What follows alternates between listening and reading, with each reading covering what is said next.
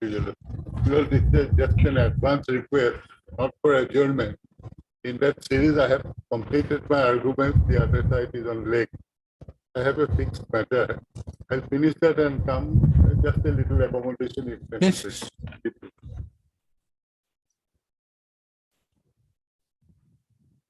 Your Lordship, I beg to mention item 40 of the supplementary list, Lordship. Lordship fix the matter 40? to Lordship 40. 40. Yes, tell me. In this case, you file on additional affidavit, Lordship. It's not in record, Lordship. Can you allow to? We have filed on additional affidavit, Lordship. Additional affidavit. You have filed an additional affidavit. What is this matter about? Lordship, it is pension matter. Lordship already heard and fixed the matter. Oh, this matter I'm fixing it at 2. Yes. Okay, then why additional affidavit?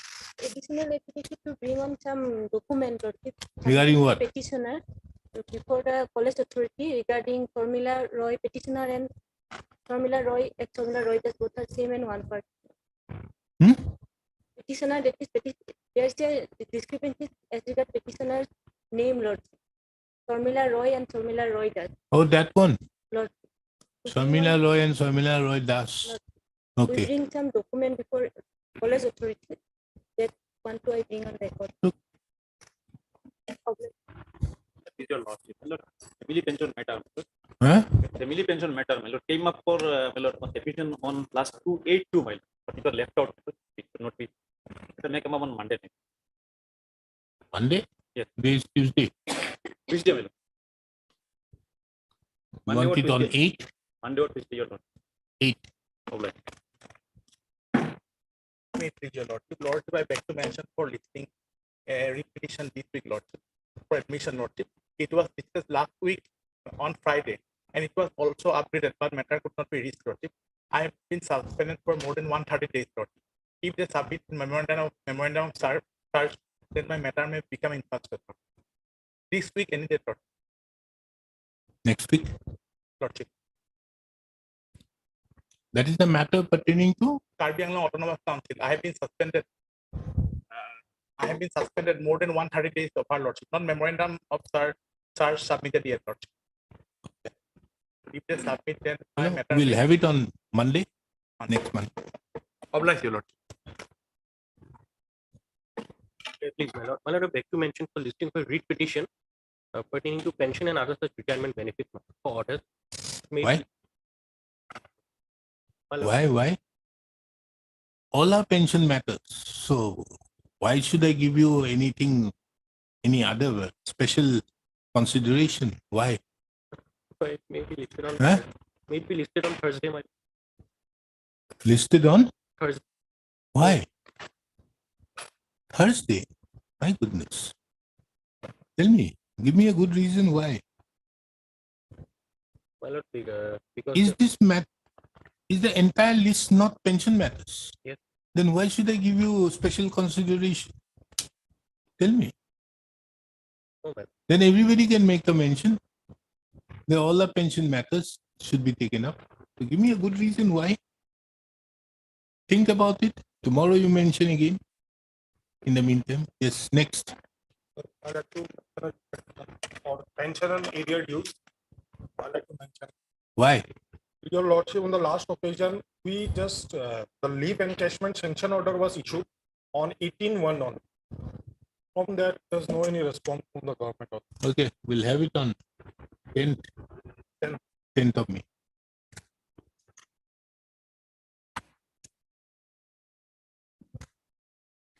Daily list for admission 1 and 2, part 3rd.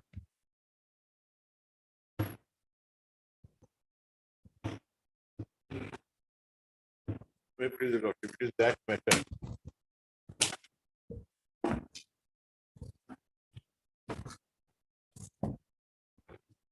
In fact, there is one judgment which has come very recently, which goes further against you. That is a matter pertaining to the fact that day it has been delivered by Justice Narshima.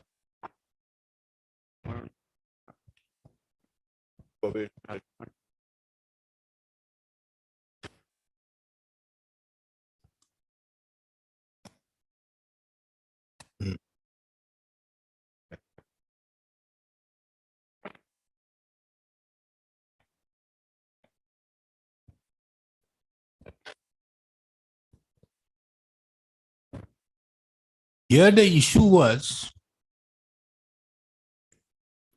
that at the time of appointment,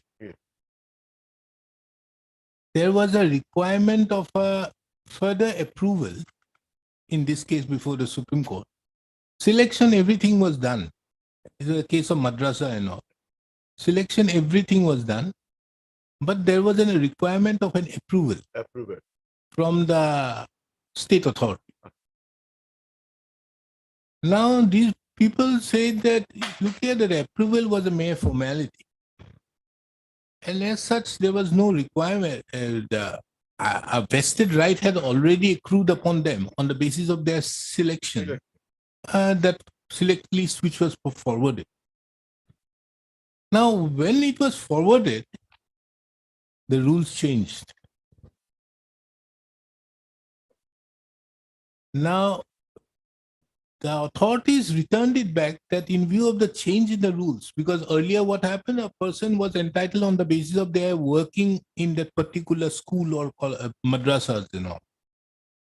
But as per the newly amended rule which came in, there was a requirement of having an exam.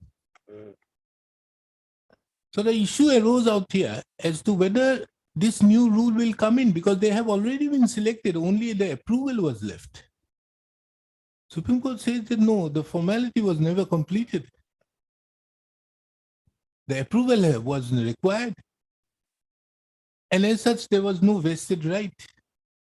And as such, the amendment which has been brought in, maybe not in respect to the posts which were there at that point of time, their basic submission was on the basis of Rangaya. The Supreme Court says that no, nothing doing. Unless and until you get hold of this appointment order, pursuant to that approval, no vested right had accrued upon you. And under such circumstances, you are not in the issue will now be regulated as per the new rules. Because during the selection process, these new rules had come in. And in view of the recent judgment in Ravi Kumar, wherein it has been held that Rangaya is no longer a good law. Rajkumar. Rajkumar. Yeah, Rajkumar. So that is it. So But this, here in this approval was before that thing. understood here, but the problem arises is it is not on the basis of the post. Yes.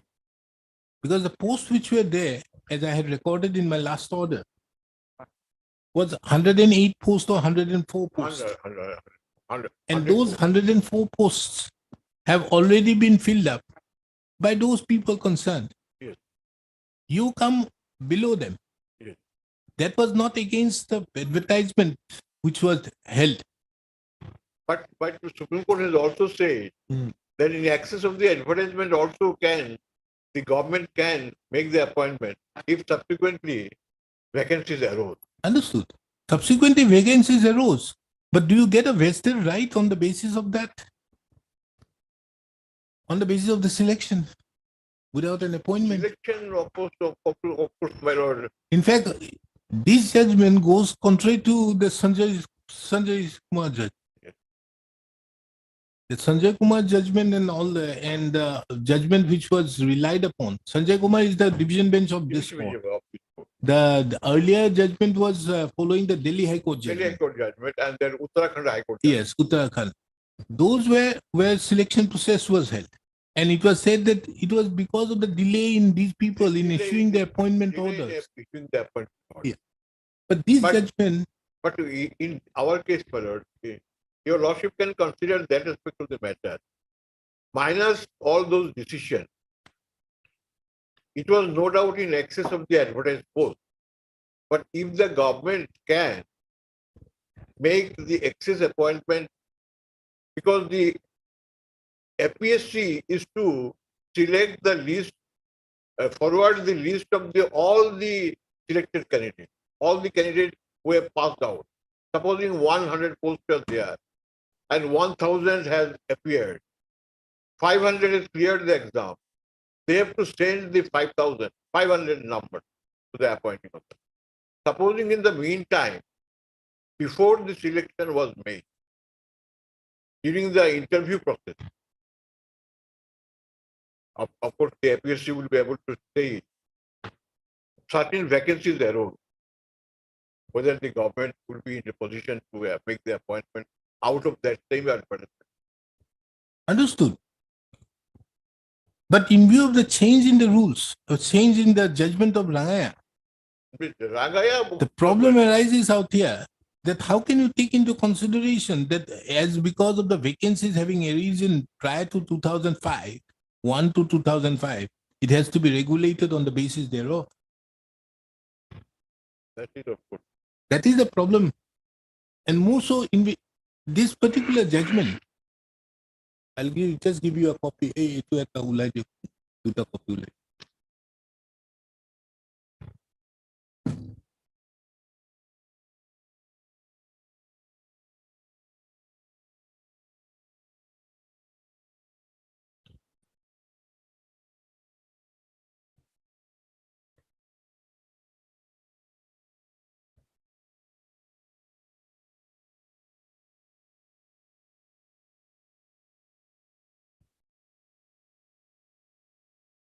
দুটা judgment, WhatsApp করে।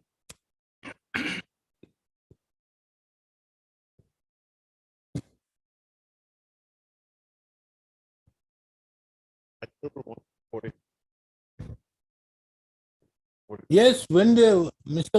PP Doctor, I asked you something on the last occasion. Asked me to produce that When was the requisition. requisition made? Let's say I have been instructed to pay for another some time because the file could not be traced out by the office. It's 2002 years Lordship. So APSC needs further time Lordship to trace out that record. Necessary. These are matter of 2010-11. I'm not going to adjourn this Lordship, matter. that requisition was is to 2003 Lordship, 2-3. Maybe So the file has not. it could not be File, traced out in the matter is record room. there. Then obviously on the last occasion you may not have had the occasion of that, but then also we are having this.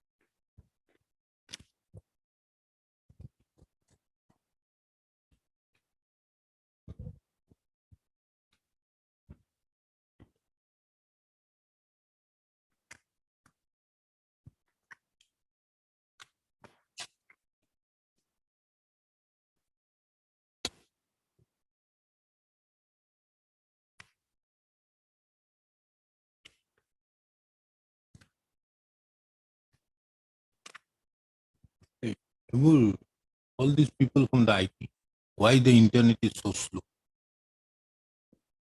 Can't work out. They've gone for live streaming, but the internet is so slow.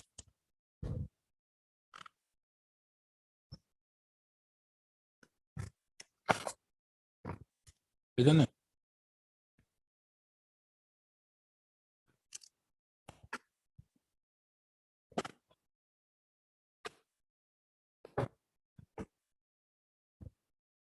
This is recently reported 2023 SCC Online SC 506, State of UP versus Rachna Hills and others.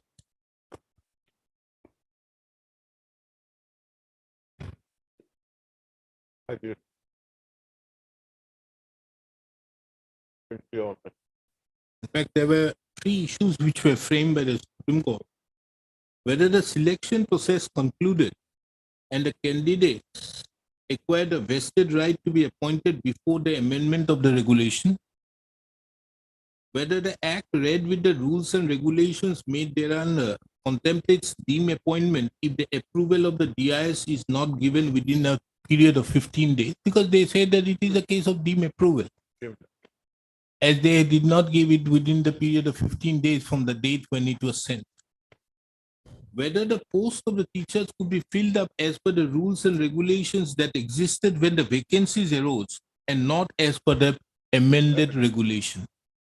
So this is the third one, which is creating all the problems. Actually, my lord, Rajkumar, state of Haryana, Himachal Pradesh, that is creating a problem. Yes, that is what. They relied upon this Rajkumar's, the paragraph 70. And then in view of the clear enunciation of the law, we have no hesitation in rejecting the submissions made by the learned counsel for the respondent that the vacancies that existed prior to the amendment of so-and-so must be governed by the unamended rules. Here also it will be as per the unamended. These are relating to promotion or direct recruitment? Direct recruitment. And that is why I'm saying this judgment squarely covers his case against him. Because the Rajkumar and all those Rangaya, that was with regard to promotion. Understood, yes. But here it has been, seems because to have been applied. Here these people were working out there, but then there was a on the basis of working out there, they are regularized, brought in to the service of the government.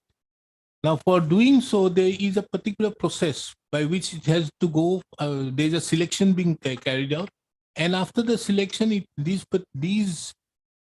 all these appointments, these selected people, there's a list which is forwarded to the authority concerned. The authority has to approve it. Now, prior to this approval, the new amended regulations came in, and then the Supreme Court says that nothing doing. This will go whether the vacancies arose earlier has no meaning, because it will now be regulated because of this last one. In force, law in force at the time of making the appointment. So that is what has been. That is that.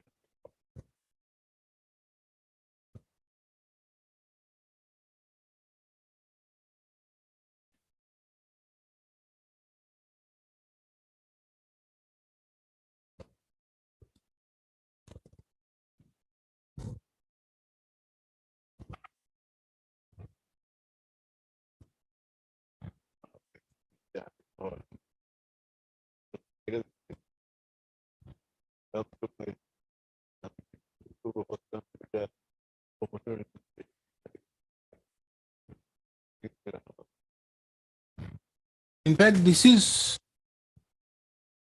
earlier our division bench had held on the basis of Sanjay Kumar. Yes. Yet, you see, all these things were being done. Everything was done, but these people have taken 14 months in issuing the appointment order.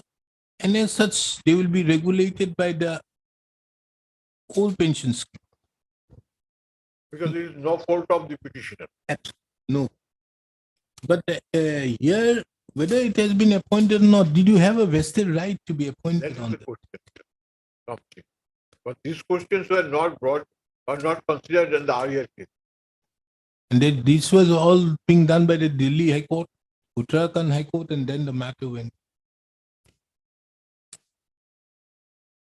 As far as the old law is concerned also, select list does not confer any right as such. Even if the select list is concerned, the government may not appoint. More so in a case where new vacancies. In fact, the government has the authority, they may not take into account, like in the case of Operation Blackboard, what they did. Yes. Initially, there was a advertisement being made in the year 1996. After this advertisement was carried out, then there was a ban. The government left out. In the meantime, there were around 4,400 people who were appointed because the state government said that we are going to keep these posts, and accordingly, these 4,400 happened. Subsequently, another 7,600 people were appointed. Yes. Now, they were appointed on the basis. Hey, Paladio, give me a copy of it. Mr. Datta has not brought out what I have asked. Why he. Sorry, Lordship. I'm trying.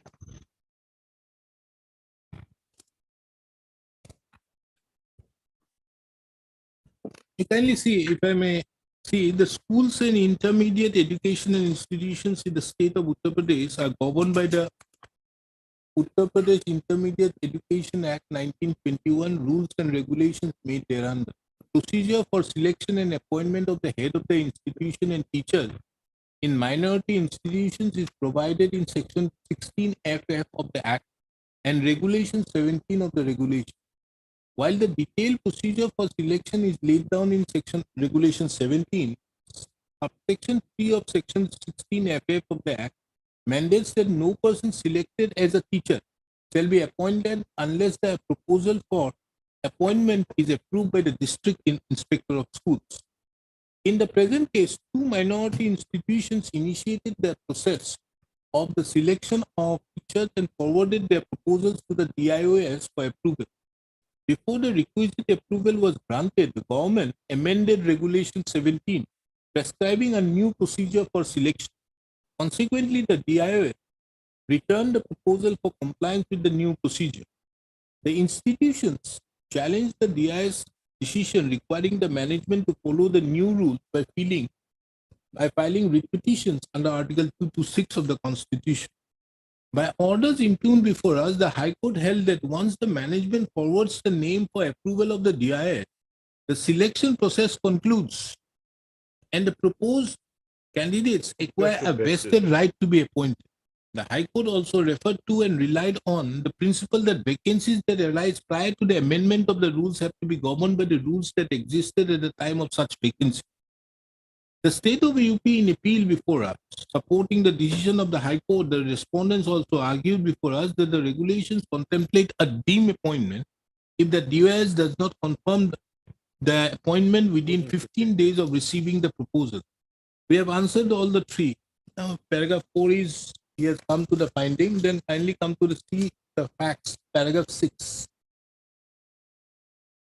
So-and-so college hereinafter referred as a respondent college is a recognized aided minority institution imparting education up to the level of intermediate. On so-and-so, the college issued an advertisement inviting applications for selection and appointment to 3 posts of assistant teachers. The selection committee constituted by the college processed the application and by proceedings so-and-so shortlisted and recommended the names of the respondents 1, 2, and 3 to the college management. The management accepted the recommendation and by its letter sought the approval of the DIS. So-and-so for the appointment of the respondent number 1 to 3 by its letter dated informed the management that the proposal for approval is incomplete and therefore suggested that the necessary information with supporting documents may be furnished for grant of approval. Before the correspondent college could send the necessary information, the regulations prescribing the process of appointment were amended. The amended provision came into force with effect from so-and-so. Consequently, the DIS by its letter dated returned the application to the respondent college with a request to process the proposal as per the amended regulation. The respondent challenged the aforementioned decision of the so-and-so by filing a petition before the High Court of so-and-so.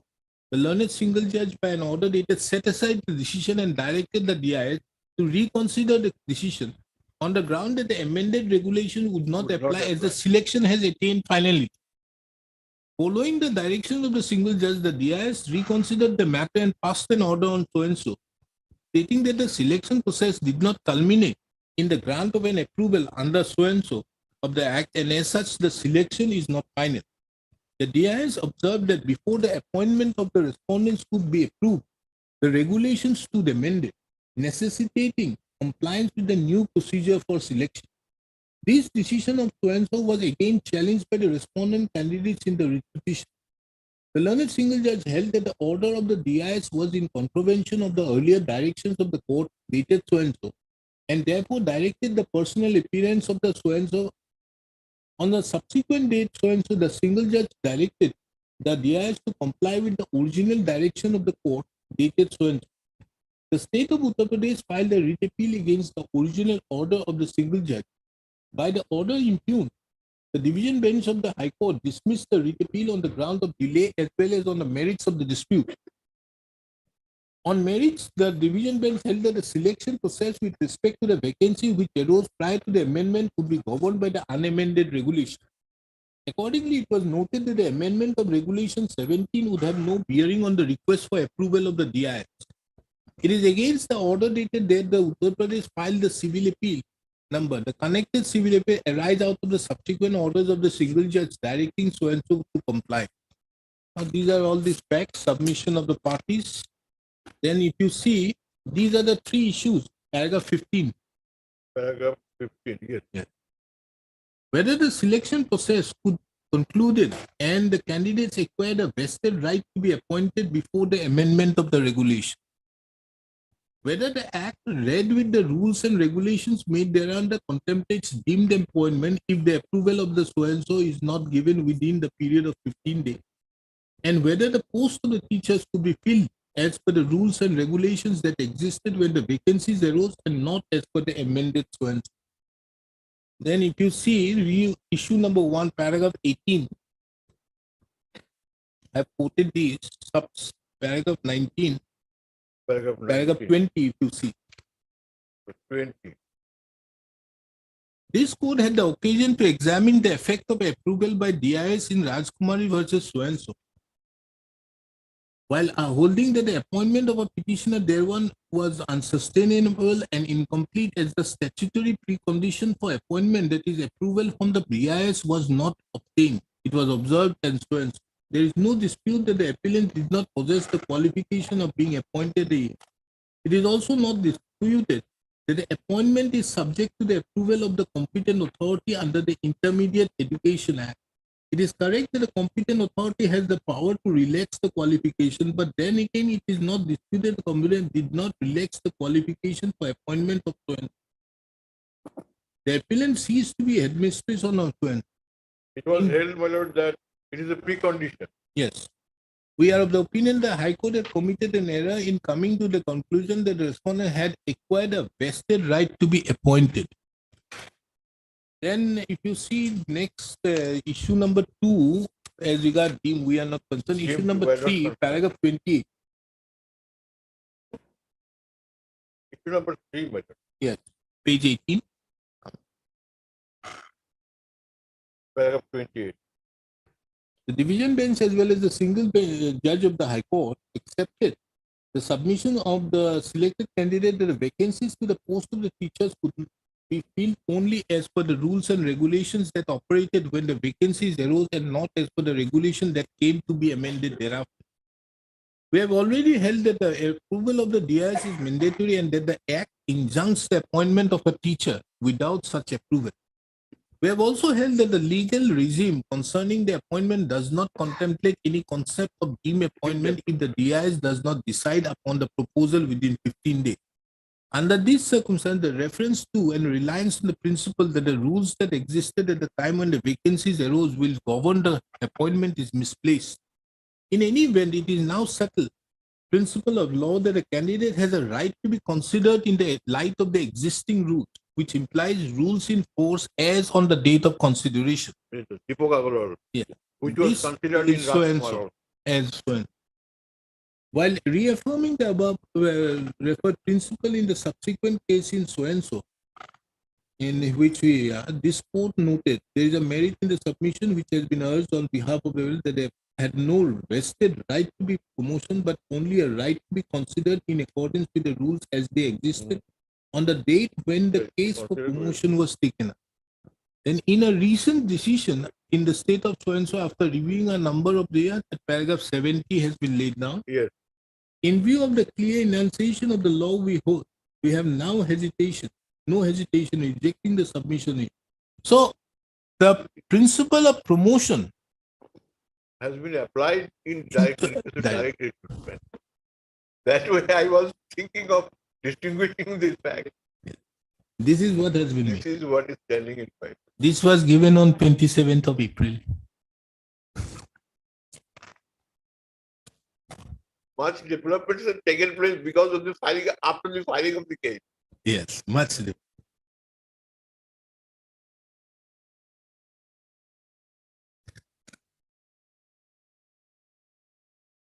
So we dictate the judgment. Can't help it any further. What else do you? But one thing, Yeah. we have filed an additional affidavit saying that because of this thing, the central government issued a notification asking the persons concerned to give option. When? That was in 2020. 2020. You see, that is a. Are you in the central government? No, but in the line of the new pension scheme of the state government was in line of the central government. Understood. But you see, as of now, the rule 2A has already come in. That That is it. that would have applied out there where the question of option is being given out there. Either initially, which was the option given at that point of time to opt at one point of time. State of Assam never contemplated something to that effect. The central government all along have done that. I hope you get it up in around 2000 because now Himachal has now come back again to old Yes. pension scheme. After the agitation. Government of Assam employees agitating in Jantar Mantar. Eh? Government of Assam employees agitating in Jantar Mantar. What? Today, regarding the old pension. They are agitating, Lord, at Jantar Mantar. Who? State government employee. State government employee claiming of it. So if they do it, they let them do it. You may get it How was after. the state government? Lordship, I am taking 6700-2010. Yes, but you have- Advertisement is there. Lordship will come to page 39. for what? See the appointment letter slot. Your Lordship were asking, Lordship asking the question of where is the requisition, Lord?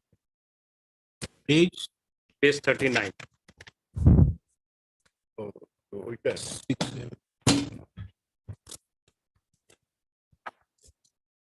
That is the first list, Lordship. They have got the benefit of full pension scheme.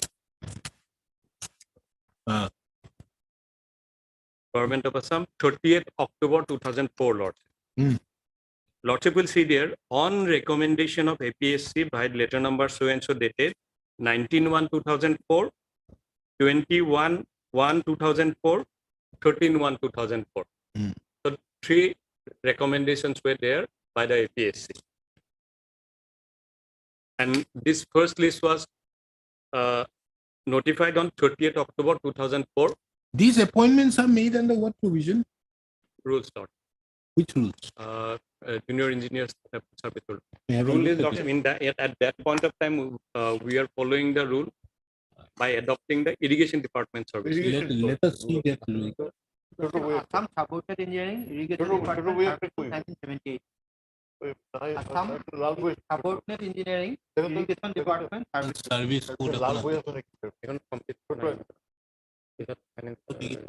PWD does not have any rules. Assam servicemen were wait. Assam Yeah. supported engineering irrigation department service. Irrigation department. coordinate. Perhaps it's not available in What that are- book. what are with them? Huh? Yours earlier red book. That book, service code, na? Service book. Without those, then You can assign it.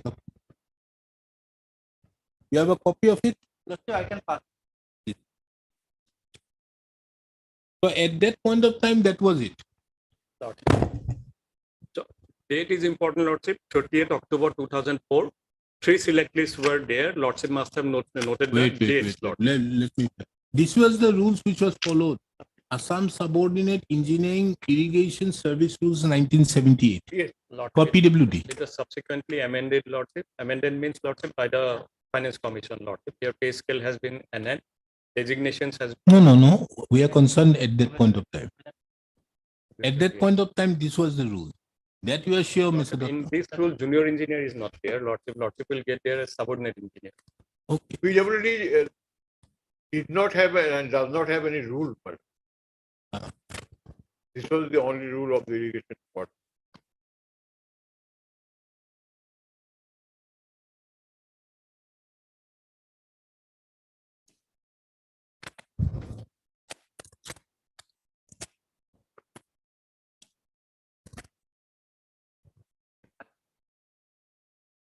Shall be made by the appointing authority on the basis of the 678. selection made by the board. Lordship, under this rule, Lordship, selection needs to be made by the board, Lordship, not by APS. Then Subsequently, Lordship, post were given the designation of, as gazetted status, Lordship, and that appointment was started to be conducted by the APS. Lordship, that was a subject matter of another expedition, Lordship, that has been decided in favor of the department.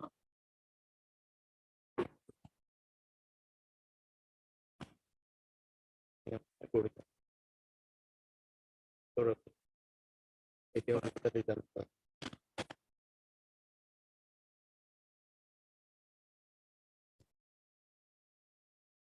Okay.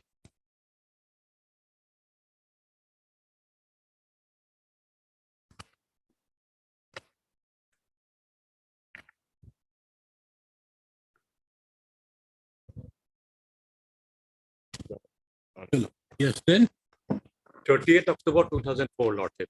So new pension scheme came into effect 1 to 2005. 3 months, 4 months, Lordship. So on this date, Lordship, the number of available vacancy was 108. So that many persons have been appointed. Lordship will see the next select list at page 51. 9th February 2005, that is after coming into effect of the new pension scheme, and Lordship will see the select list again. On recommendation of the APSC by letter number so and so dated 19/1/2004, it is already there. 21/1/2004, it is already there. So Lordship, these are vacancies that arose subsequent to the first select list, that is 30th of October 2004. And these posts were given approval on 25/1/2005. Last line above the table, Lordship. Where? Same page, Lordship. Page 51. This has been issued Be with issued the with the clearance of SLEC by Personal B Department number 25/1/2005. Lordship, that is the date on which the new pension scheme was notified. First notification. No. No. It is 25/1/2005. It is effective from 1 to 2005. Notification was there. Mr. First notification, 25 January 25/1 2005. 2005 is the date on which the policy decision was taken. Yes, Lordship, that was notified. I am saying. No, notified. it was not. It was notified only from 1 to 2005. No. Date of effect 1 to 2005, but notification was of 25 January 2005. Which one? My affidavit, Lordship. Notification of what? That persons who will whose appointments shall be made after 1st of February 2005 shall be covered by the new pension scheme. That can't be a notification because that particular office memorandum came only in the year 2009 Lordship. with giving effect from 1 to. Here, you see, that is why I'm saying 25/1/2005 is the date on which the government, the finance department informed all the officials that look here, the government has taken up a decision to have a contributory pension scheme in line with what the central government is having. And as such, you are required that in all advertisements, you are to put these, and also in all appointment orders, you are to put that. That is what has been mentioned in there. There's no, it can't be because it says that the government is going to notify a pension scheme. It's coming up with a pension in line. I'm not on this issue, Lordship. I'm just showing the facts, Lordship. Then Lordship will see the third list in the next petition, Lordship. What? Next repetition, Lordship. Third list is there. So, item 46 number one. employees. Yes. 6 of 2011. There also Lordship will get the same notification.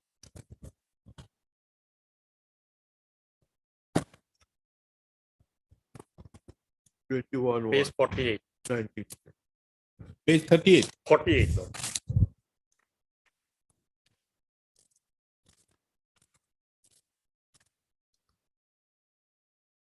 This is done. This has been issued in concurrence with the government of 26/9.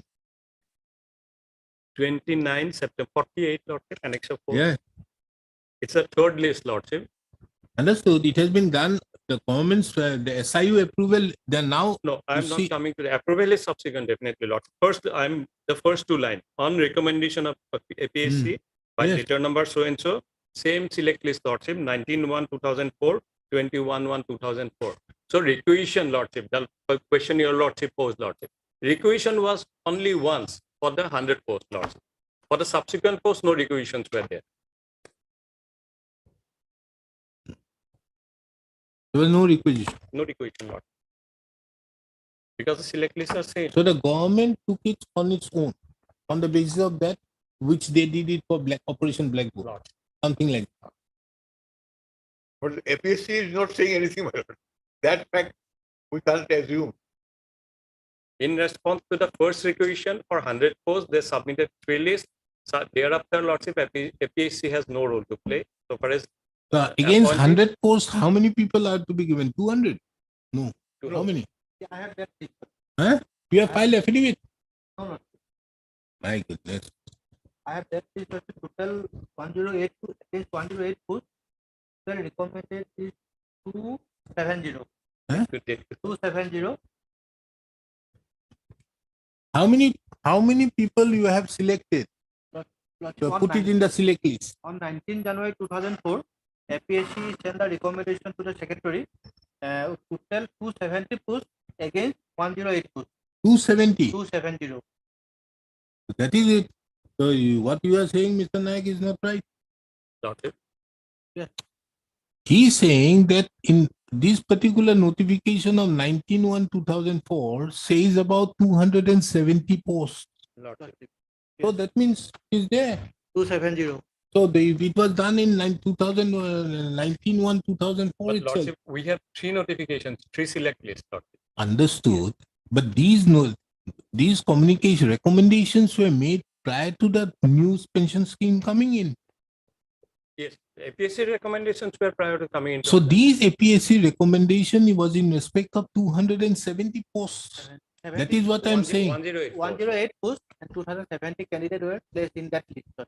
So why 2,270 candidates placed? Actually, I have not understand, but as per rule, it should be the double of that vacancy. So if it is double, then why 270? So that instruction It has to be in terms with around double will be around 135. 260. 108 into double.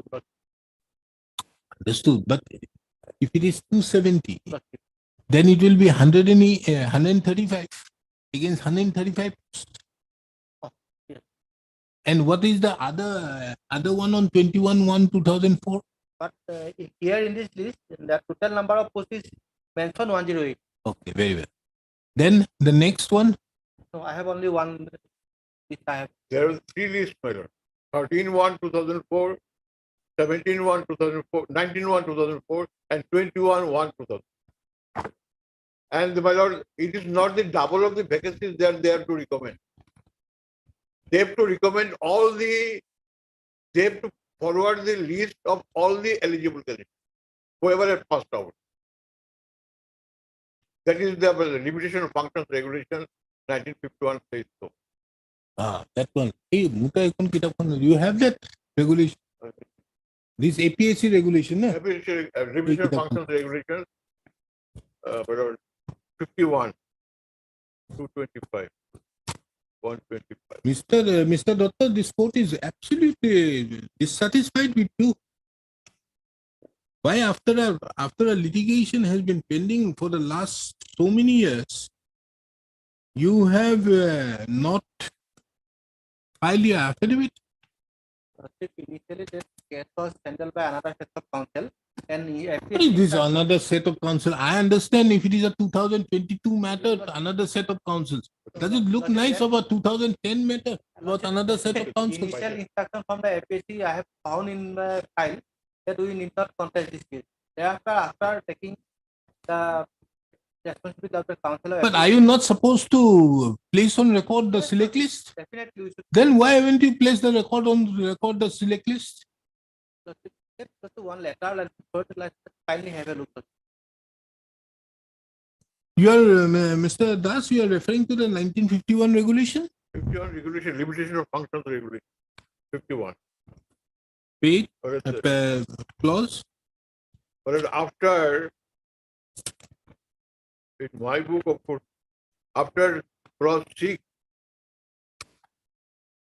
there is a instructions regarding direct recruitment through APSC. Clause 6. After clause 6, there is an instruction. Regarding direct recruitment Yes. should so and so issued by the governor, subject to the provision of regulation under section 10. Then Shall it was inform not the you can look man to of the 9. number of a reserve for scheduled caste or scheduled type and backward classes in case of services in which the government. Your lordship can look to 9. Rule 9. Instructions 9. 9A. When the recruitment is made by a competitive examination, as soon as the results are ready, the commission will send to the government the names of all successful candidates in order of merit as disclosed by the examination, down to and including that of the top candidate of any special class, from which an appointment is to be made.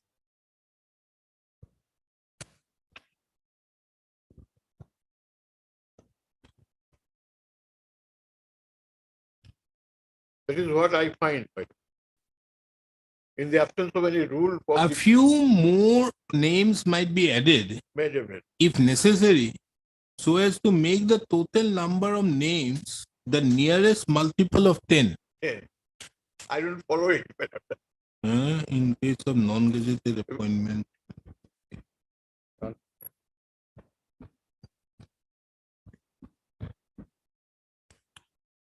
If the first part says, but all the successful candidates name to be sent, then in addition of somebody, that means some unsuccessful candidates have to be included.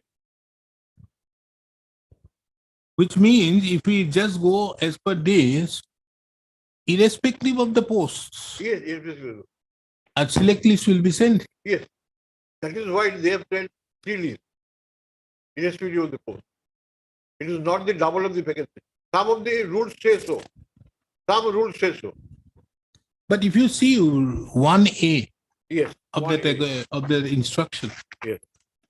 the appointing authority will inform the Public Service Commission of the number of vacancies reserved for scheduled caste or scheduled type. In case of the number of case of services in which the permanent will occur throughout the year, to be reported to the commission should be the number likely to occur during the recruiting year, and no vacancy which will occur after the end of the year shall be filled without a further reference to the commission. Yes. That means that they can recommend likely vacancies occurring in that year.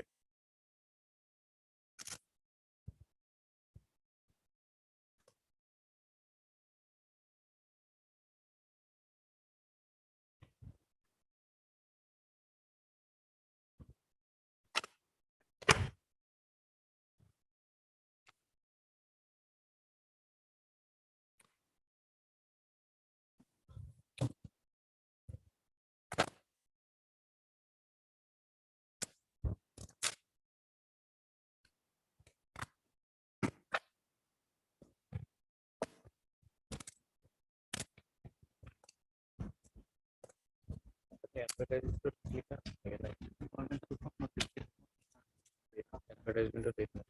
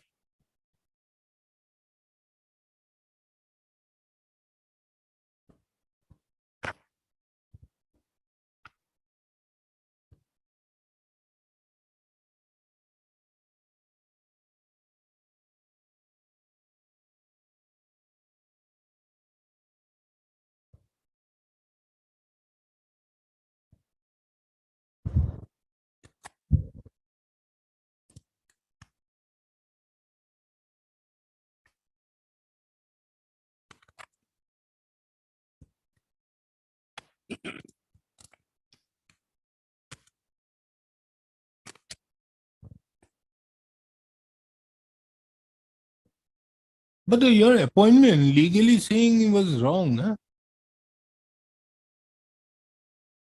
But nobody is challenging that one. Yeah. And in those cases, the Supreme Court has said the government has the power to make the appointment. Subsequent vacancies, if there be out of, supposing in the initial advertisement it was 40 seats, subsequently also government can, out of that select list, can appoint. Government has the power to appoint.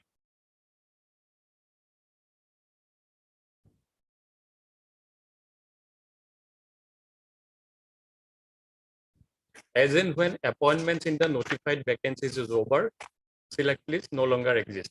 That is one. And two, FRBM Act is there.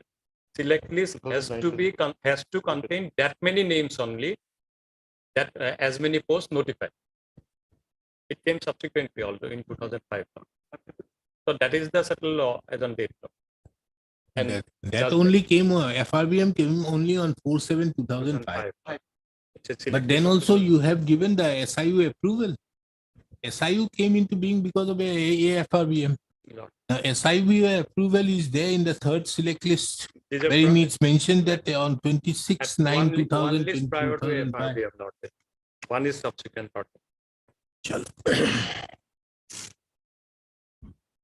So facts are there before Lordship. Facts I am not, your Lordship is fully aware. Lordship, 2-3 points I would like to submit. What additional points do you want? Why? Lordship, I would like to distinguish Sanjay Kumar, Lordship. You don't need to. When this court is in your No, favor, why you are no, going into the Lordship, question no. of Sanjay Kumar unnecessarily? I'm Just one passing point, the Lord. order in your presence. Hear it. 1 point, Lord. Just 1 point, Lord. What else? Just 1 point, Lord. Lordship, in Sanjay Kumar, Lordship, all the judgments that was passed by the Delhi High Court, one provision was already there that so far as the armed force personnel are concerned, new pension scheme will not be applicable for them. For the armed force personnel. Lordship will get that line in the Syam Chaudhary judgment, Lordship. yes, then So a government decision was already there in their favor, Lordship, and on the basis of that notification and that judgment passed by the government, Delhi High Court passed those orders. but if you see Sanjay Kumar, more particularly, a particular paragraph has been inserted out there that there was a delay of 14 months in issuing of the appointment letters. Lordship. And this delay has occasioned on behalf of the respondent authority. And that is why I stated why they shall not be entitled to. Yes. That is the mandate of Sanjay Kumar. Lordship, in this case, they have not challenged the delay. They are not claiming appointment prior to a date on which they were appointed. In Sanjay Kumar, Lordship, one judgment was followed of one tribunal, Lordship. There they have claimed. Mr. Nayak, why do you want to go into, let me deal with it unnecessarily? Why you are spoiling the time of the court? Mr. B.C. Das, the learned senior counsel, assisted by Yes, no. Mr. P. Nayak appears on behalf of the PWD. Mr. P.P. Dutta appears on behalf of the Assam State Assam Public Service Commission. And Ms. M.D. Bora appears for Pension public grievance. Pension and Public grievance. Public Grievance Department of the Government of Assam. Both the petitions are taken up together, as the facts are similar and the question of law involved is paramaterial.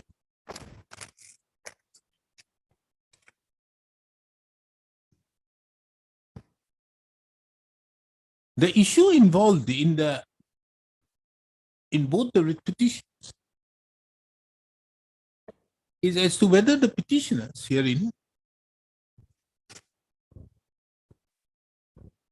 would be entitled to the old pension scheme, that is the pension in terms with the Assam Service Pension Rules 1969, for short, the rules of 1969, or the new pension scheme, or the new pension scheme, that is the new defined contributory pension scheme 2009, which was brought into effect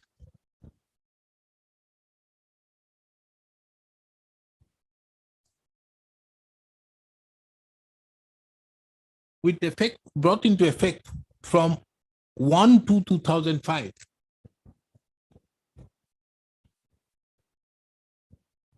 By way of an office memorandum initially dated 6/10/2009, and subsequently by way of an amendment to the Assam, to the rules of 1969 by the Assam Service Pension Amending Rules 2011, issued on the basis of a notification dated 14/7/2011.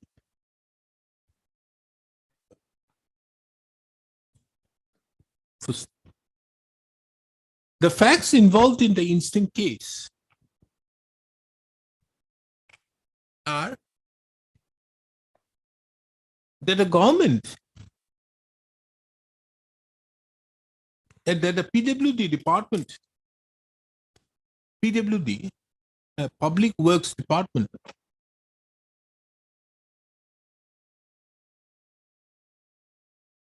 Mr. Nayak, what do you mean by PWD, Public Works Department?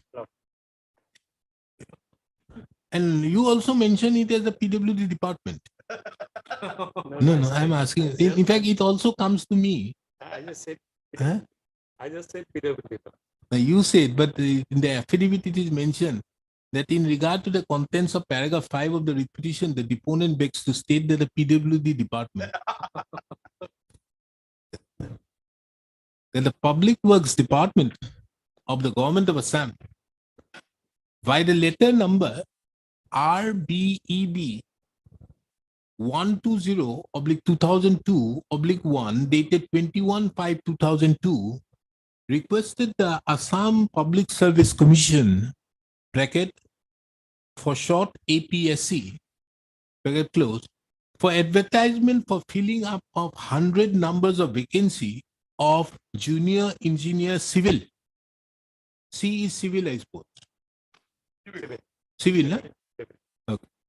And under PWD for 80 numbers dot road wing and 20 numbers building wing.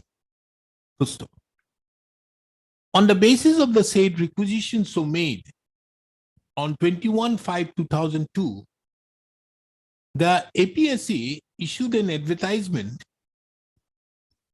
by a letter number 83/PR/5/1/2000-2001 dated 29/5/2002 for 100 numbers of junior engineering civil posts. Subsequent thereto, the PWD also requested the APSC by the communication number RBEB 120/2002/15 dated 9/9/2003 for selection of another 8 numbers of JEC bracket C under road wing along with 80 numbers of JEC post under road wing.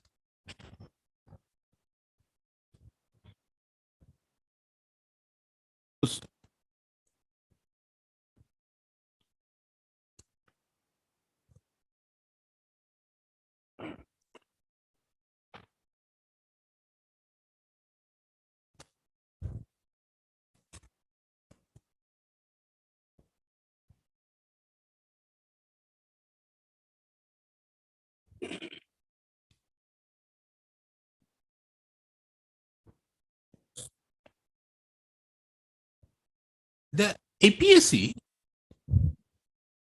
pursuant to selection, submitted a select list of 270 numbers of candidates for appointment in order of preference by the communication number 24 PSC /CON EXAM XAM to Horu -2 JE (C) 2002-03 dated 19/1/2004, wherein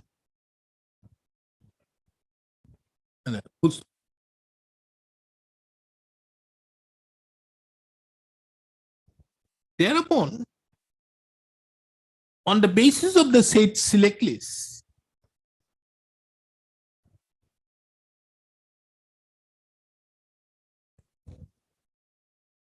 the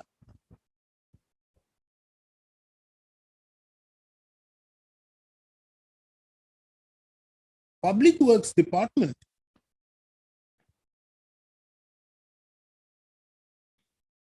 appointed 103 numbers of juniors engineering civil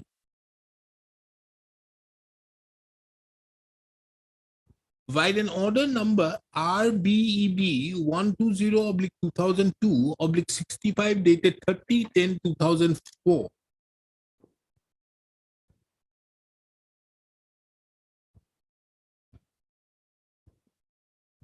(103 or 108? One section is there. 108. 108. Are you sure, Mr. Naik, are you sure with this contents of the affidavit is correct? No. Huh? Page 39 of my petition may be seen, my lord. Three I'm lists seeing were that. there. No, that I have seen it. 103 civil, 5 mechanical. Understood. 103 Civil plus 5 mechanical. on the basis of here.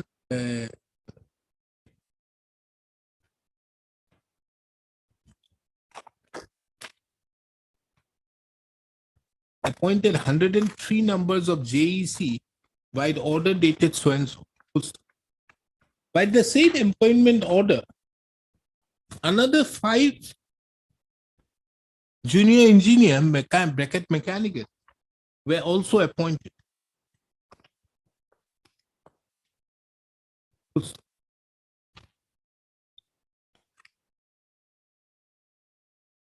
Before further proceeding with the said selection process, this court finds it relevant to take note of certain developments as regards the pension schemes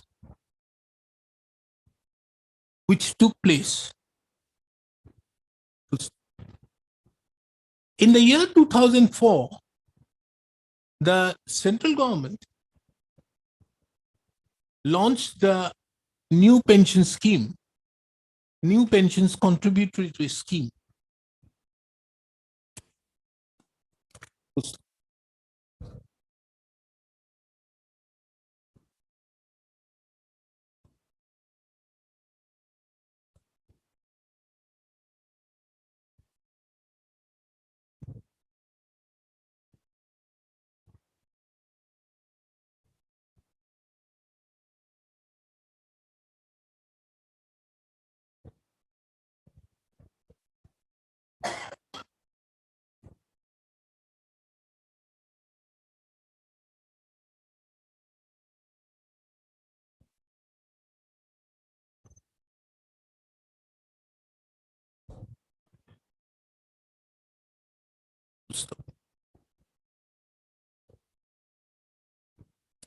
At that relevant point of time,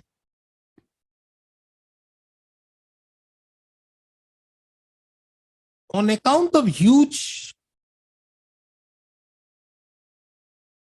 pension liability of the state of Assam,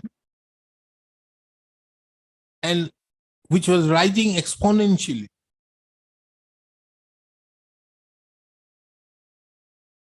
the government of Assam took a policy decision to formulate a similar contributory pension scheme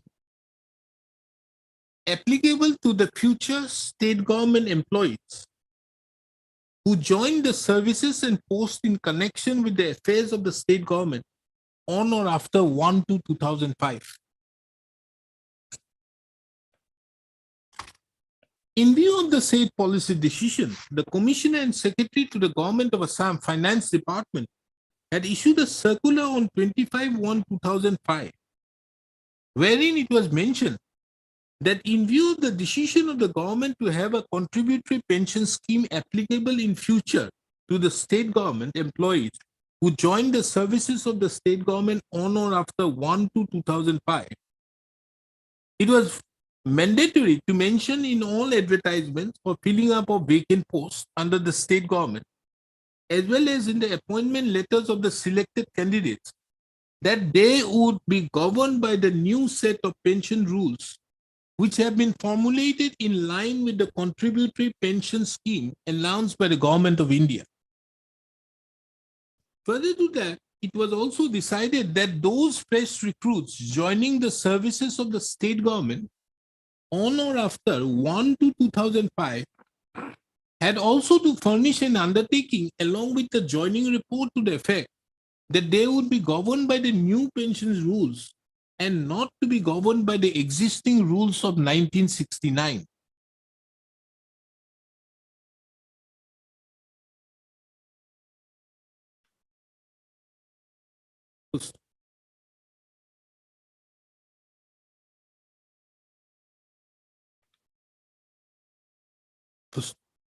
It is on the basis of the said communication dated 25/1/2005, issued by the Commissioner and Secretary to the Government of Assam Finance Department,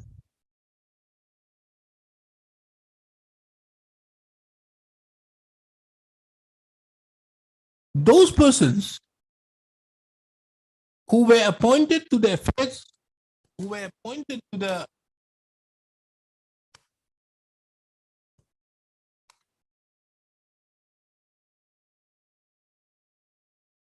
who joined the services of the state government on or after 1/2/2005.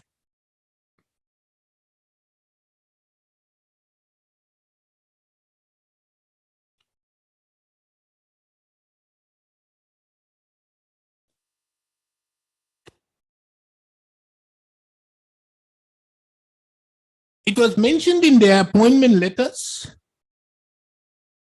that they would be coming within the ambit of that they would be governed by a new set of pension rules, which would be formulated in line with the contributory pension scheme announced by the Government of India. And those fresh recruits joining the services of the state government on or after 1/2/2005 had to also give an undertaking, as was mentioned in the communication dated 25/1/2005.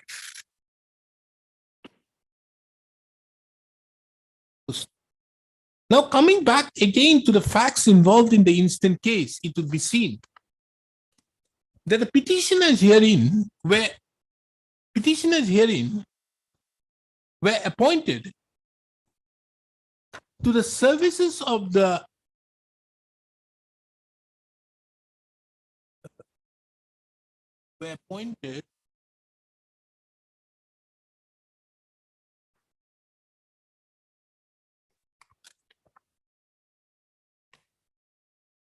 services and posts in connection with the affairs of the Government of Assam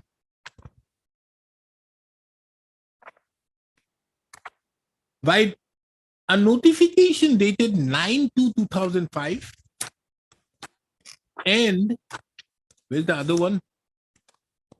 You showed me another one, 26 something where? Yes, next.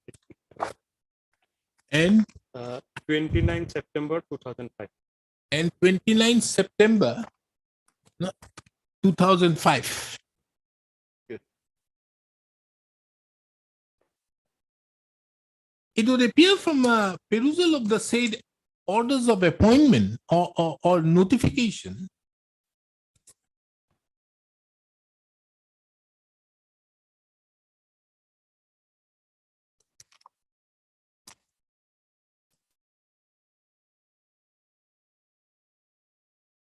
Where is that? 29th September. You showed me now which one? 48, Lord. Huh? 6 of 2011. 6 page. Page 48.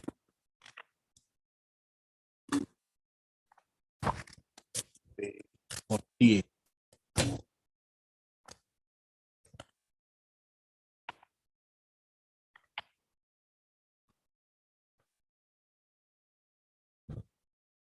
That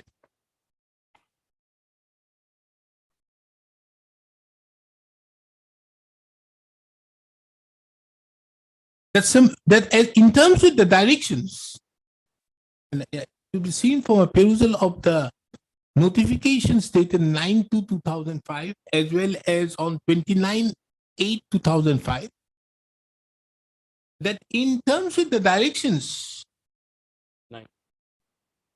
issued in the communication dated 25/1/2005,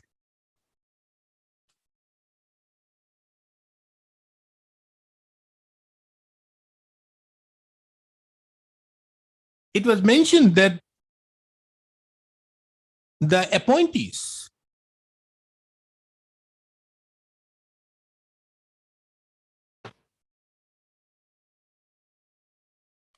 in terms with the said notifications shall not be governed by the existing rules of 1969 and the orders issued thereunder from time to time, but they would be governed by a new set of pension rules which would be formulated, which are being formulated in line with the contributory pension scheme announced by the Government of India.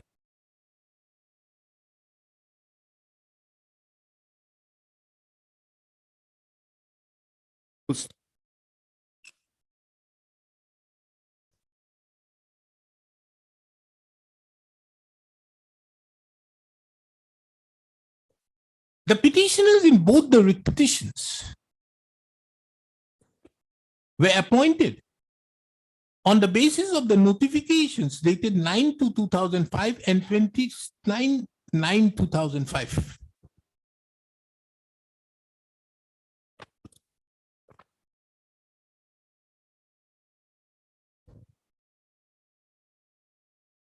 The petitioners, upon issuance of the appointment orders, accepted those appointment orders and joined their services.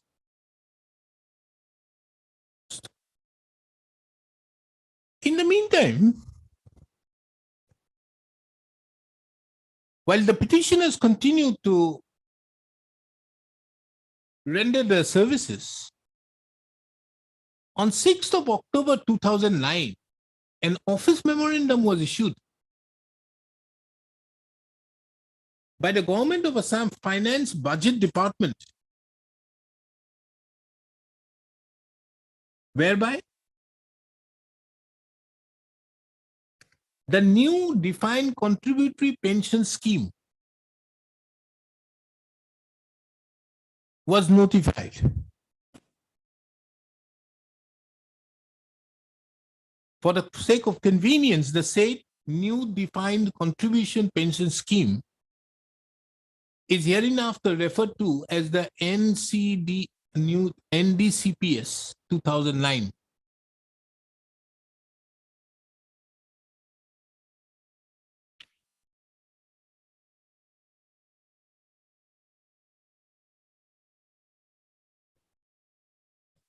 A perusal of the said office memorandum dated 6/10/2009 show that there is a reference to the communication dated 25/1/2005, whereby the government had taken a policy decision to introduce the contributory pension scheme for employees joining the state government services on or after 1/2/2005 in tandem with the Government of India. It is on the basis thereof that the Governor of Assam was pleased to introduce the new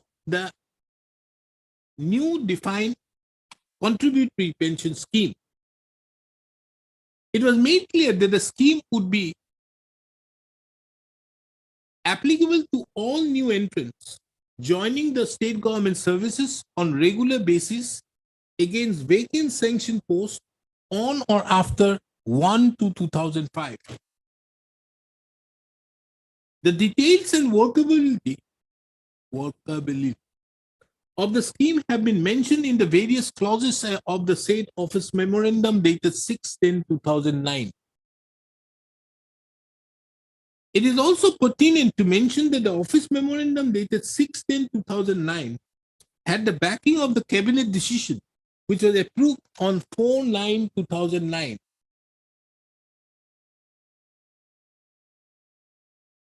A further perusal of the said of NCDPS 2009 would show that clause 12 of the said office memorandum dated 6/10/2009 stipulated about the guidelines for the NCDPS, which was appended to the said office memorandum. It was mentioned that the scheme shall be deemed to have come into effect from 1/2/2005 as circulated by the communication dated 25/1/2005.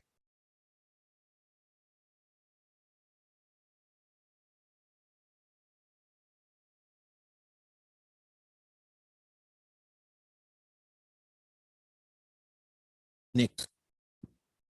It further appears for the records that though there was a policy decision taken in the year 2005 and the NDCPS was introduced by the office memorandum dated 6/10/2009, but the government realized that since any amendment being carried out to the rules of 1969, by way of executive instructions, it would not be possible to overshadow the statutory effect of the rules of 1969.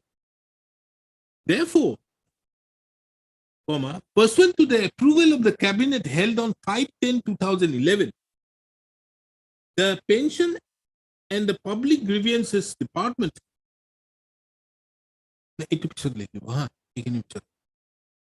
office memorandum to likhile na that there was an amendment. It further appears on the record that there was a policy decision to be certain. At this stage, it is relevant to mention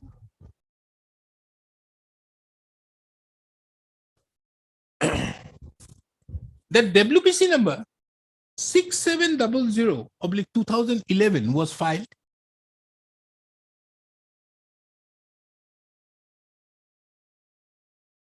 pursuant to the office memorandum dated 6/10/2009.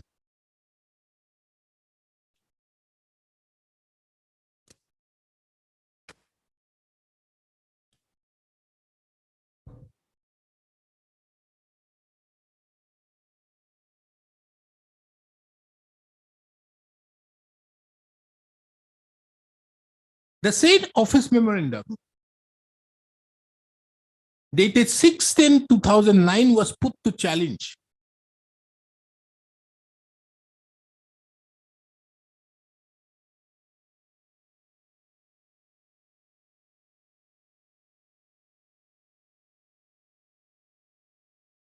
Did you amend this with petition? Yes. You amended this, no? They amended it. That is what. Initially, you had challenged the cabinet memorandum. Office saying that memorandum, no? Was filed challenging the notification dated the 6/10/2009. office memorandum dated 6/10/2009, as well as the insertion of the clause in the appointment notification dated 9/2/2005, whereby it was mentioned that the appointees therein shall be covered under the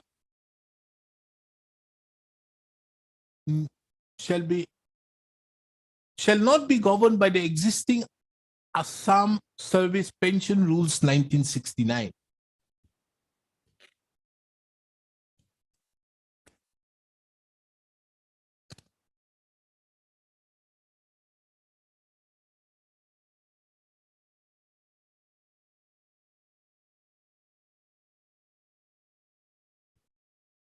A perusal of the said petition as it stood then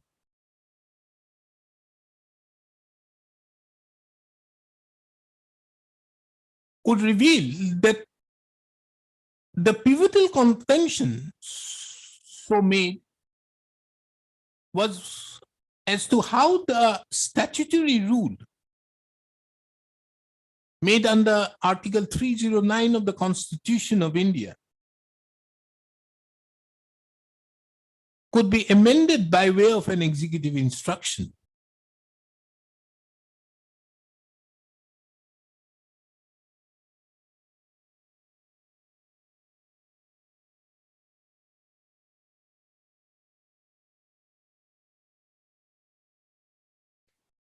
It was also the case made out that as to how it was also the case of the petitioners in the writ petition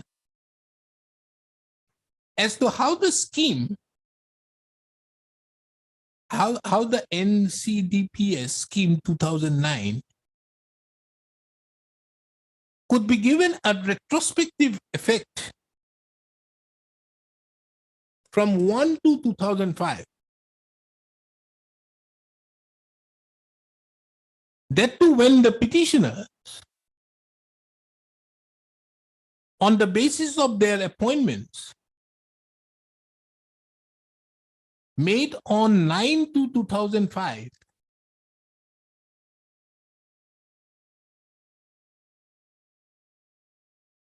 by virtue of the statutory rules, that is under the Assam Service Pension Rules 1969,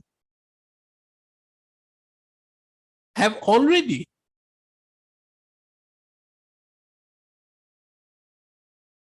that too when a vested right accrued upon the petitioner on the basis of statutory rules, that is the Assam Service Pension Rules 1969.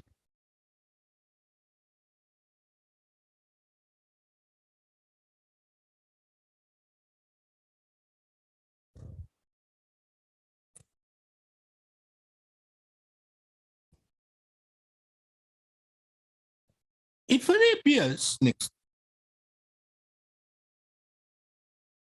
that the government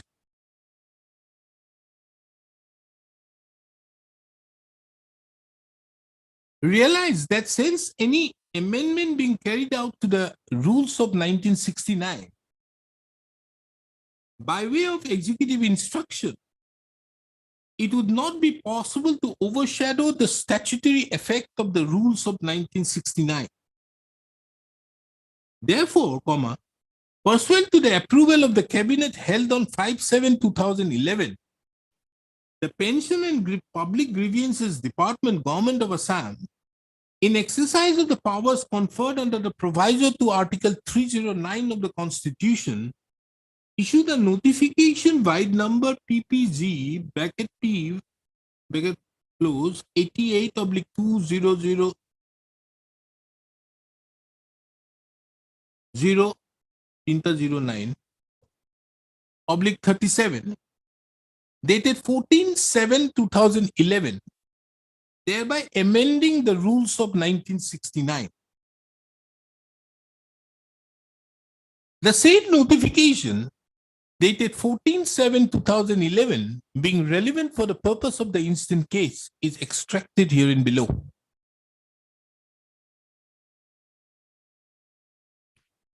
Next. Further to that, while another notification number PPG bracket P 88/2009/38, the General Provident Fund bracket Assam Service bracket close rules 1937 was further amended. The said notification being relevant is further quoted, is further extracted herein below. It further appears that the Secretary to the Government of Assam Pension and Public Grievances Department had issued a corrigendum bearing number PPG P 140/2009/41 dated 17/9/2011, thereby requesting all concerned to read the government notifications which have been quoted herein above as dated 14/7/2011 instead of 13/7/2011. Footstep. Pursuant to these amendments being made by the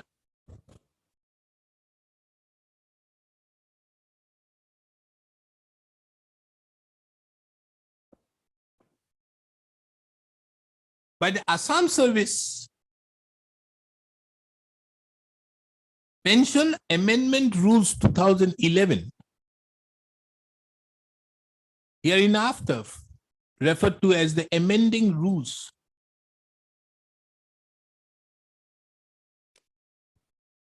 The petitioners in WBC number 6700/2010 amended their writ petition, thereby challenging the amending rules.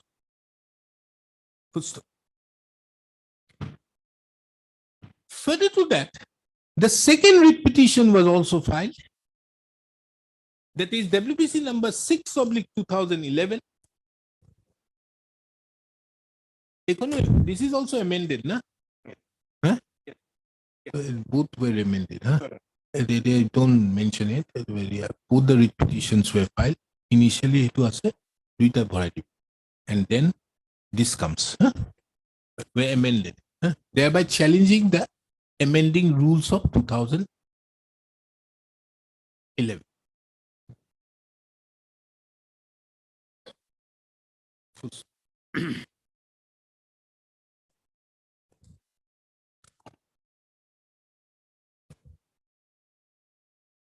It appears from records that the instant writ petition, in view of the challenge to a statutory rule, was pending before the division bench of the court.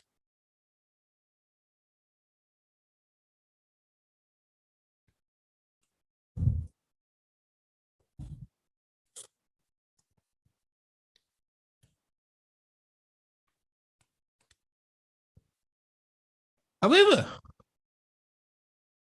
during the course of hearing before the division bench on 10/11/2021, the petitioners gave up their challenge to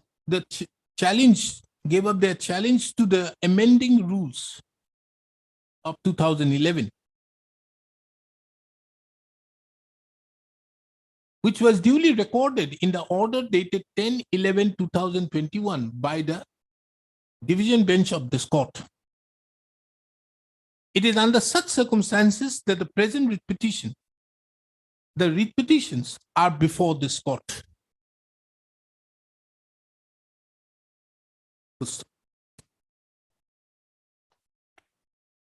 I'm coming in 10 minutes.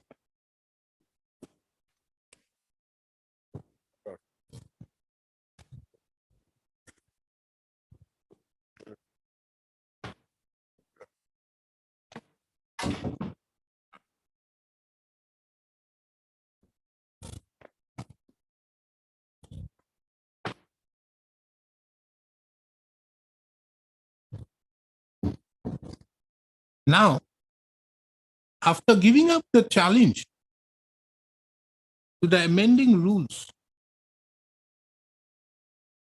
of 2011, the question, therefore, which arises for consideration before this court is only as to whether the petitioners, having been selected pursuant to an advertisement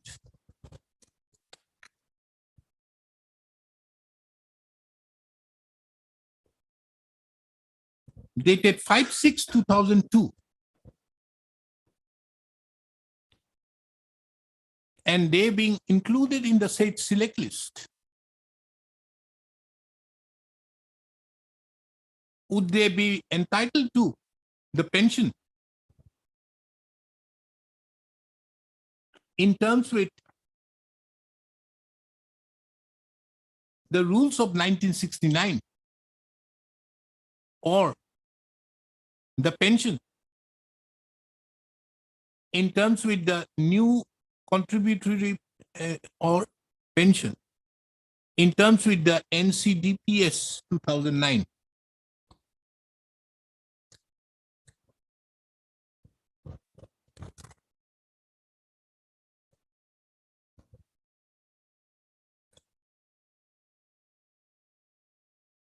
The grievance of the petitioners herein is that as the advertisement was issued prior to 1/2/2005, which was the cutoff date for the new pension scheme, their case is covered by the judgment of the division bench of this court in the case of Sanjay Kumar versus Union of India, reported in 2022 SCC Online GAU 214, as well as the judgment of the Delhi High Court in the case of Shyam Kumar Chaudhary and others versus Union of India and others, reported in 2019 SCC Online Del 11891.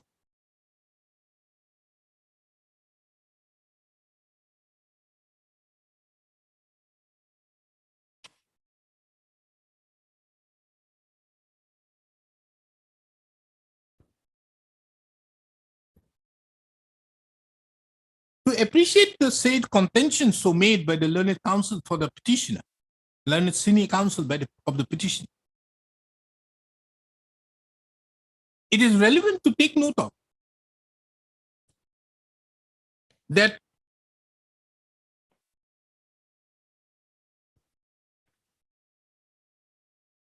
from a perusal of the advertisement dated 5/6/2002, it clearly transpires that the said advertisement was limited to only 100 posts. That is 80 posts of junior engineer civil under the PWD road wing and 20 posts of junior engineer civil under PWD building wing.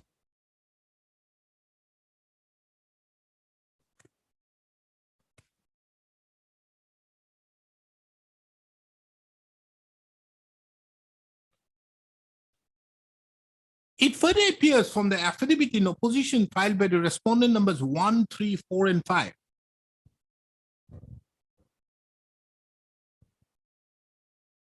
that a further requisition was made on 9/9/2003 for selection of another 8 numbers of junior engineering civil under the road wing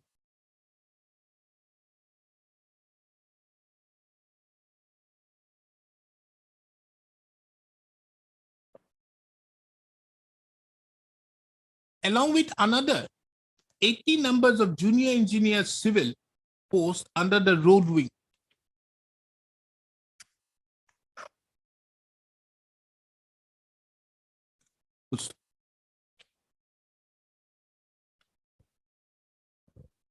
The select lists or the recommendations so made by the APSC is, however, not before this court. But be that as it may, it appears from the appointment orders, the notifications dated 30/10/2004, 9/2/2005, and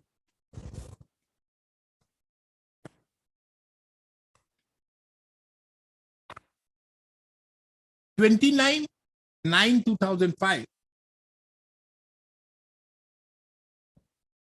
that the APSC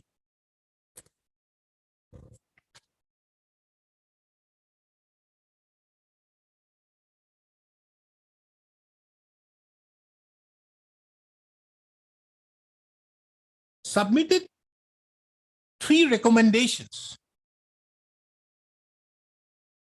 While letter number 24 PSC oblique CON oblique EXAM dash 2 oblique J dot E bracket C oblique 2002 dash 03 dated 19/1/2004, comma, letter number 27 PSC oblique CON oblique EXEAM dash 2 oblique JE bracket C oblique 2002 dash 03 2003 dated 21/1/2004, and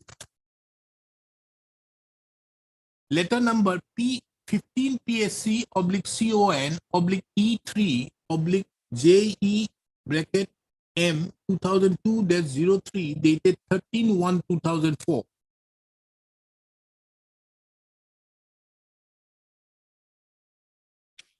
On the basis of which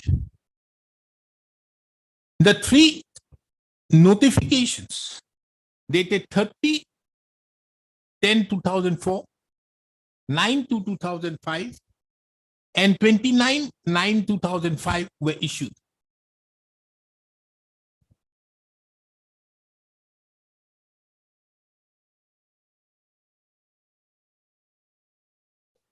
It is also relevant to take note of that in the notification dated 30/10/2004,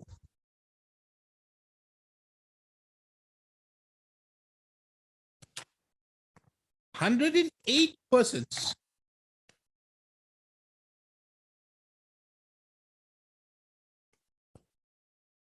were given appointments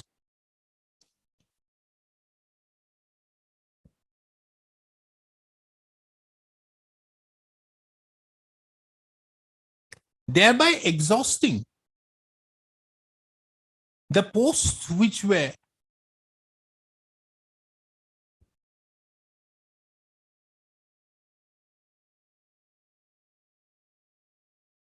advertised in pursuance to the advertisement dated 5/6/2002.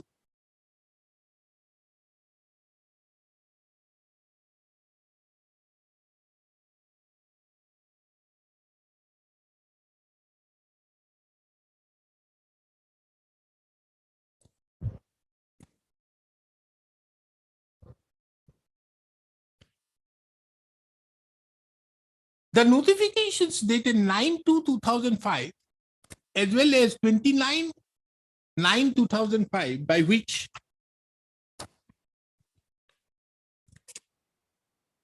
'84 and 46 persons were appointed.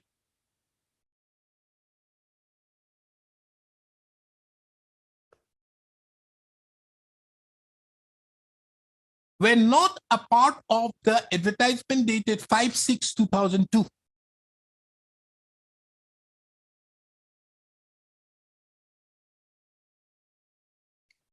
But the state government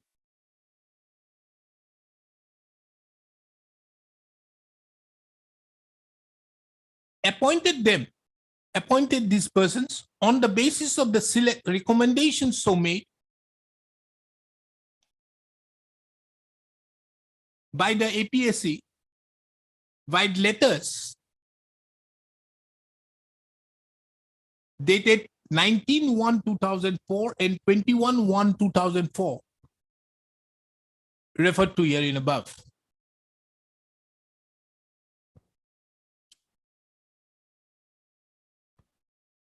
Therefore, it would be seen that the appointments so made by notifications dated 9/2/2005 and 29/9/2005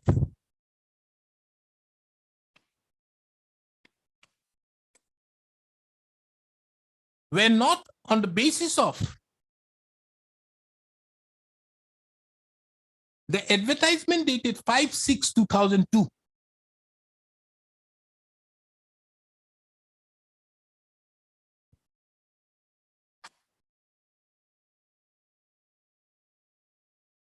Now the question therefore arises as to what is the rights of the petitioners.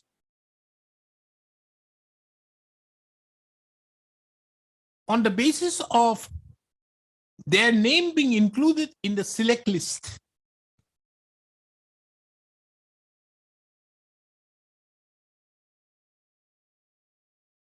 Or for that matter, the recommendations so made by the APSC on 19/1/2004 and 21/1/2004.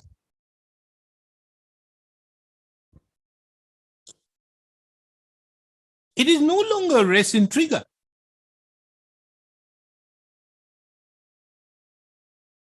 That being included in a select list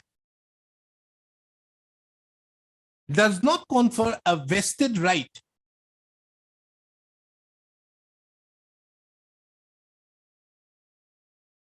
for appointment. Inclusion in a select list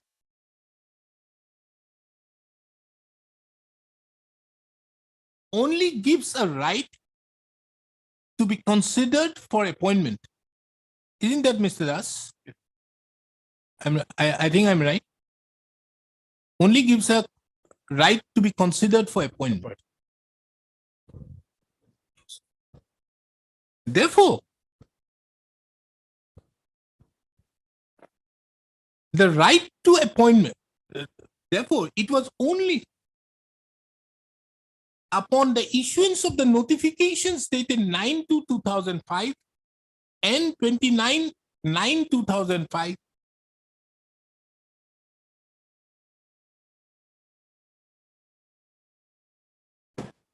the rights of the petitioners crystallized as a vested right in respect to the post where they were appointed.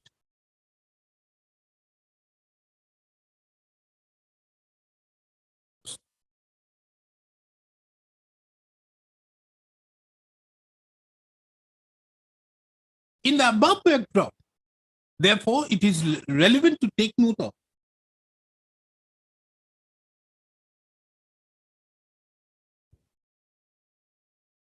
the above backdrop. A sub-issue therefore arises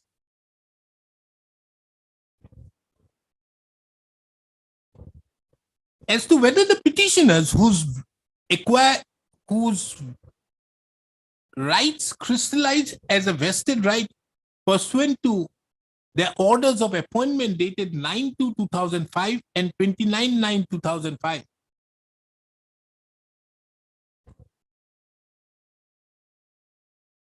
could be considered that they have entered into services in the affairs of the government state of Assam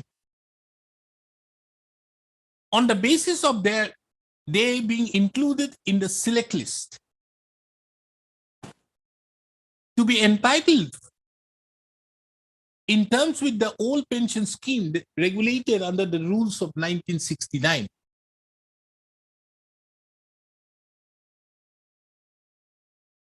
For that purpose, it would be relevant to take note of the rules of Rule 31 of the rules of 1969, which stipulates as to when a person is qualified, when the services of a person, of an employee, would qualify for pension. Rule 31 of the rules of 1961 being relevant is extracted herein below.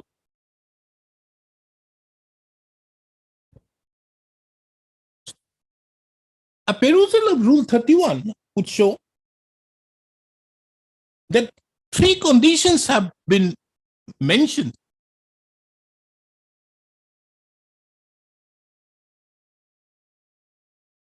for the purpose of a government servant's service to be qualified for pension. First, the government servant has to be employed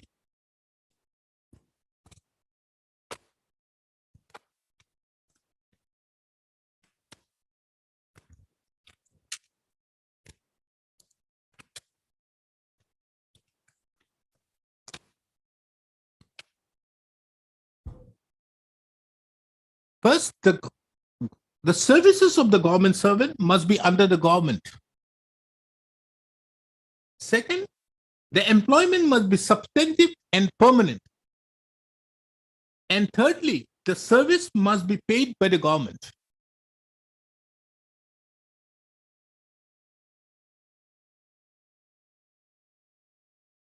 There's a proviso to Rule 31 of the Rules of 1969, which stipulates that the governor may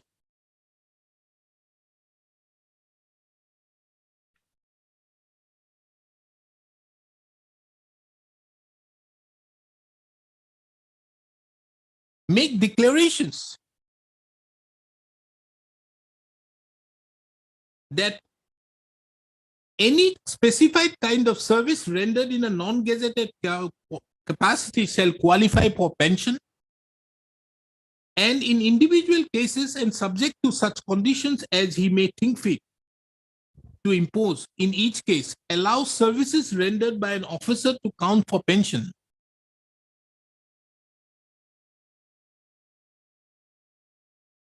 By doing away with the conditions that the service must be under the government and that the employment must be substantive and permanent.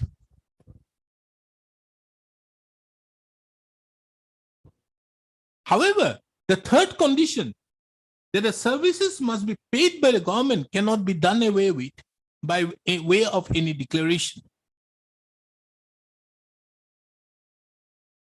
In the instant case, it would be seen that the petitioners herein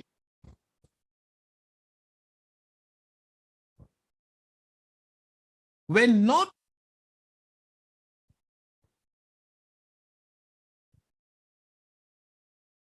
in the service of the government,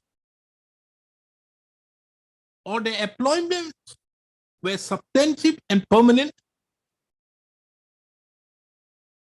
and their services were not paid by the government prior to their appointments so made by notification dated 9/2/2005 and 29/9/2005. And as such, the question of the petitioners getting any benefit, the petitioners' services being taken into consideration prior to their appointment orders, for counting them, for giving them the benefit under the old pension scheme does not arise.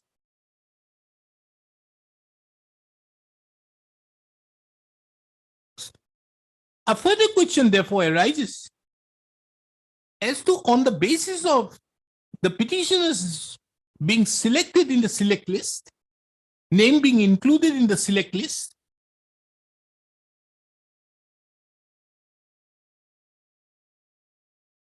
whether they would be entitled to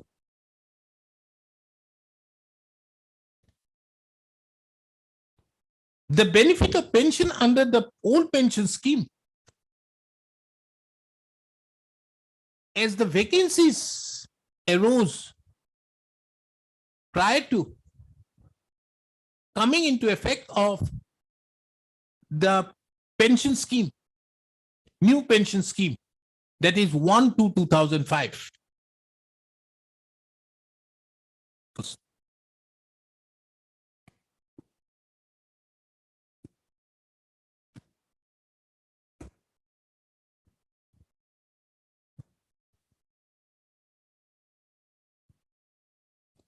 At this stage, it may be relevant to take note of that a perusal of the judgment of the division bench of this court in the case of Sanjay Kumar Chaudhary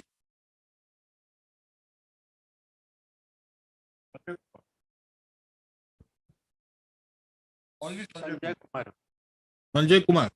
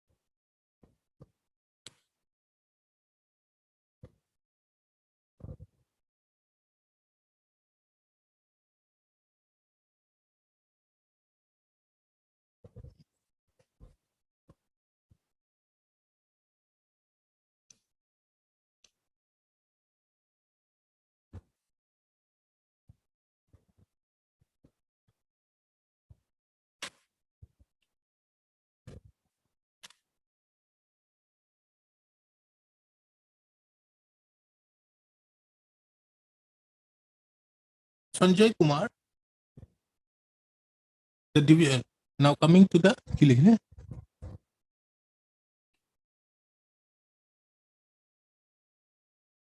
division bench of this court in the case of Sanjay Kumar Supra,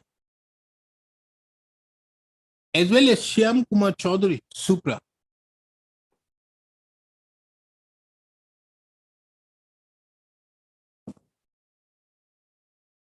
held that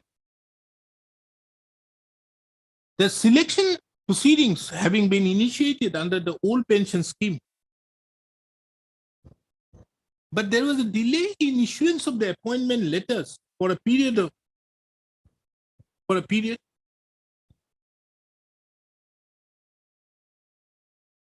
and the appointment orders which were issued were pursuant to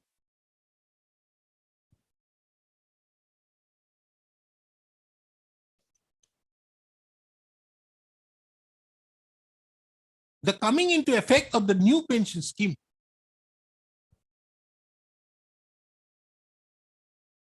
And as such,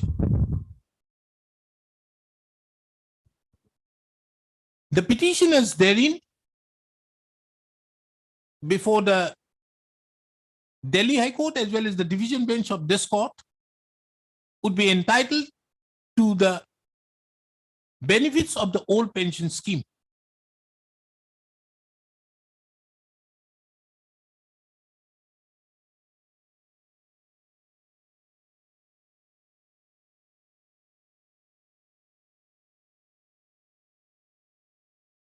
The facts of the instant case, however, as would be seen, as have been narrated herein above, is different from the case in the case of Sanjay Kumar Chaudhary, Sanjay Kumar Supra, as well as Shyam Kumar Chaudhary Supra. In as much as in the instant cases, in the writ petitions before this court,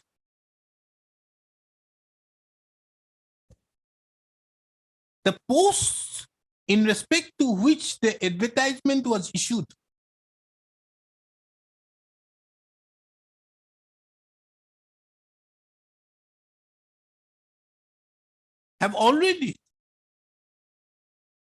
were already filled up by the notification dated 30/10/2004.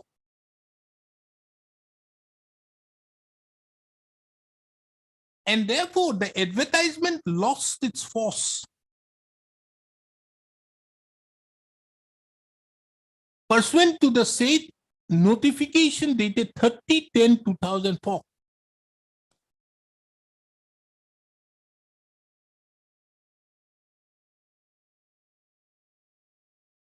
The government, in its wisdom, instead of going ahead with the fresh selection proceedings,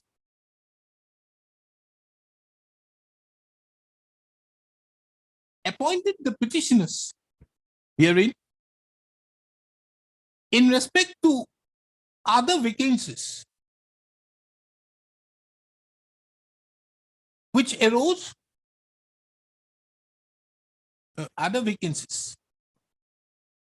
which admittedly arose prior to coming into effect of,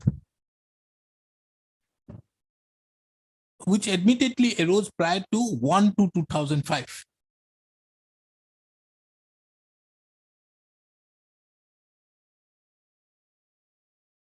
Therefore,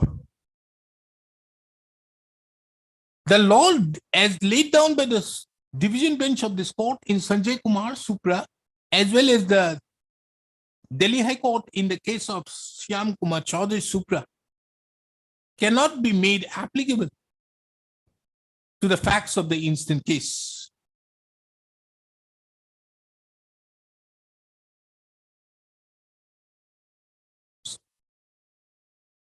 Next. It is also relevant to take note of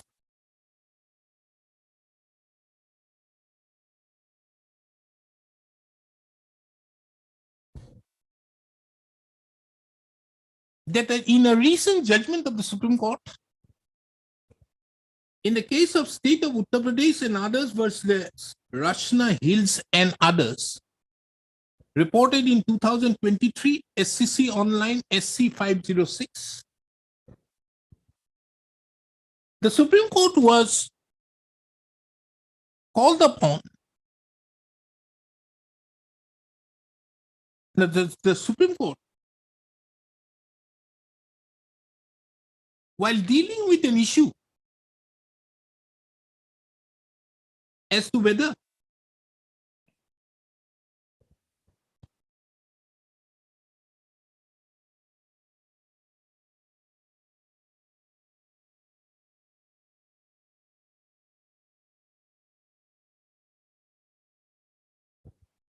the rules and regulations that existed when the vacancies arose would be applicable, or the amended regulations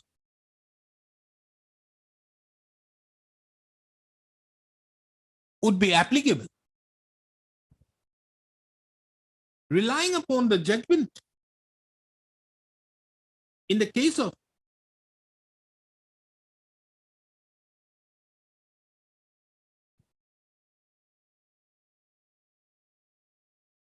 State of Himachal Pradesh versus Rajkumar, reported in 2022 SCC Online SC 680.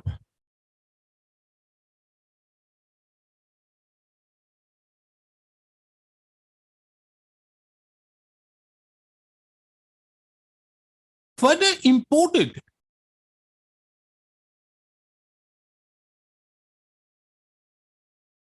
the doctrine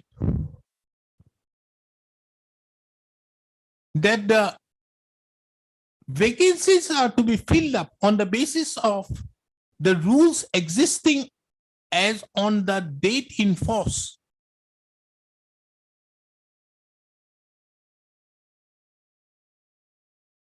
To direct recruitment, to appointments made through direct recruitment, held that the vacancies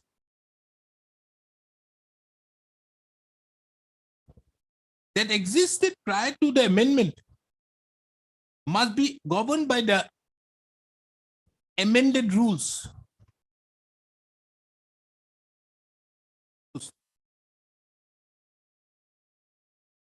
In that view of the matter,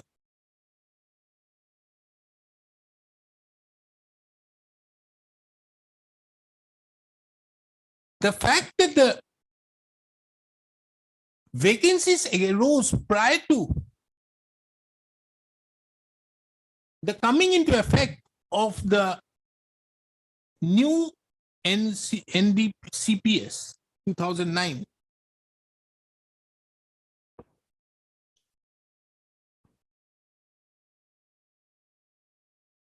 would have no bearing, and the petitioners having been appointed after the NCDPS, new defined NDCPS 2009 coming into force, would be regulated by the NDCPS 2009 and not by the old pension scheme. In that view of the matter, this court does not find any merits in the instance with petitions, for which the petition stands dismissed with the above observations and directions.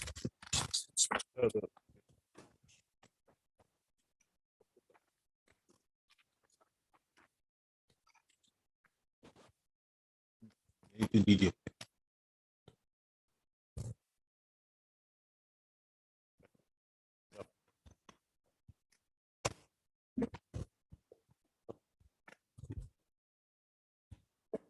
Okay.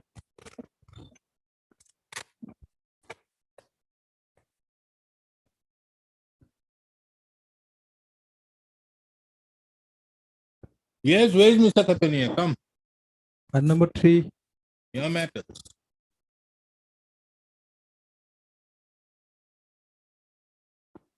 three to 21.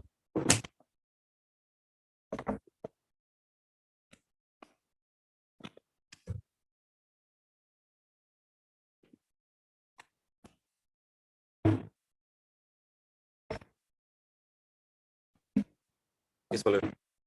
Whether the petitioner is entitled for provincialization under the earlier rule 2011, man, under section 4. On last occasion, my lord, I am relying on the section 10.4 of the 2011 rules. So in 10.4, my lord, there is one more requirement. On Page. page, my lord, 658.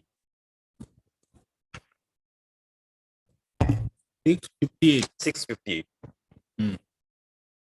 Here, my lord, Shall forward and verify the list of eligible candidates in accordance with the number of posts specified in the schedule appended to this act. Concerned director who shall, after making shall forward the name of the concerned department of transportation and pursuing notification in respect of eligible and employees eligible for getting their. So what is the other requirement? is, my lord, for consideration, not only for issuing notification, but for consideration also. That, Where, in my humble submission, that consideration and for issuing notification in respect of eligible institutions and employees eligible for getting their services provincialized. shall forward the same to the concerned department. Now he has filed some additional affidavit. Yes, my lord. In affidavit, he has annexed the eligible list of eligible institutions, my lord. Hmm. But in my humble submission, that list was not considered by the state government, my lord, which is the requirement under section 10.4. That has not been done.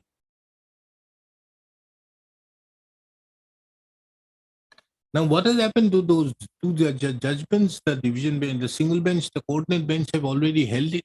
Yes, my lord. That aspect was not dealt with, my lord. While deciding that issue, my lord, in Dilip Nath and other one, my lord, that this consideration aspect was not dealt with, my lord. Though section 10.4 was referred in that judgment, but that has not been dealt with, my lord. And further, there is one more requirement, my lord. After this act was declared as ultra vires, my lord, another act was enacted 2017. My lord, and here is a saving clause, my lord. 24. Yes, my lord. Page 126. What does it say? In saving clause, my lord, may I read, my lord? Hmm. The Assam Venture Educational Institutions Provincialization of Service Act 2011, as amended by the Assam Venture Education so and so Amendment Act 2012 and Amendment Act of 2013, which have been struck down by the Honorable Guwahati High Court by order dated 23/9/2016 in WBC number 3190/2012, and all rules, orders, notification issued hereunder shall stand repealed. However, all the teachers whose services were provincialized prior to 23/9/2016 shall continue, and their cases shall be reviewed as per the eligibility norms set forth for the provincialization under this act. So there is a requirement that their cases should be reviewed as per the eligibility of this act, my lord.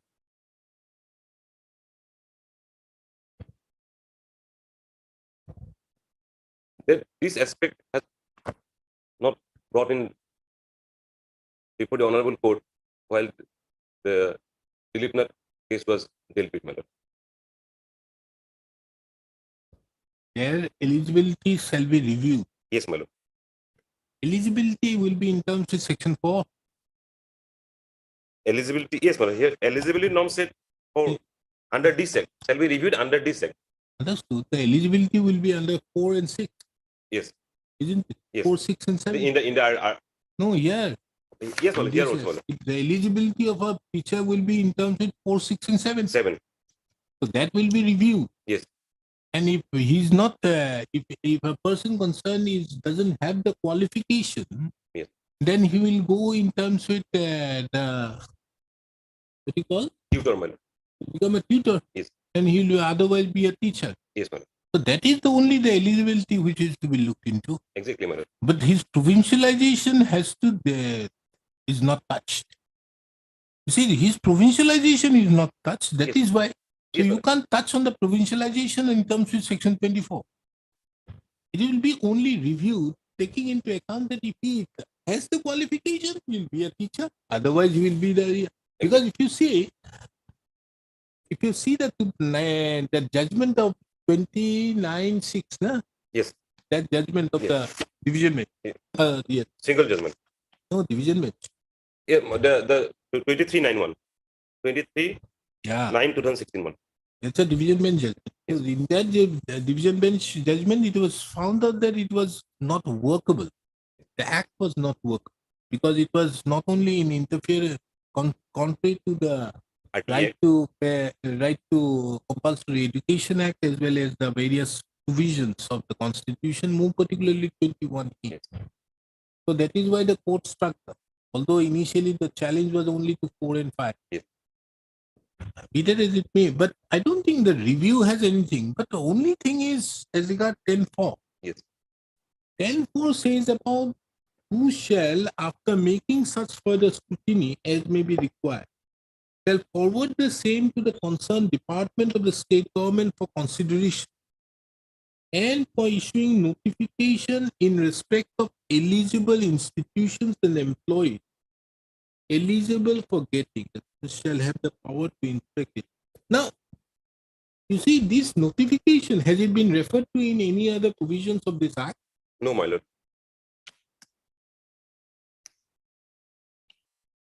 But whether this notification touches anything under section 4?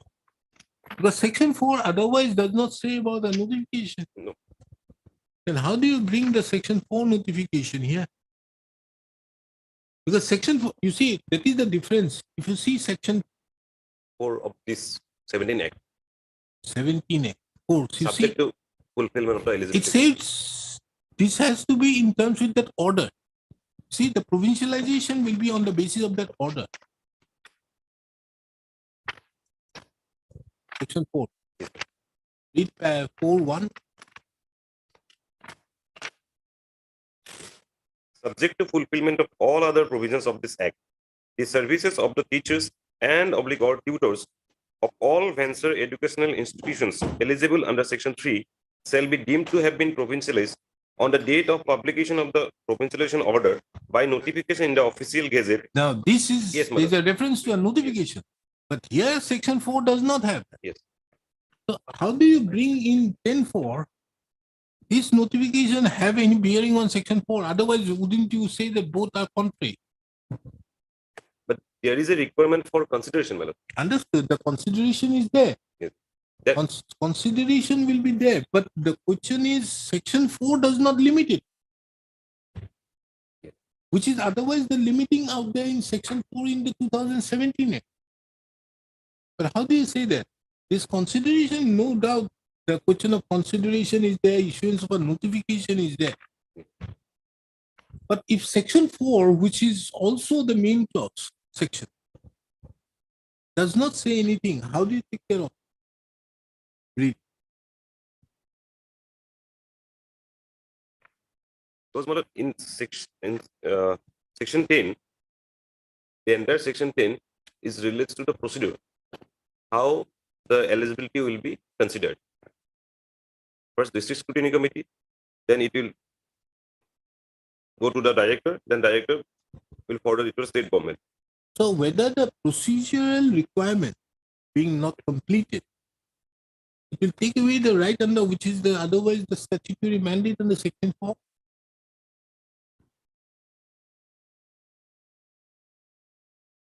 See, that is why if you see the difference with section 4, this and that, Yes, you can make out the difference. Now, this notification, which is required, it might be there also in this new act. Yes. Now, this notification has nothing mentioned with the corresponding out there in section 4 of the 2011 Act. But this similar notification has a corresponding out there in section 4 of the new act.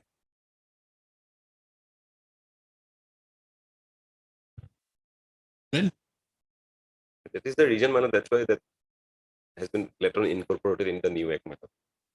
Earlier it was not there. That was a deliberations while cases are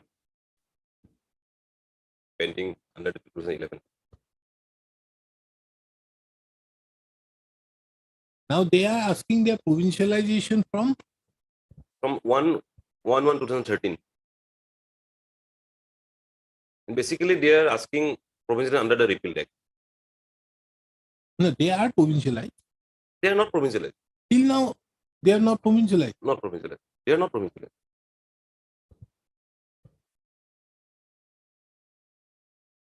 They are claiming the benefit under the 2011 Act. Basically, provincialization under the Now, 11 what Act. happened in 2017 if they are not provincialized In till now? 2017, Malan, I am not sure. Because As of now, Mr. Goswami, what has happened? As you all, whether your services have been provincialized? That's why it's a very uncertain situation. Because by operation of law, they have been provincialized. That is what your lordship have also heard. Because the process under 10 was completed, the state government has notified in their website. We have annexed all that in our reply now, each case. And all the names of the petitioners are there. The institutions are provincialized, their names. Now, as of now, in 2017, they have not been provincialized. It's a very As per the Act, No, no. Because they were eligible under the 11 Act, therefore. I understood. But whether those schools were provincialized in 2011? In 2011, this is the process that was completed.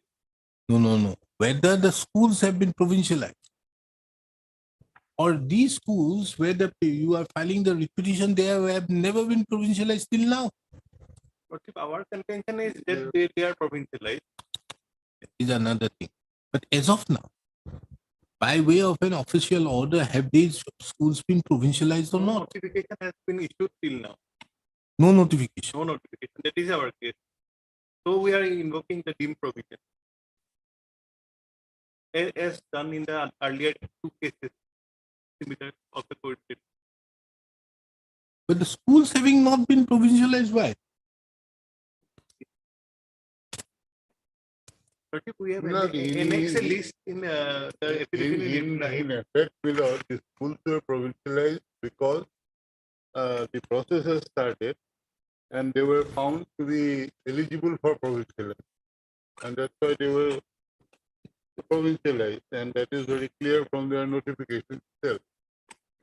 But effect is not being given. But what do you say, Mr. Goswami, what do you say about paragraph section 3 of this 2011 Act? Section 3.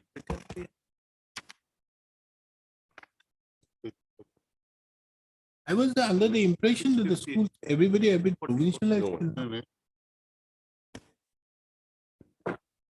2011, Page 651. yes.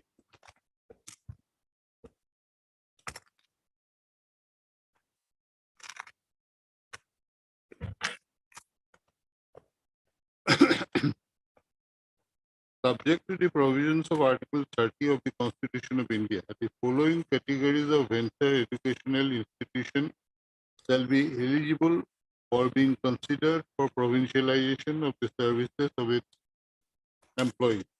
So the word considered means it is not deemed. Shall be eligible for being considered for provincialization of the services of the employees. The institutions are therefore given, my lord. Who will be provincialized and what conditions. This is an institutional recognition first. Once that is done, then they will go to the schedule and find out who are the people who will be considered eligible for being provincial. Understood. But if you see section 4, yes, the services of the employees of all eligible ventures educational institutions under section 3, meaning those who have become considered and becomes eligible. Correct. So unless the schools have not been eligible, how do you bring in section 4? No, they have been found to be eligible schools. The notifications we have annexed in each case. No, but those notifications are not in terms of section 10.4. No, they are. No, whether the notification has been issued by the government, Yes. the Department of Government Yes. issuing The notification in services of the respect of employees of eligible all institutions. eligible venture educational institutions under section 3. Eligible venture educations under section 3.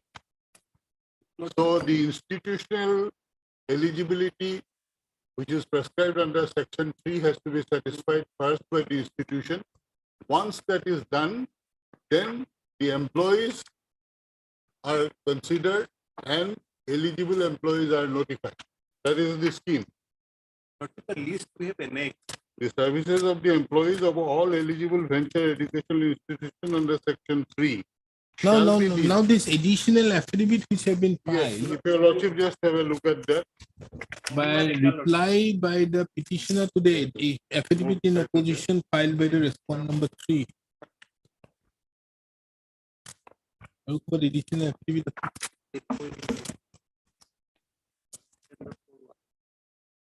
Okay. If your lordship will kindly take up the Lordship, we are arguing Onima Deka, Lordship. Onima Deka to some. Take on Nirupoma Boro, you have not filed your additional affidavit. Lordship, Nirupoma Boro, we have filed. Lordship, Yeah, additional affidavits that are is a not. 10-year school. We are Did you file reply or additional affidavit? reply? Reply, yeah. So in If your Nirupoma lordship- Boro, Your lordship will kindly take up this Onima Deka first. yes. Because 11 of the matters are similar to Onima Deka. they are 7 years. Huh? Yes. 7 years. There are two classes below. Some people are in 10-year category and these are 7 years. Nirupoma Boro is 10 years. Page 134. Yes, page 134 is what is this document? Yes, Lordship.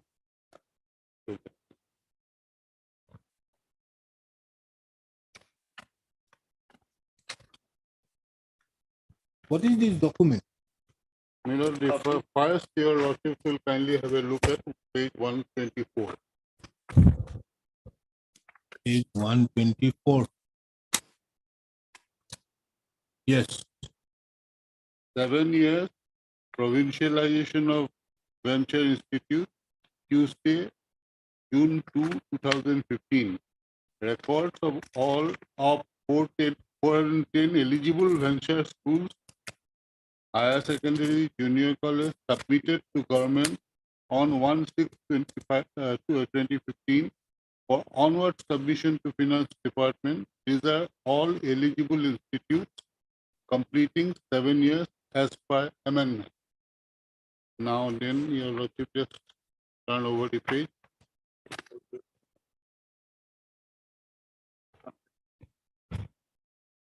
So your lordship gets the list of all the 410 eligible provincialized schools.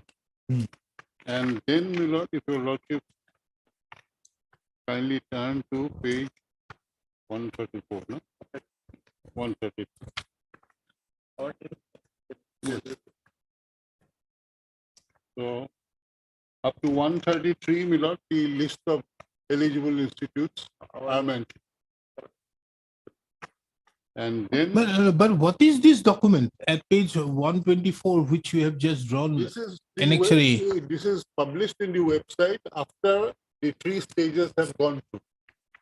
The district committee first considered, then the director scrutinized, then he forwarded to the government agreed, and thereafter this notification come. Which one? Page 124. 24. But there is no notification. This is how it is published. Is it so?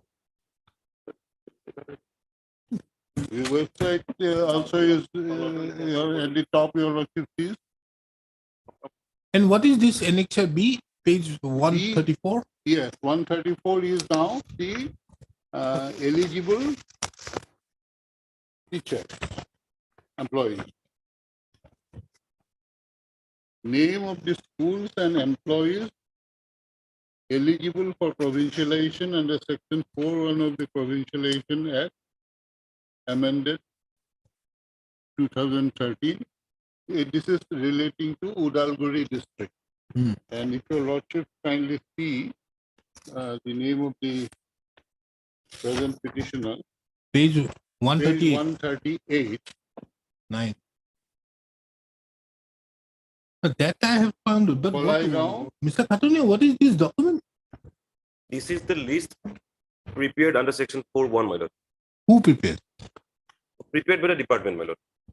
And in that point of How time, my did lord, the department get it? from district screening committee. From district screening committee, the director prepared the list, my lord. And this list was uploaded in the website.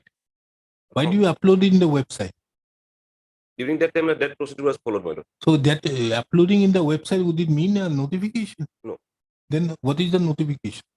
Notification will issue the notification subsequently. After How? it is, Means why have you uploaded this? the list of eligible teachers were uploaded first. Meaning thereby, are you not accepting that they were eligible?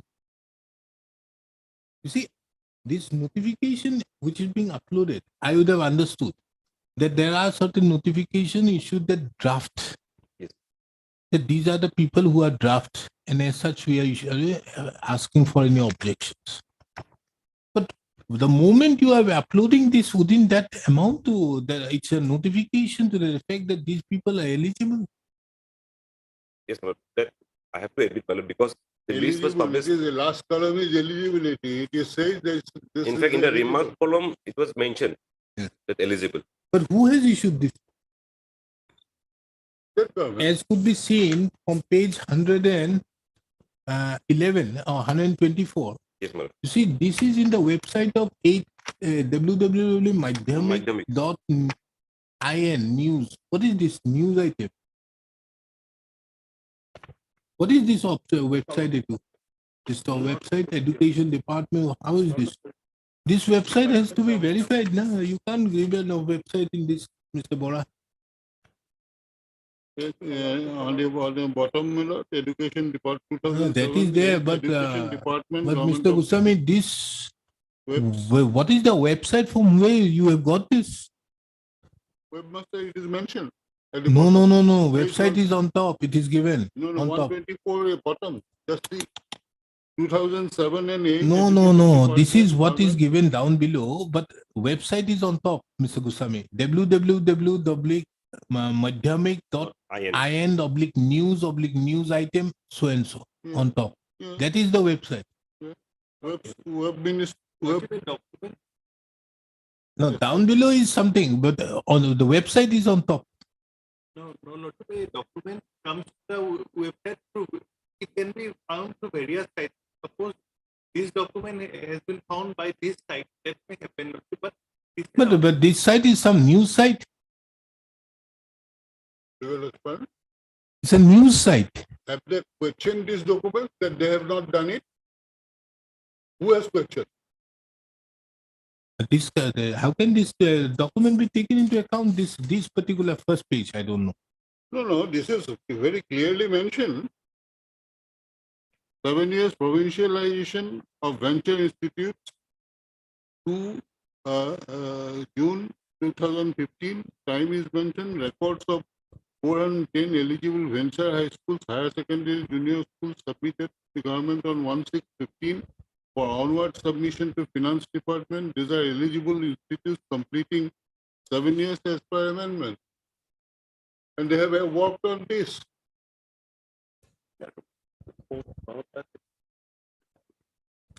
And nobody is disputing these documents. They have filed their affidavit. They are not saying these are not eligible candidates or eligible institutes. No, they have not filed any affidavit pursuant to this. This is the last of the affidavits which have been Yes, filed. we annexed with our petition also. And But Mr. this is Goswami, a this clear- particular document, if it is to be taken into account, No, it has to be certified. no.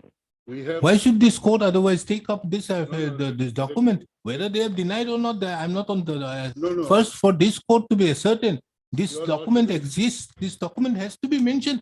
Wait. Whether this enclosure is a part of that document. And this document from the website, which is shown, is some news website.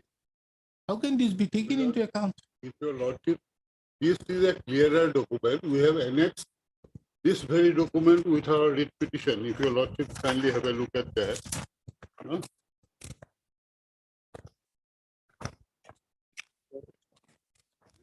Clearer, that was not clearer. That's why I drew your lordship's attention to this.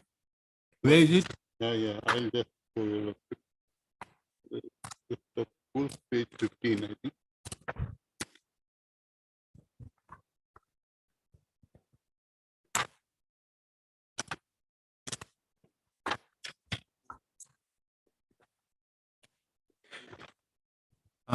Got it. Page 15. 15 onward, below your lordship finds. In 15 also, with that same page below, Palaigaon, Binapani School, Onima Rekha is mentioned. That is part of Annexure A. Then below, at page 17 below, your lordship find the same document which we have annexed again in our reply, and to which below I drew your lordship's kind attention. At page 17, it is the same document, but it was unclear. So I requested my friend that if you have a clearer copy, annex also again. No, That's why it was Mr. done. Goswami, Other- only one thing I'm looking here. Yeah. Did you mention it in this? They have filed one affidavit only. That affidavit they have filed out there in this Your case. lordships, remember, they never filed. Ultimately, your lordships finally gave them permission to file an affidavit. There was no affidavit all these years. So it is the same document, below. The annexure B at page 17 and the affidavit in reply document is that same, because it was not very clear, so we thought that it will be better if we annex that a clearer copy. Otherwise, there is no difference.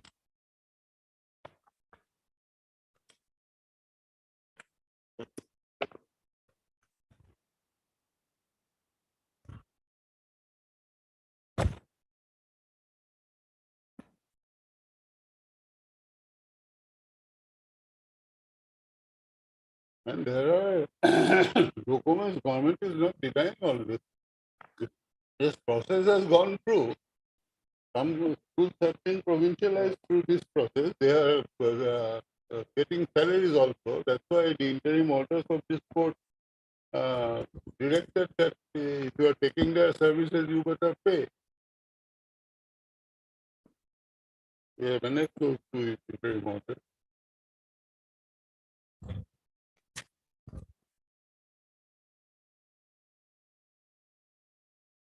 So in the writ petition itself, we have annexed the page 15 is the list of schools, and then list of 410 schools also annexure B.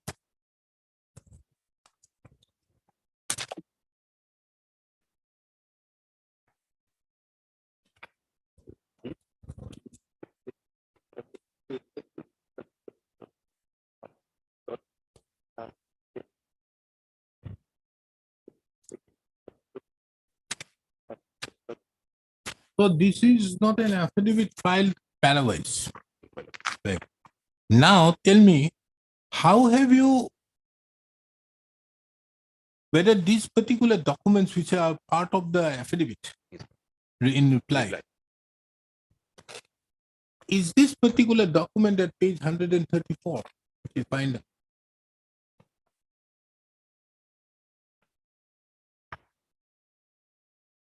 Is this document a part of your website? If it is a part of the website, isn't that enough notification to the effect that the schools and employees are eligible for provincialization? Because this has to be downloaded from the website only. No, understood. If this is a particular document which is there, let us not go into annexure A, but B. Yes. If this is a document which is otherwise available in your website, which was there, Yes. then in that regard, wouldn't this be a notification to the effect that they have been already eligible and for provincialization? That is the list by the director, my lord. Thereafter, this list forwarded to the state government for its consideration, then under section 10(4), state government issued a notification. Notification for, no, why you are then uploading? Why you are a document which is not fructified? Why have you uploaded it? Wouldn't that amount to a eligible, that it has already become eligible and thereby bringing it to the notice of all concerned?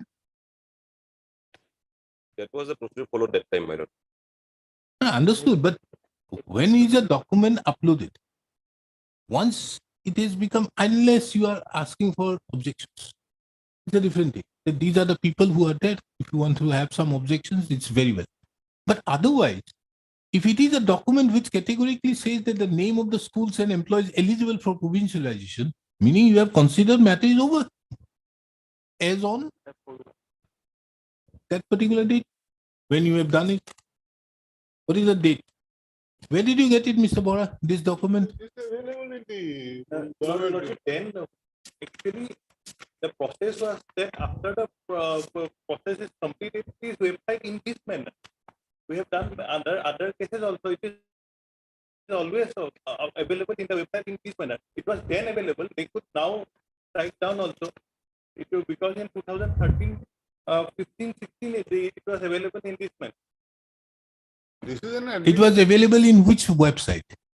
Lordship would kindly see page 124 for one. Yes. http://www.mydhyamic.in. Yes. Thereafter, that is there's news item everything. But these are subsites, na? This is the original site is madhyamik.in. Yes, yes. Then you will have various sites, subsites. Inside you can go out there. One is news, then is a new item, then further it is given to make it. Yes. The moment you put it, you get it out there. So this is there. But whether this was available in that site? Yes, yes. Of course. Lordship, Nobody is denying that. Lordship, it was available then. Today I don't know whether it is available, It was uploaded from there. it was uploaded there in 2nd June 2015, 12:59. Time is also there. Lordship would see. And moreover, Lordship would kindly note one thing. Records of 410 eligible venture high school, secondary, junior college submitted to the government on 1/6/2015 for onward submission to the finance department. That means the process under the Venture School Act has completed. Therefore, they have onward submitted to the finance department. It's mentioned there. These are eligible institutes completing 7 years as per amendment. For onward submission to the finance department. Therefore, the process under this act has been completed.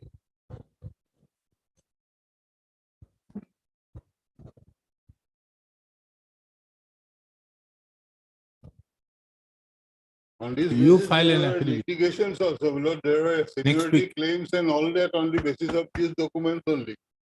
You file your affidavit on this system. More particularly this document.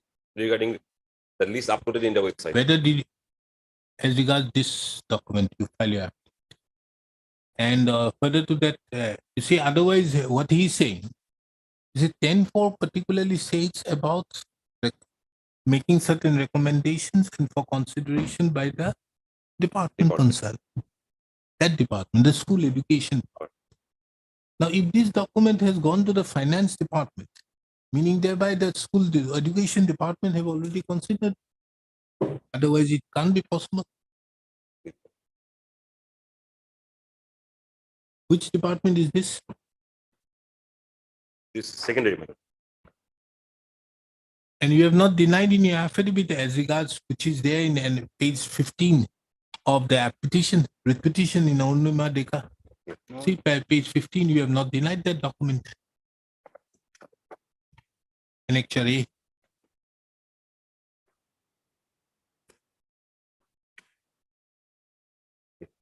That is the same list annexed in the. This is the same list annexed in this. Understood. You have not denied that. In fact, we have not. We have filed a. No, you have not filed it means you have admitted it. Exactly, madam. I'm not denying it. No, you're not denying, then I pass the judgment. I pass the judgment if you're not denying it. No, madam. I'm not denying this, that I have not filed the affidavit, but as regards this list, my lord, I'll file a limited affidavit, my lord, whether You this- file your affidavit. We are going to take it up on 9th. You file your affidavit on this as regards this. That this document. In all other cases, Mr. Bora, you have enclosed this. Yes, yes. Everywhere. No, these document at page 134, similar document you have Yes, yes, enclosed yes. in all other districts, I Yes, suppose. yes. For the 7 years, for the 10 years, there are other documents. Other. Understood, but you have Okay, enclosed okay. this. Lordship may come to 134 for once. I'll just. Yes, I'm looking into Yes, that. the Only. name of the schools and employees eligible for provincialization under 4.1 of the Provincialization Act 2011. Therefore, this is a document under 4.1. Lord. No, that is what I'm saying to him. Yes. Once it has been mentioned that it is eligible for provincialization, meaning it is, if it is a document uploaded in the website, meaning that means for the school education department, it is over. Yes. And thereby there is already a compliance to 10.4. Yes, yes. There's no doubt Therefore, about they it. are onward submitting to the finance department. Finance, it This is. document indicates on its own, my lord, this is a format, because they have to scrutinize about the eligibility of the institutions under the Act. So all these are mentioned here, and they must find, and they have recorded findings, whether it is RCC, whether it is PATA, whether they fulfill the prospectus, all that is mentioned in the document itself. That's the scrutiny. they have And done. another thing, why these schools have not yet been provincialized? That is a very relevant thing. under the 2017 Act. Why? Because you have already provincialized them. No, my lord. Then why haven't you because under provincialized them? under the 2017 Act, they are not meeting the eligibility criteria. There is a requirement of number of students also in the high school section, madam. So there is a requirement of passing percentage also, madam. That eligibility criteria they are not meeting up, madam. That's why under the 2017 Act they have not been provincialized. That is not what you have stated in your affidavit. Nothing. How are you bringing that aspect? It's too late in the Why you day. are saying that they are not meeting the eligibility criteria? Let Under us see. No, just 2017 for example, come to I'm page. saying, madam, under the 2017 Act. Understood. Yes, madam. Come to page 134. Yes, madam. 2011 enrollment 93. Yes, madam. APR SSLC 31. Pass 17. Pass percentage 54. Yes. 2012 87. Then why this school has not been provincialized? Tell me. No, madam. In 2017 Act, the consideration year is 2015, 16, 17, madam, because it was considered in the 2018. So, if they do not meet the criteria for 2015, 16, and 17, their cases were not considered, madam. Because in this list, madam, the case was considered in the year Mr. 2014 or P.K. 15. Goswami, the learned senior counsel, assisted by Mr. B.P. Bora. Mr. N.J. Khatonia, the learned counsel, appears on behalf of the Secondary Education Department. This court, upon perusing the affidavits in reply, filed in the various petitions, have come across various documents enclosed therewith. From a perusal of the said documents, it reveals that as on 2nd of June 2015, records of 410 eligible Benchers High School, higher secondary and junior colleges were submitted to the government on 1/6/2015 for onward submission to the finance department. It was further mentioned that these were eligible institutes completing 7 years as per amendment. Further to that, it also appears that there are there's a list which as per the learned counsel appearing on behalf of the petition, was also uploaded in the website of the school education, the secondary school education department, wherein the names of the eligible teachers in terms with section 4.1 of the Assam School Provincialization Act, Some venture education, Assam Venture School educational institutions, Provincialization Act Act of 2011 have been mentioned. The Learned Council appearing on behalf of the respondent. No, the Director of Secondary Education is directed herein to file an affidavit stating as to whether the documents which have been a part of the affidavit in reply in WPC number 3817/2020 were uploaded in their website of the state department. List the matter again on 9/5/2023. The affidavit be filed by 8/5/2023. So, would you love to? I just find to be a little problematic. But could it be below 11 or 16? 11. 11 or 16? In 11 then. 16. I'm giving you 11 and fixing it on, you file your affidavit by 9. Well, I would like to add one more thing. Malad. Yes, I can incorporate why their cases are not considered under please 27. do. You are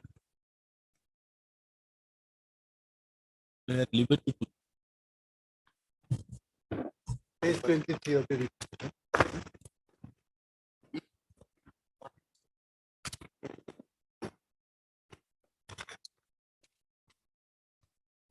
So while forwarding the letter from the principal of the college to the principal secretary, my lord, your lordship will kindly see the annexures. Serial number 22, court affidavit of title change.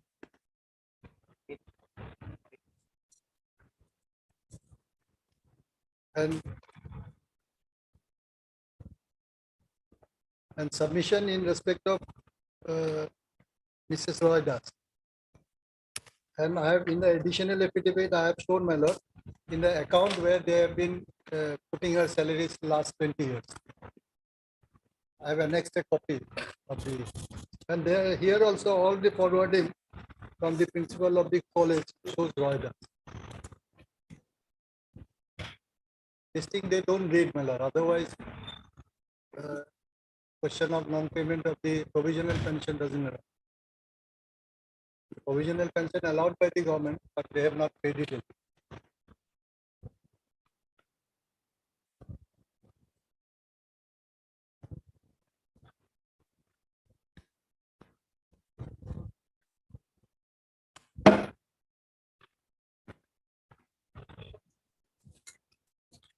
The additional affidavit I have shown our accounts number where they have been crediting her salaries for last 2025.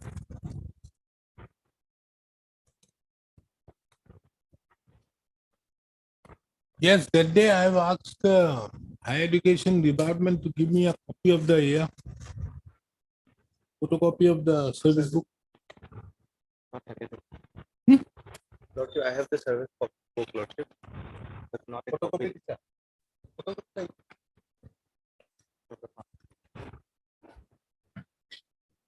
This is the original, Lordship. I'll give Lordship during the course.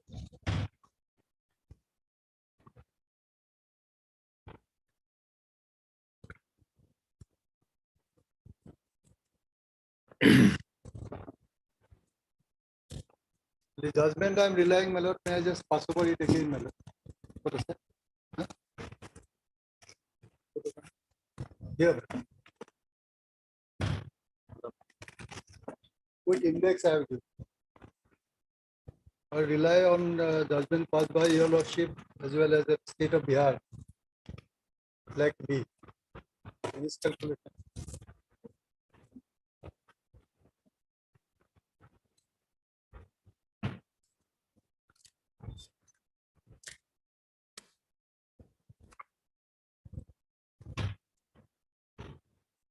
No. Or Mr. B.D. Das, the Learned Senior Counsel, assisted by R. Deca, the Learned Counsel for the petitioner, Mr. T. Upamanu, for 1 and 2. appears on behalf of the Higher Education Department. Mr. R.K. Talukder appears on behalf of the Accountant General AE, and Mr. A. Soliha appears on behalf of the concerned Treasury Officer. For college, nobody appeared. We have served for college. Respondent number 3. We have Nobody served Dusty Miller. They have not. College is not a party here. Yes, respondent The number 3. principal, Lordship. Okay. None appears on behalf of the respondent number 3, although service has been duly meted upon the said respondent.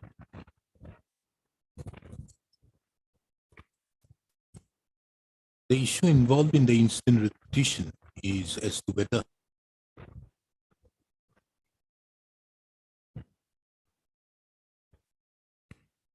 the respondents in the higher education department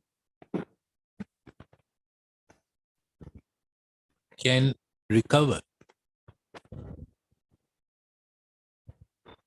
from the pensionary dues of the petitioner, from the retirement benefits of the petitioner, the salary for the period from 1/11/2021 to 31/10/2022 on the basis of a communication dated 14/11/2022 issued by the, where is the 14/11? 1411 Issued is by at the page senior 26. accounts officer of the Office of the Principal Accountant General AE.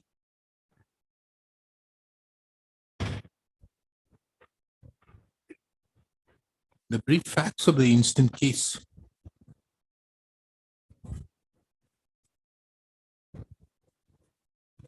Is that the petitioner herein was appointed as an assistant professor in the Department of English by an order dated 26/12/1988 on the basis of a selection made by the authorities pursuant to an advertisement.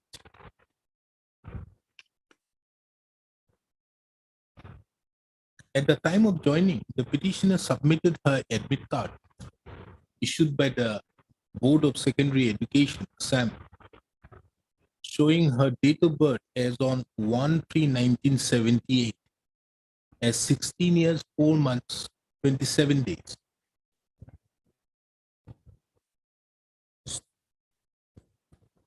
During the course of hearing, it is relevant to take note of that during the course of the hearing, the original service book was produced by the Council for the Higher Education Department.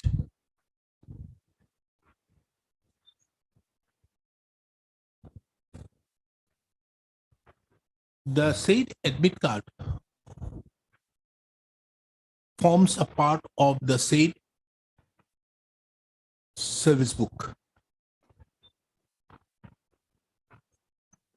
as the same has been pasted in the penultimate page of the service book.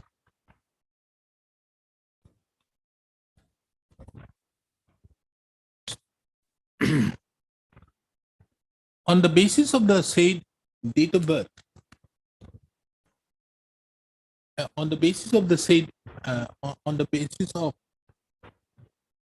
the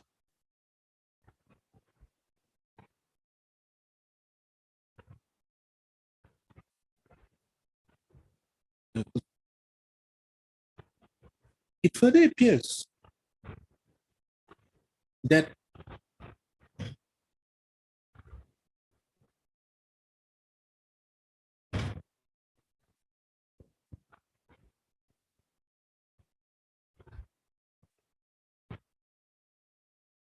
in the service book of the petitioner, and more particularly in column number 7, inverted comma, date of birth by Christian era as nearly as can be asserted, inverted comma closed. The date of birth has been recorded as 4th of October 1962.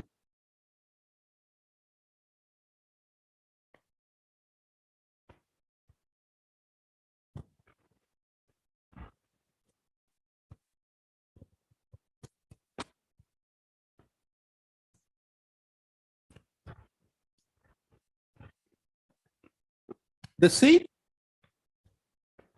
it further appears from the service book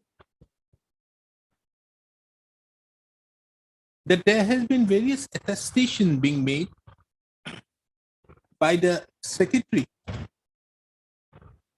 Soigaon College,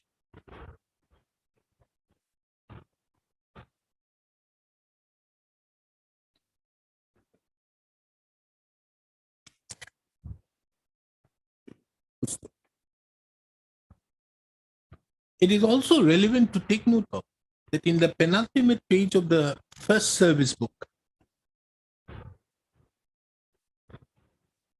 the admit card of the petitioner was also attested by the principal of the Soigaon College with the date 27/2006.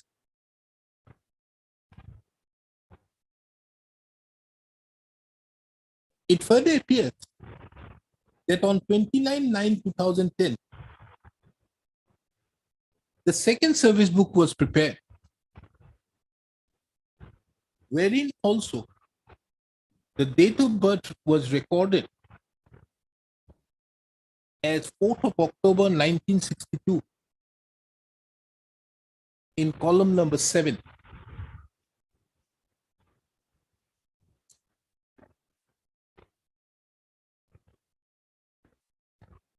Taking into account the said date of birth as 4th of October 1962, the service of the petitioner superannuated on 31/10/2022, as has also been recorded in the service book.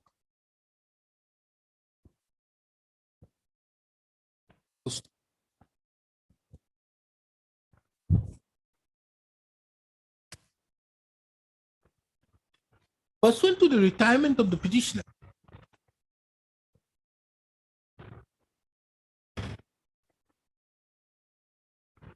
prior to the retirement of the petitioner, the respondent number 3 sent the pensionary benefit proposal as well as for final withdrawal of the GPF to the respondent number 4 via the communication dated 28/9/2022.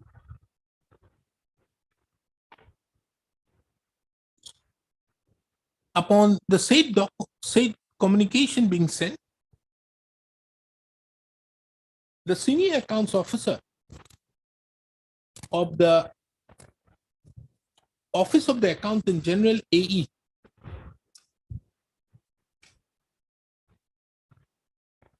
had issued a communication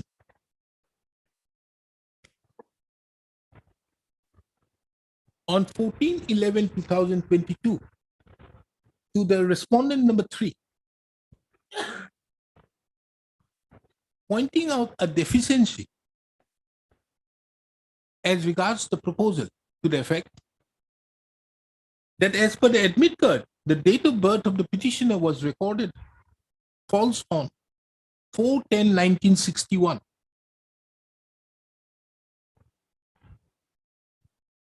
And accordingly, the date of retirement of the petitioner should be on 31st of October 2021. However, the petitioner was allowed to retire from service on 31/10/2022. And resultantly, there was an excess withdrawal of pay of 1 year.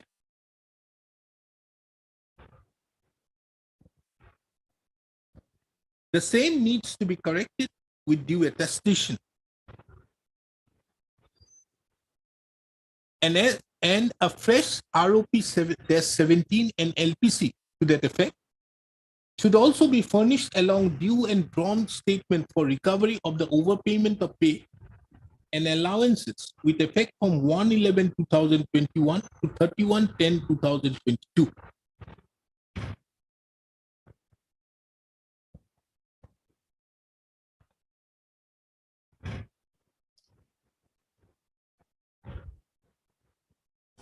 It is on account of the said deficiency, the service book, the proposal for pension, as well as the other pensionary benefits, was returned by the Office of the Accountant General, Principal Accountant General AE.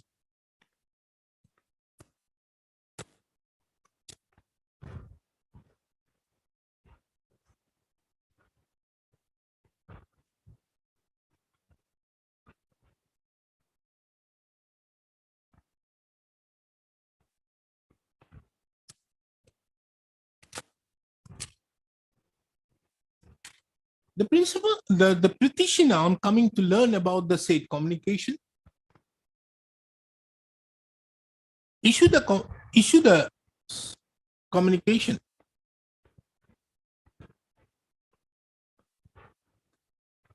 to the respondent, to the Office of the Principal Accountant General AE, as well as also to the respondent number 3.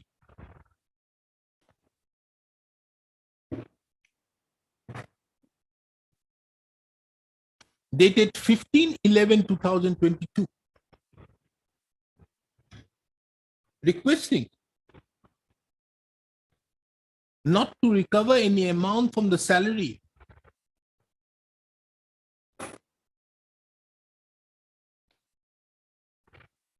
and to release her pension amount along with GPF, leave encashment, gratuity and other benefit at the earliest.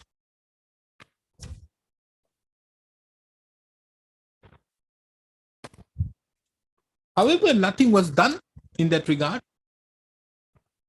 for which the instant petition was filed on 23rd of November 2022.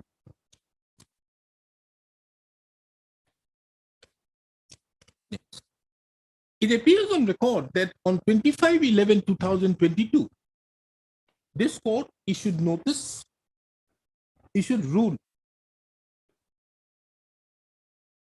making it returnable by 8 weeks.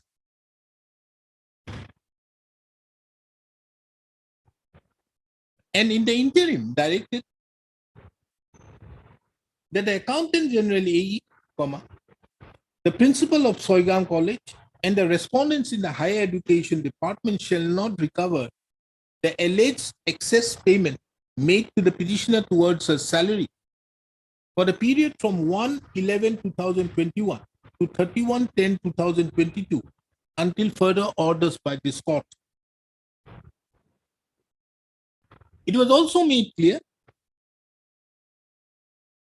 that pendency of the requisition shall not bar the higher education department as well as the principal accountant general AE to pay the provisional pension as well as the final pension and other retirement benefits to the petitioner as per her entitlement, following the due procedure and in accordance with law. It further appears on record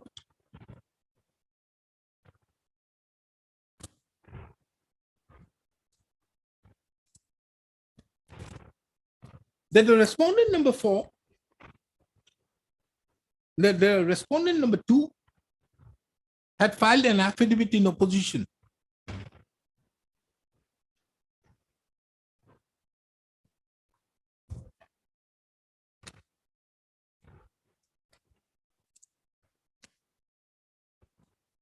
on 30th of March 2023. In the said affidavit in opposition, it was mentioned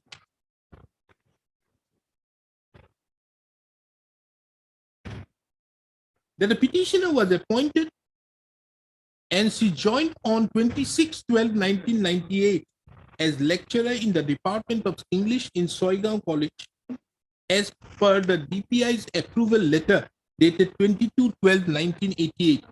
1998 or 1988? 1988. 88, na? I go to 88 day, 1998. Na. 26/12/1988.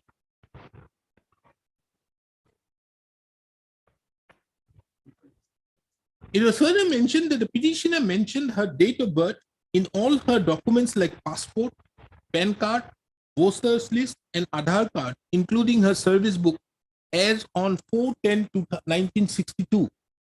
Whereas as per the HSLC admit card, her age on 1st of March 1978 was 16 years, 4 months, 27 days.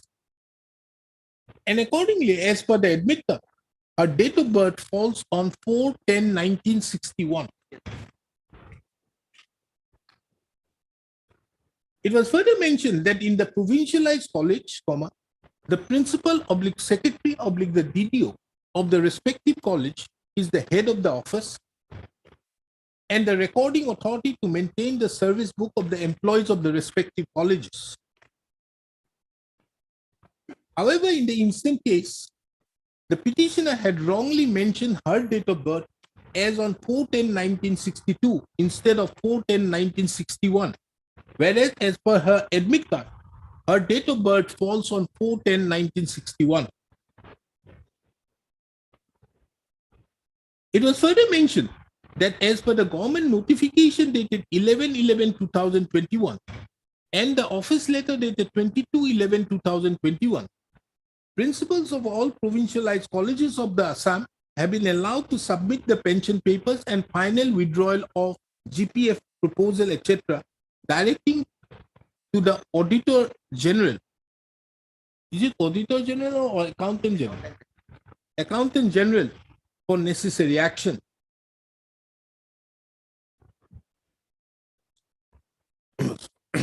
Further, as per the report of the principal, Soigang College, dated by letter dated 28/1/2023, the proposal of pensionary benefit in respect of the petitioner was sent to the office of the Principal Accountant General AE on 28/9/2022 by letter number CC/360.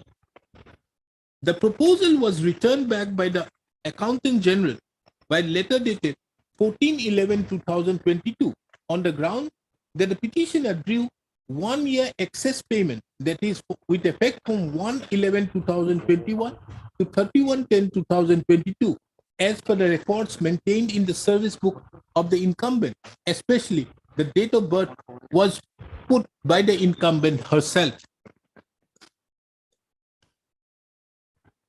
It was also mentioned that the GPF bill was submitted to the concerned Treasury Officer of Amingao, Kamrup on 11/1/2023 as per the order dated 1/11/2022, which was also rejected by the State Treasury on 12/1/2023.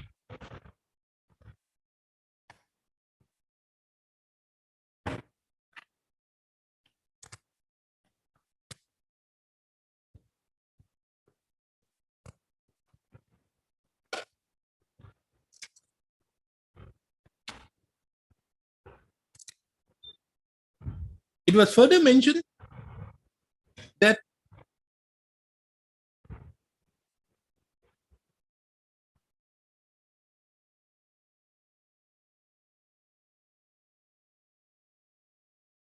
no case has been made out by the petitioner for interference under Article 2 to 6 of the Constitution, as the actions on the part of the respondent authorities are not discriminatory, unfair, injudicious, arbitrary, and unreasonable.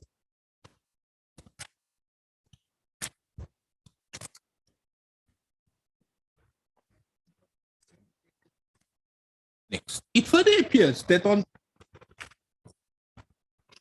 28/2/2023,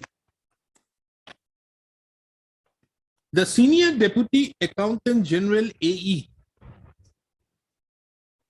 Oh, Mr. Google, you have come. So I put your name on top. Lordship. AE. had also filed an affidavit in opposition.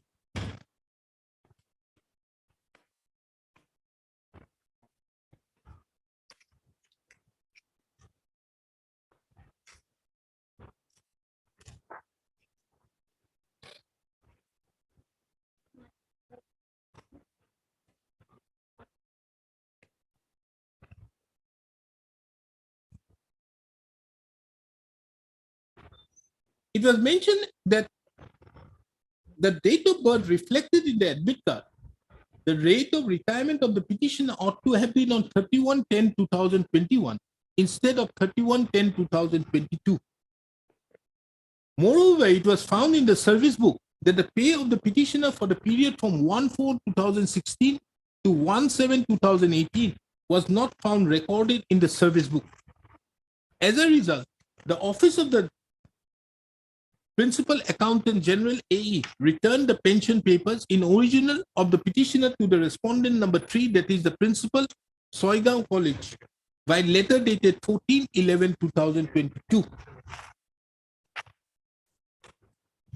In the said case, reference was also made to Rule 95 of the Assam Service Pension Rules 1969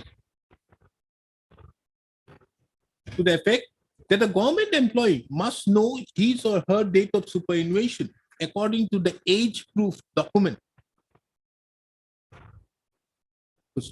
It was further mentioned that if any intimation is not issued to the state government regarding date of superannuation, that shall not in any way change his or her date of retirement and shall not confer on the government employee any right to remain in service beyond the date on which he or she is required to retire.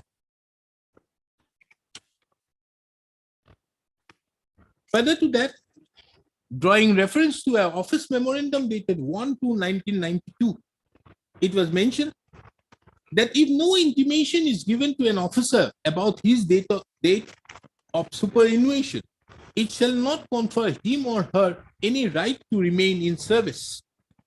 However, if any officer is found overstaying in service beyond the date of his or her superannuation, no proposal for regularization of the overstayed period shall be entertained, and the amount drawn during such over shall be recovered from the DCRG of the said officer.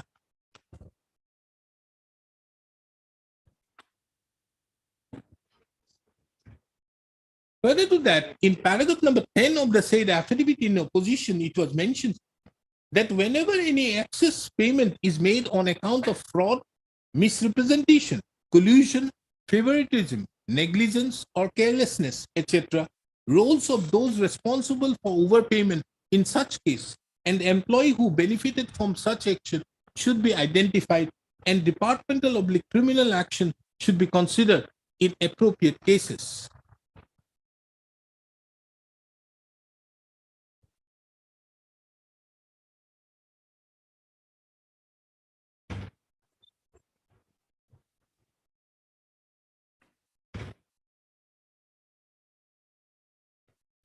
It was further mentioned that the Office of the Principal Accountant General could not act upon the petitioner's representation dated 16/11/2022, as the Finance Department's notification dated 27/1/2022 has not empowered the said office for waiver of the recovery for overpayment of pay and allowances, recovery of excess payment can only be waived by the PPG department, finance department, and by the director of pension, government of Assam only.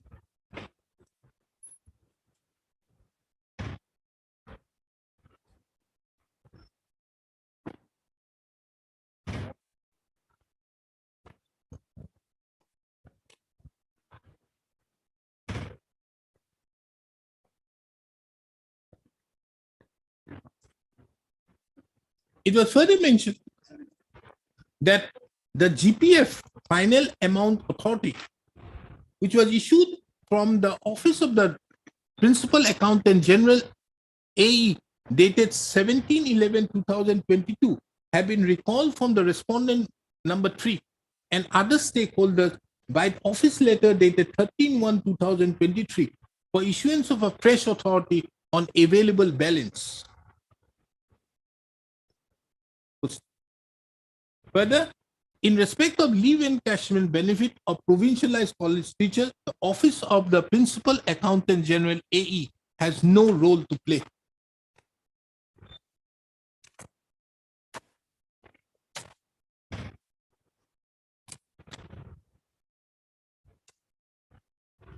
It further appears from the records that there is an additional affidavit filed on 12th of April 2023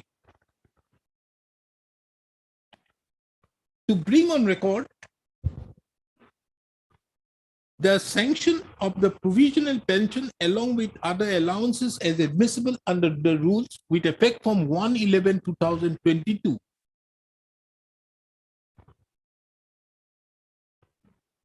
Issued by the respondent number 2 by memo dated 15/3/2023, and also the fact that the GPF bill pertaining to the petitioner was submitted by the respondent number 2 to the concerned treasury officer at Amingam on 11/1/2023, which was rejected by the treasury officer on 12/1/2023.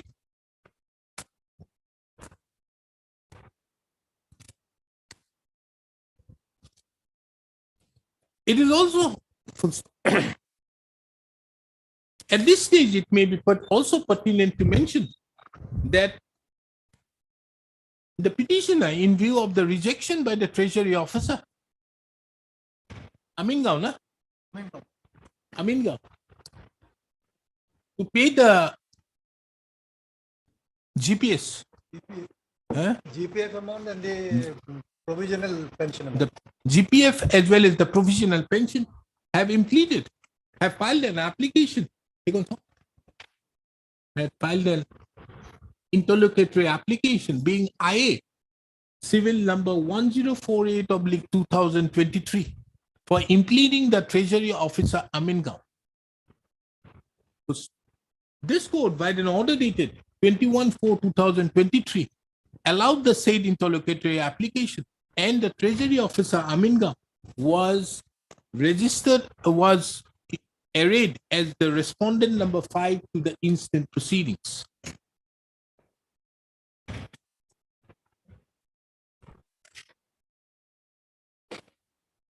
I've heard the learned counsels for the parties and have perused the materials on record.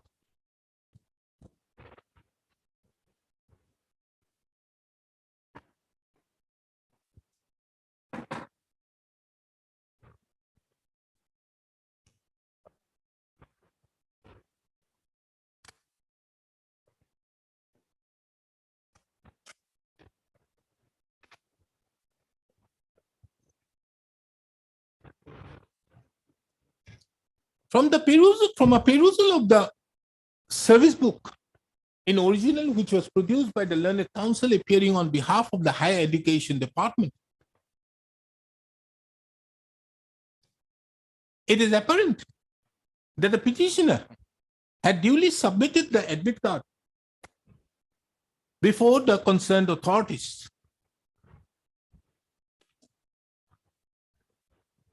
And the attestation made therein on 27/2006 by the principal Soigaon College clearly shows that the respondent authorities, and more particularly the respondent number 3, was in know of the details of the admit card as well as of the date of birth so recorded in the admit card.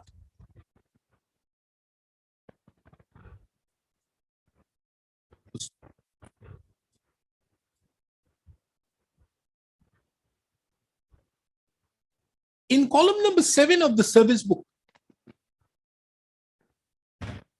number 1, as well as also in the service book number 2, which was created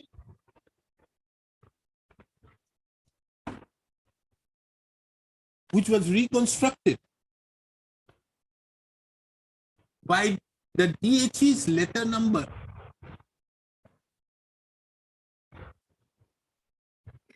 letter dated 16/12/2009 clearly shows that the date of birth which was recorded was 4th of October 1962.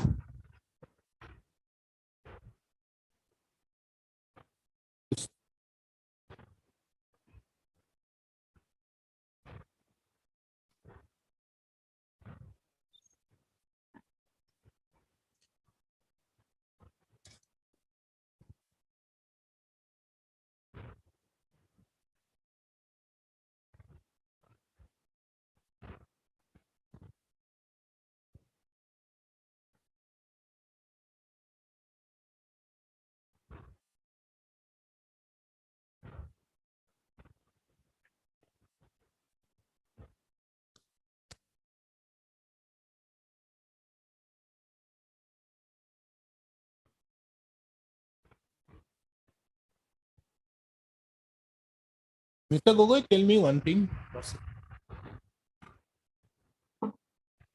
Can the petitioner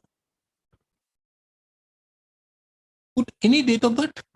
No, That has to be on the basis of a document. Lordship. And the document was given. Lordship. So isn't it also the responsibility of the person who was recording to look into it? It is their responsibility. DDO is the responsible person. Whatever may be.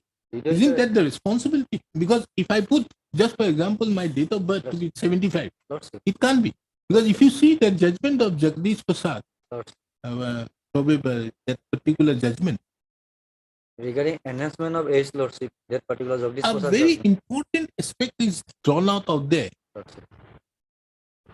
There was a 2 date of births. Lordship. Lordship. Then it was said that if the first date of birth is on the basis of a matriculation certificate or whatever may be, Lordship.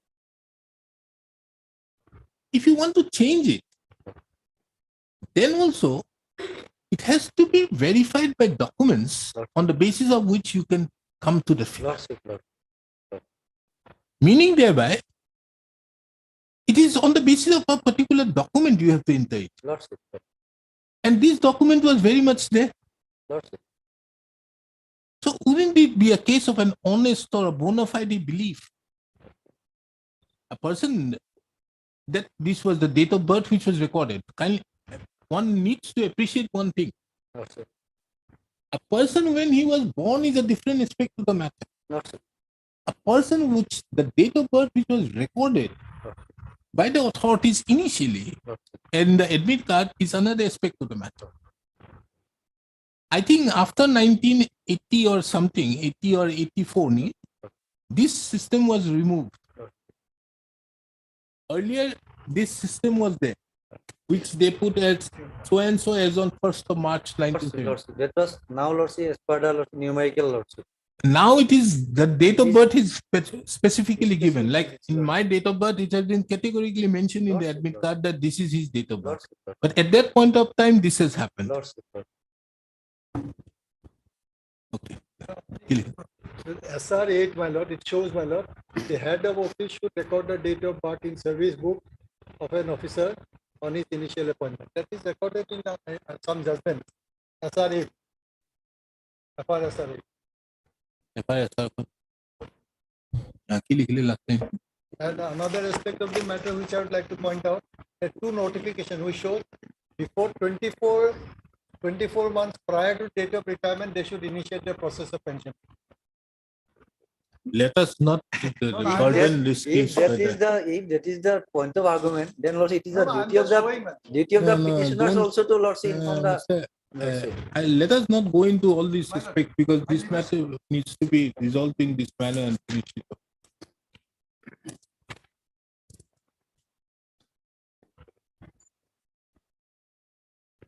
Last line too.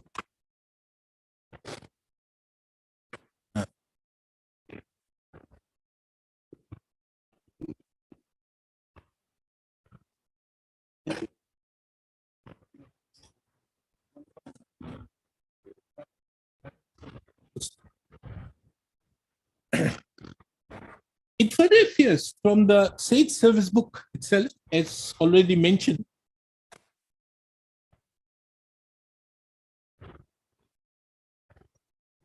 that the admit card, that a photocopy of the admit card, which was duly attested on 27/2006 by the principal, by the respondent number 3, have shown the date of birth as on 1st of March 1978 to be 16 years, 4 months, 27 days.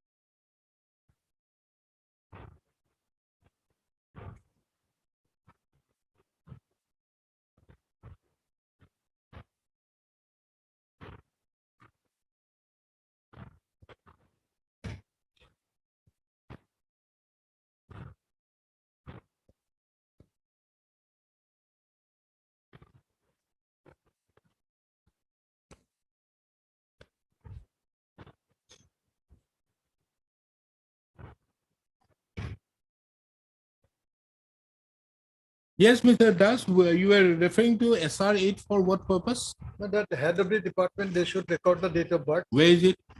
Note, my lord. Note? Note. Non-gazetted servant. Yes.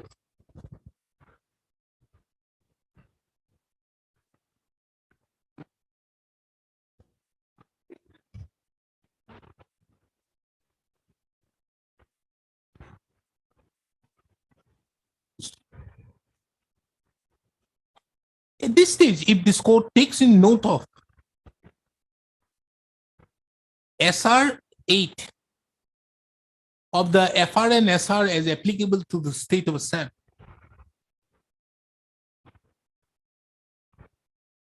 and more particularly to the note appended to the said SR8, it would be seen that in respect to non-gazetted government servant, it is the head of the office who should record the date of birth in the service book of a non-gazetted government servant on his initial appointment with reference to the matriculation or equivalent certificate, and shall also record a mark to this effect in the service book.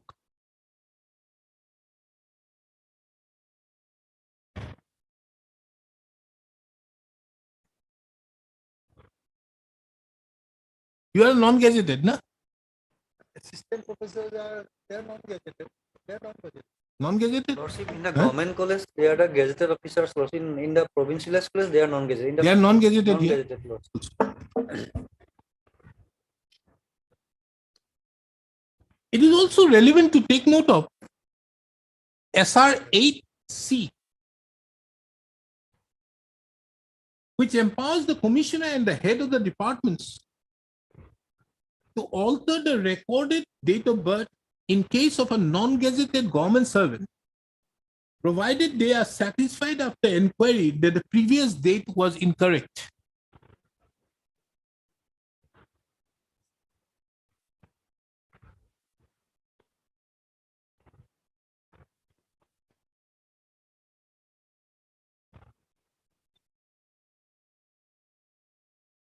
In the note, it has been further mentioned as to when an alteration to the date of birth is permissible.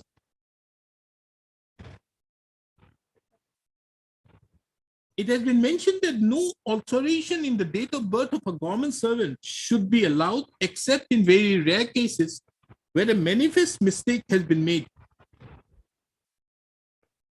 And such mistakes should be rectified at the earlier opportunity in course of periodical reattestation of the entries in the first page of the service book and preparation of the annual detailed statement of permanent establishment, in which is noted the date of the incumbent's birth.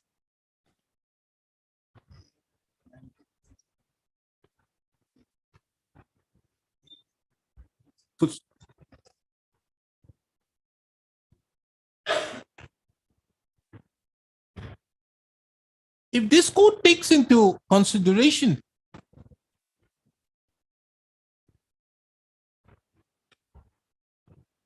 the admit card of the petitioner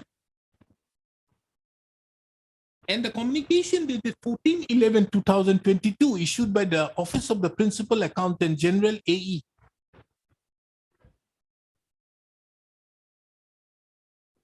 it would be apparent that the date of birth of the petitioner ought to have been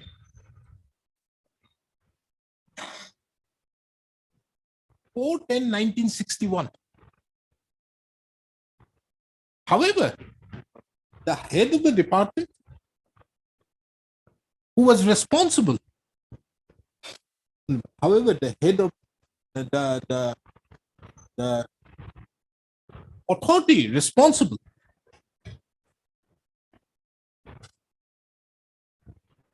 to insert the date of the birth of the petitioner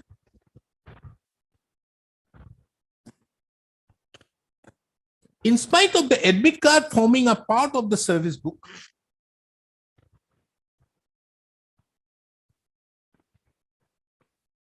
may, in view of the manner in which the date of birth was recorded,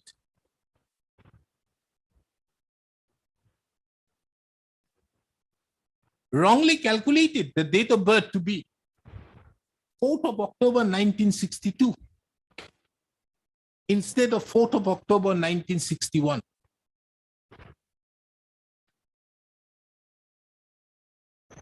Although there has been periodical attestations being made, as could be seen from the service book, and even the matter has been referred to the Higher Education Department for reconstruction of the service book, which was allowed by the Director of Higher Education by communication dated 16/12/2009. This aspect of the matter never came into the light of any of either the petitioner or even the authorities concerned.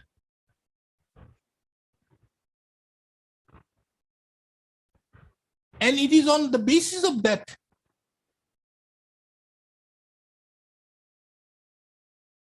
the petitioner was allowed without any objection to continue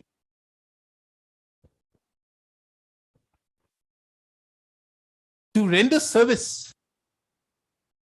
without any objection to continue to render service till 31/10/2022.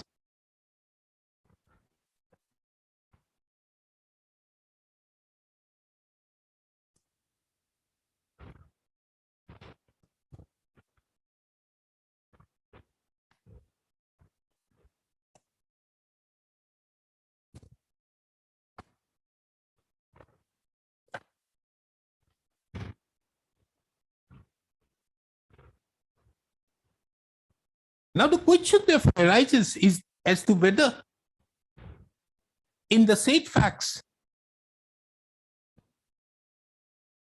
the respondent authorities ought to be allowed to recover the salary which the petitioner received for the period from 1/11/2021 to 31/10/2022 on account of excess drawal due to overstay.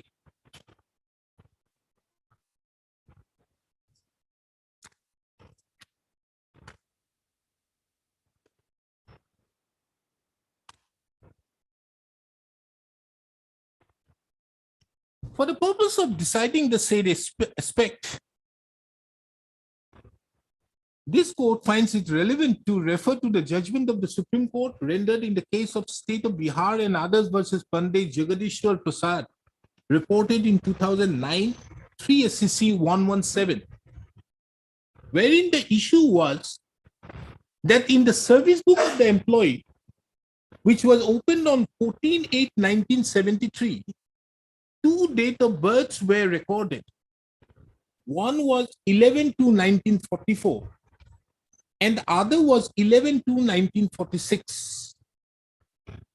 The respondent state therein did not correct or delete any of the dates mentioned for the entire period, and the employee was in employment with the state authorities, and the employee continued to render service with the state authorities and retired on 29/2/2004 on the basis of the later date entered in the service book. Thereupon, by an order dated 4/12/2004, the state authorities directed recovery of the excess amount drawn by the employee. Being aggrieved, the employee approached the Patna High Court. The learned single judge of the Patna High Court dismissed the said petition. On appeal, the learned division bench of the Patna High Court interfered with the order of recovery sought to be made by the respondent authorities and directed refund of the amount already recovered with interest at the rate of 6% per annum. This matter was carried on appeal to the Supreme Court. The Supreme Court, while upholding the judgment of the division bench, learned division bench of the Patna High Court, held that an employee was allowed to work beyond his due date of superannuation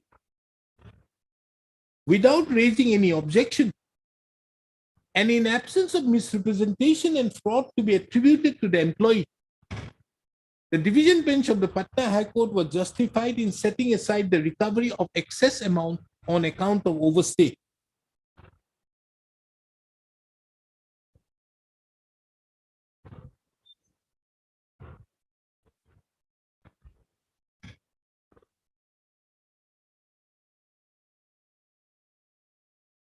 In paragraph number 16 of the said judgment, the Supreme Court observed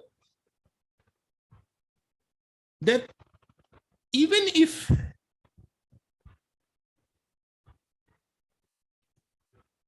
it is taken into consideration that the respondent therein had fraudulently entered another date of birth in his service book, as have been alleged, it should have come to the notice of the authorities during his course of the service and not after he has attained the age of superannuation after expiry of the date mentioned in the service book, which was based on the affidavit of the respondent. On the contrary, it was further observed by the Supreme Court, none of the officials responsible had noticed this during his service period, even during the time of promotion, when the service book was required to be inspected by the officials. It was observed that it was a clear case of gross negligence and lapses on the part of the authorities concerned. And as such, the respondent, employee, could not be held responsible to work beyond his date of birth as mentioned in the matriculation certificate, when admittedly in the service book after the affidavit, some other date of birth was evident. In paragraph number 22 of the said judgment, it was further observed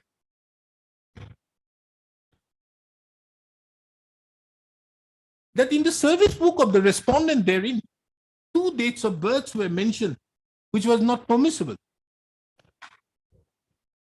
It was observed that it could not have been conceived of that the authorities could not examine the possibility of two dates of birth to be entered in the service book of the respondent therein. The authorities ought to have deleted the initial date of birth based on matriculation certificate if the appellants were of the view, appellants therein were of the view that the affidavit sworn by the respondent was correct, respondent therein was correct, and the date of birth appearing in the matriculation certificate must be found to be incorrect, comma, it is needless to say, underline, that affidavit sworn by the respondent therein must be on the basis of the documents produced by the respondent to show that the date of birth entered in the service book initially was incorrect.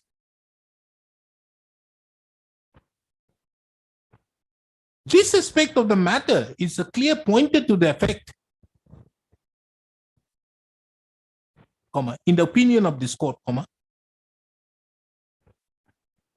that it was the duty of the respondent authorities, more particularly the respondent number 3,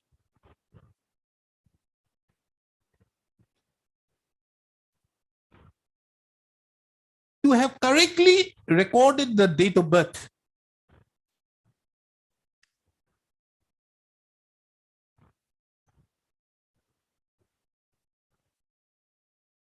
In as much as the admit card of the petitioner was available with the said authorities.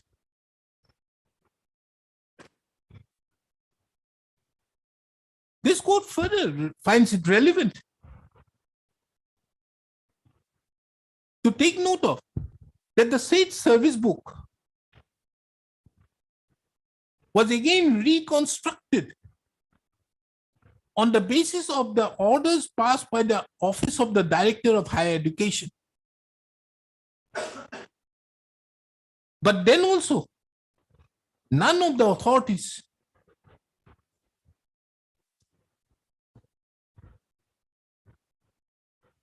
observed that there was any mistake in the recording of the date of birth.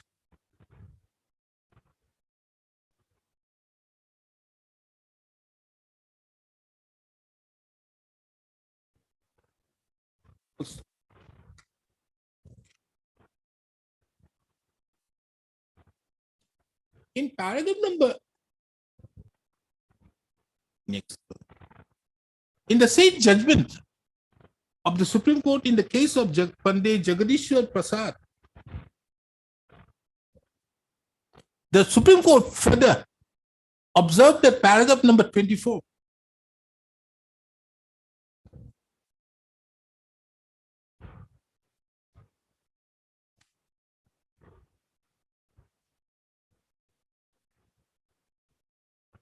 that as there was no allegation of misrepresentation of fraud which could be attributed to the respondent, and considering the fact that the appellant had allowed the respondent to work and got the works done by him and paid salary, it would be unfair at this stage to deduct the said amount of salary paid to him. And accordingly, approving the judgment of the Supreme Court of the Division Bench of the Patna High Court, the Supreme Court further observed that since the respondent was allowed to work and was paid salary for his work during the period of 2 years after his actual date of retirement without raising any objection whatsoever, no deductions could be made for the period from the retirement dues of the respondent.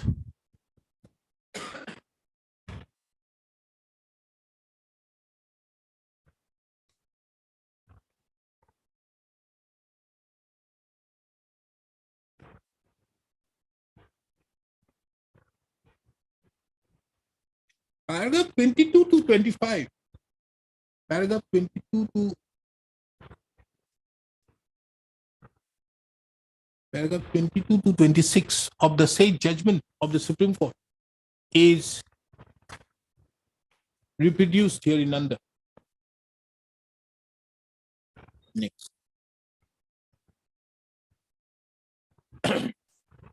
This court further deems it proper to take note of another judgment of the Supreme Court in the case of the state of Punjab and others versus Rafiq Masi, whitewasher, and others, reported in 2015 4 SCC 334.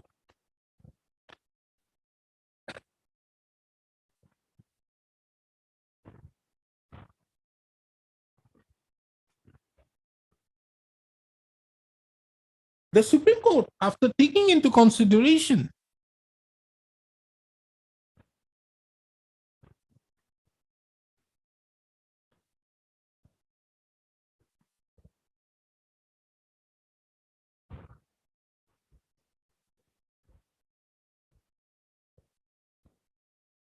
various factors, was of the opinion that a recovery would be iniquitous and arbitrary if sought to be made after date of retirement or soon before retirement.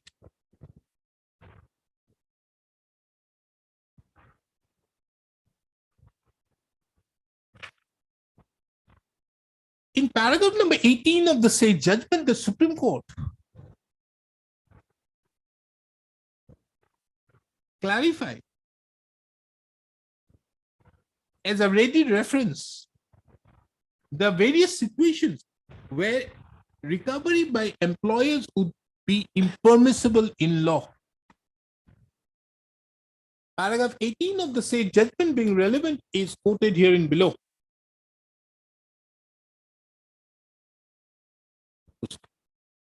Next. For the purpose of the instant case, subparagraph 2 of paragraph number 18, which stipulates that recovery from retired employees or employees who are due to retire within 1 year of the order of recovery would be impermissible in law.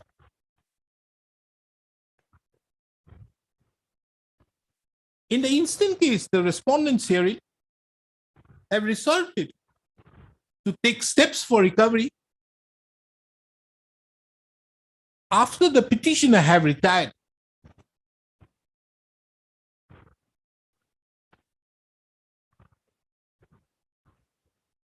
And in the present facts, this court is also of the opinion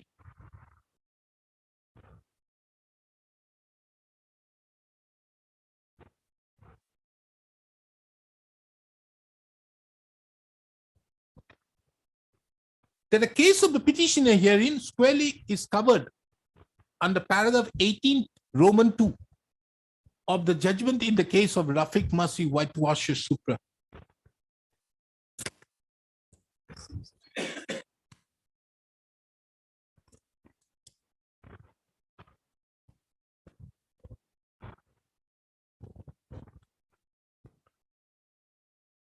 Accordingly, this court is of the opinion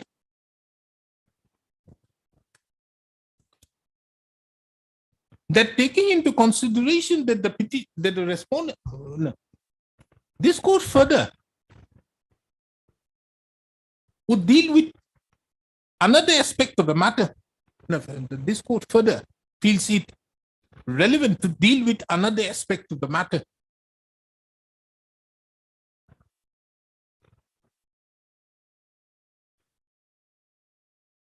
Which is an allegation of fraud or misrepresentation as stated in the affidavits filed by the respondent number. You are? Two? How much you? Four. Respondent number 4. Respondent number 2 and 4. Wherein there is an allegation of misrepresentation and fraud by the petitioner.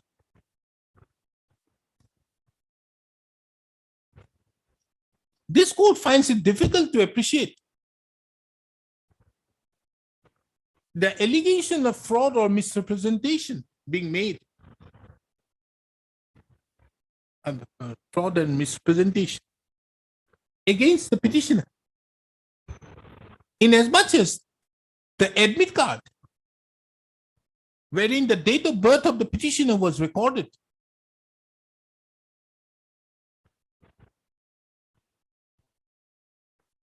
was before the authorities concerned.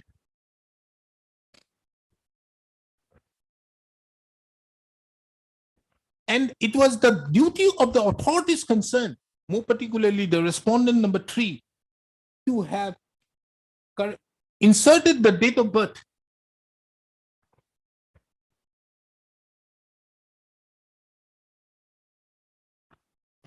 Had it been the case of the case that the admit card or the document evidencing the date of birth was not placed before the authorities, it would have been a different case. But the admit card having formed a part of the service book The question of fraud or suppression of material or misrepresentation in the opinion of this court does not arise. Considering the above, this court is therefore of the opinion that the question that as the responding authorities permitted the petitioner to work and paid her the salary, that too without any objection or notice being put to the petitioner, it would be unreasonable, iniquitous, and accordingly impermissible on the part of the respondent authorities to recover from the petitioner the salary for the period from 1/11/2021 to 31/10/2022 from the retirement benefits of the petitioner.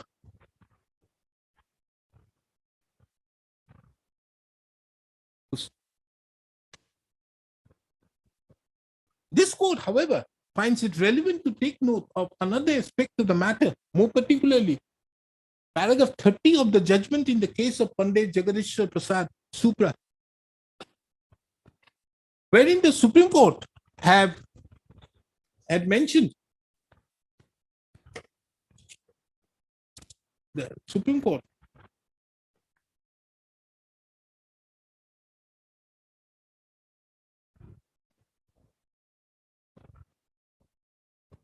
held that the pension as well as the pensionary benefits of the petitioner therein, of the respondent therein, has to be taken into account on the basis of the correct date of birth. Paragraph 30 of the said judgment being relevant is extracted herein below.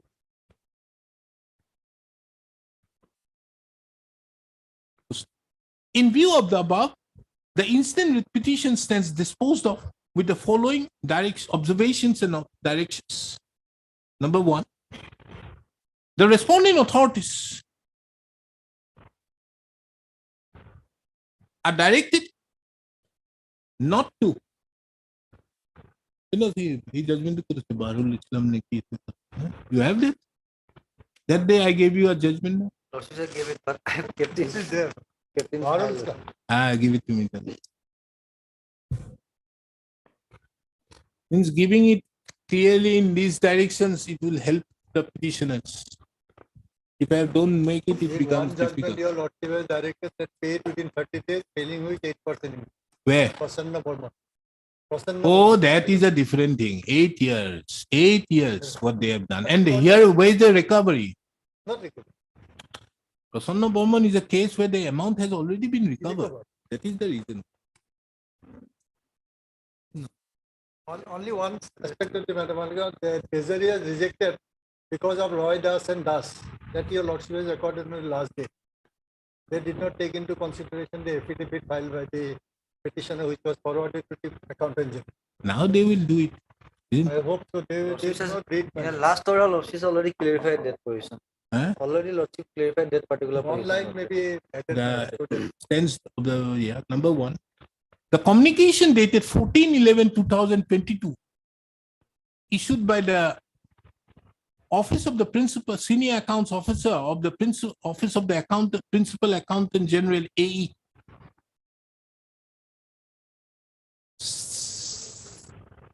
stands set aside, is set aside and quashed to the extent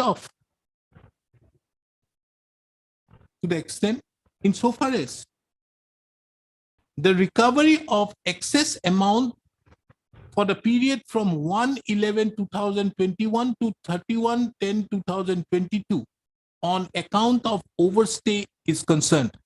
The second part remains. There are two aspects. So the second part remains. Next. The respondent authorities are directed not to recover any amount. They're directed not to make any recovery from the petitioner in any mode, including from the retirement dues of the petitioner, on account of overdrawal, on account of excess payment, due to overstay for the period from 1/11/2021 to 31/10/2020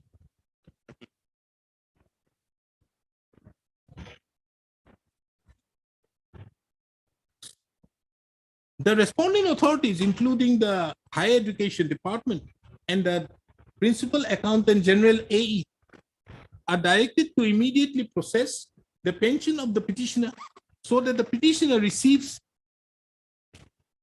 her area pension as well as other pensionary benefits at the earliest. Instead of Higher Education Department, Lordship may indicate directly principal because nowadays principal has to Okay. provide.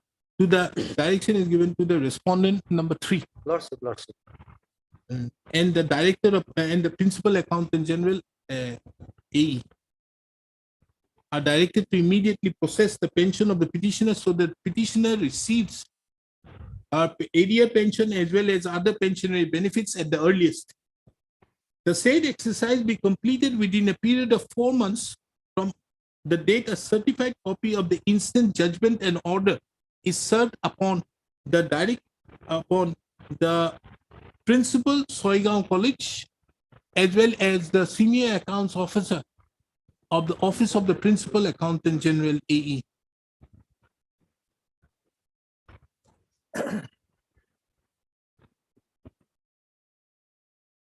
This code further directs the treasury officer Amingaon to do the needful so that the petitioner receives her area pension, regular pension, and other pensionary benefits to which the petitioner is otherwise entitled under law. Next. Before parting with the record, this court deems it relevant to clarify that an additional affidavit has been filed by the petitioner, wherein it has been mentioned that the petitioner,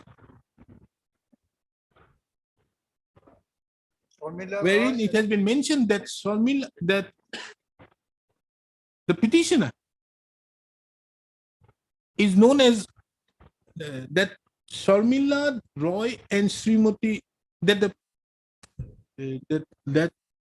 Sharmila Roy and Sharmila Roy Das is one and the same person. On the basis thereof, the respondent authority shall take due note of and do the needful. My lord may also indicate that pension should be counted in the actual date of retirement. That part Lordship will indicate. My lord, I have already mentioned out there. in the direction part, it was not Okay. mentioned, Lordship. This তাৰ ওপৰত এটা দি দিব হা এইটো আগত before parting আগত the pension of the petitioner has to be computed by taking into account the petitioner's actual date of birth, that is 4 410 to 1961, which is as per the admit card. Provisional pension and gratuity which they have sanctioned, my lord, this may be paid. Provisional pension already. I have said everything. You are going to get everything within 4 months. We'll have to file contract. In all cases, my lord, we are required to file contract. Don't worry.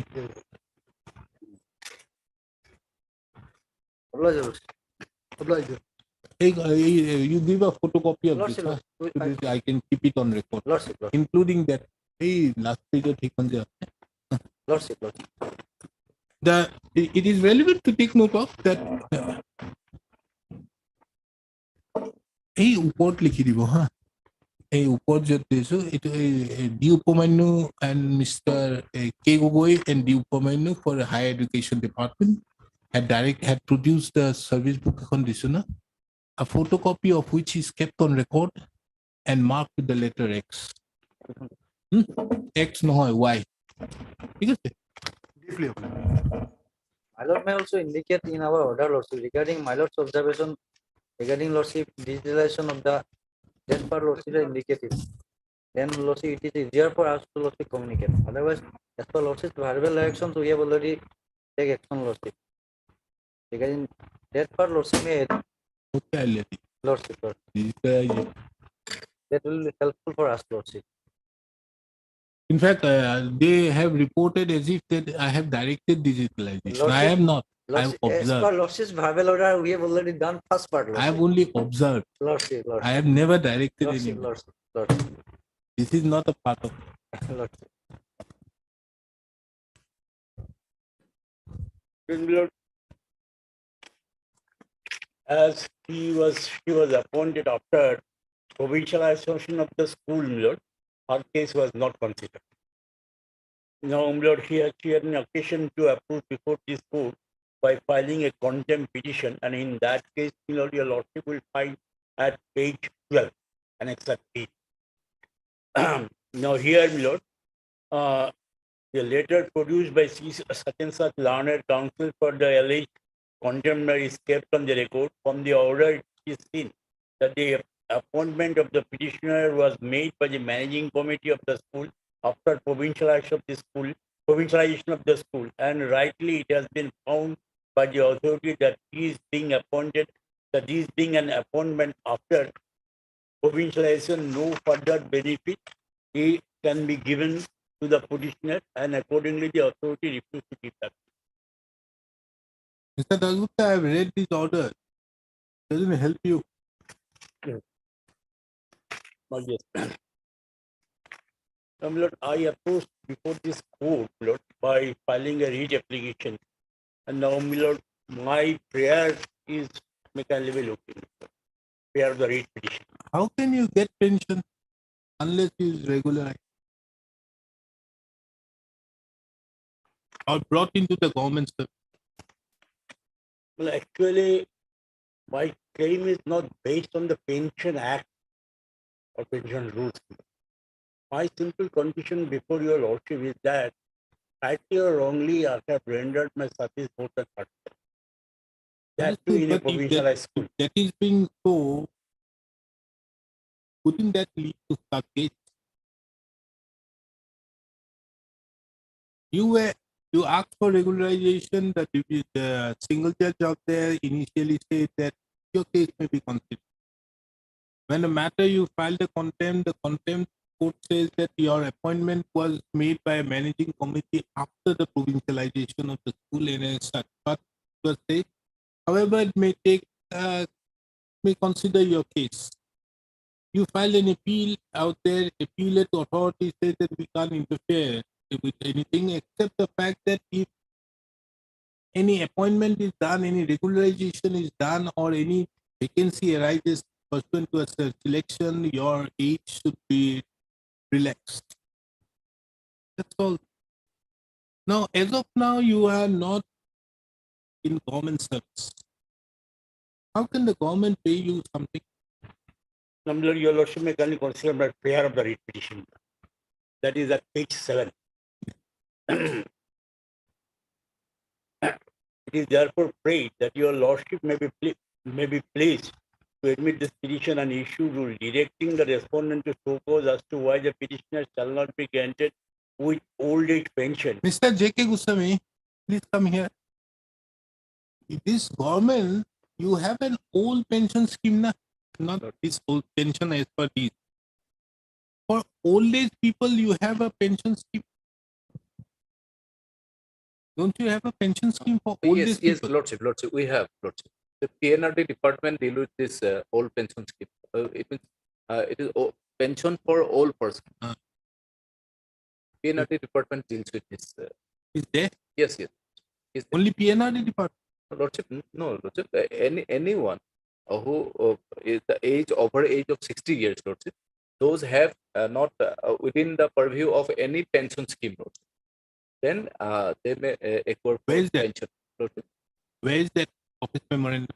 Lordship. You kindly get. Yeah, Lordship. Then I can help you somewhere. Lordship. That is the only way, but not as per these rules. But if there is I remember faintly that there is for old people, there is a pension, some pension is given, 1,000, 2,000, something is given. But if that can be helped out by bringing on record. Lordship, we have 2-3 such type of scheme. Those have no, those have a poor person not having any, within the purview of any pension scheme, Lordship. They have the Kusal Kaur Vidya pension scheme. That is one. And another one is the Arunodaya.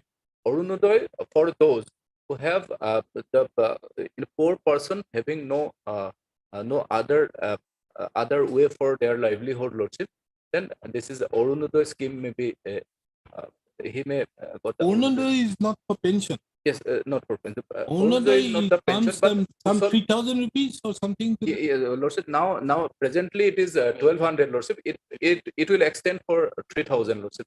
It is Arunodaya. What about the other one? Yes, Kusal for Vidya pension, Lordship. Presently I have not the scheme is not with me, Lordship. I will collect, Lordship. But at the same time, Lordship, we have the Vidya pension is there, Lordship. Kusal for Vidya. Bring on. Yes, I think that is the only way out. Mr. A.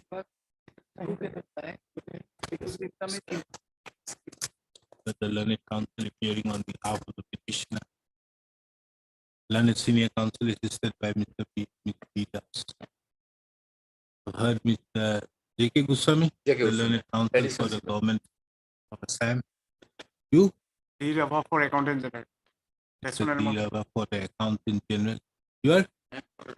Mr. S.R. Burwa appearing on behalf of the Director of Pension. No, PNPC department. What is that? Pension and public department. And you?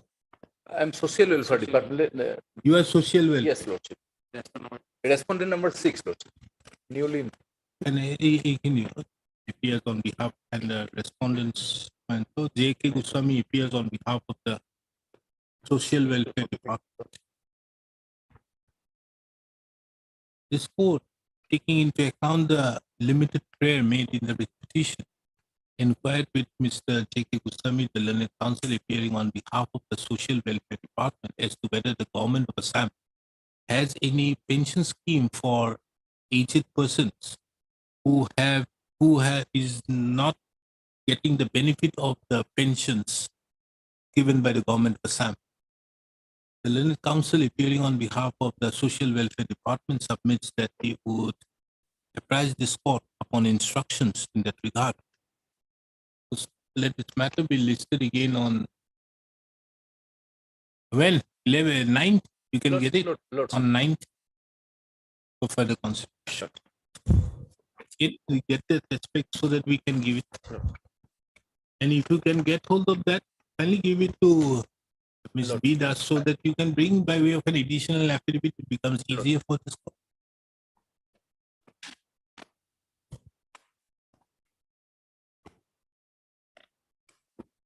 Item number 23 to 33.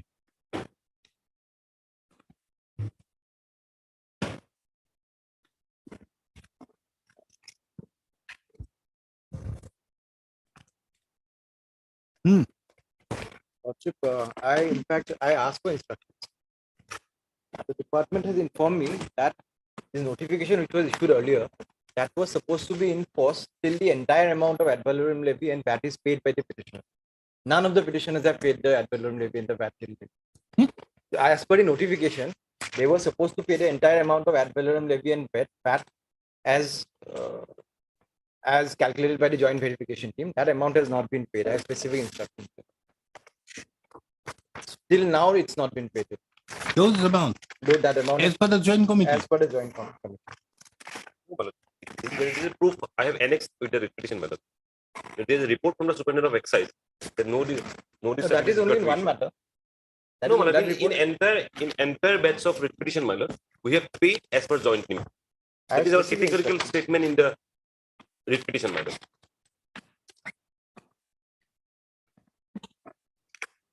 In all other matter, I can show it from the document matter.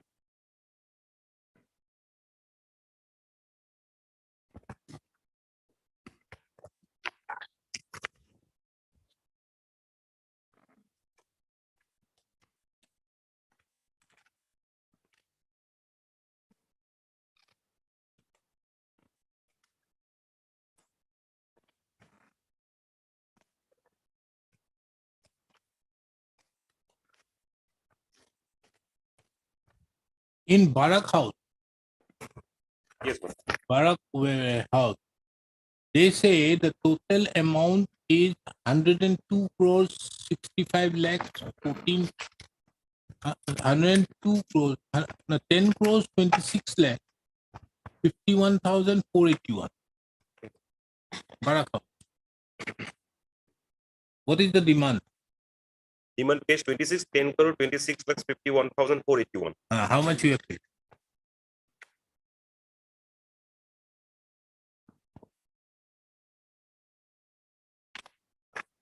There is a statement, my lord, page 27. Hmm. 3 crore 1 lakh 61,738. You have paid only 3 crores 53 lakhs. That is the my lord, amount for consumable stock, my lord. I don't know, but that is the levy has not been paid. You have not challenged that levy. Have you challenged the levy?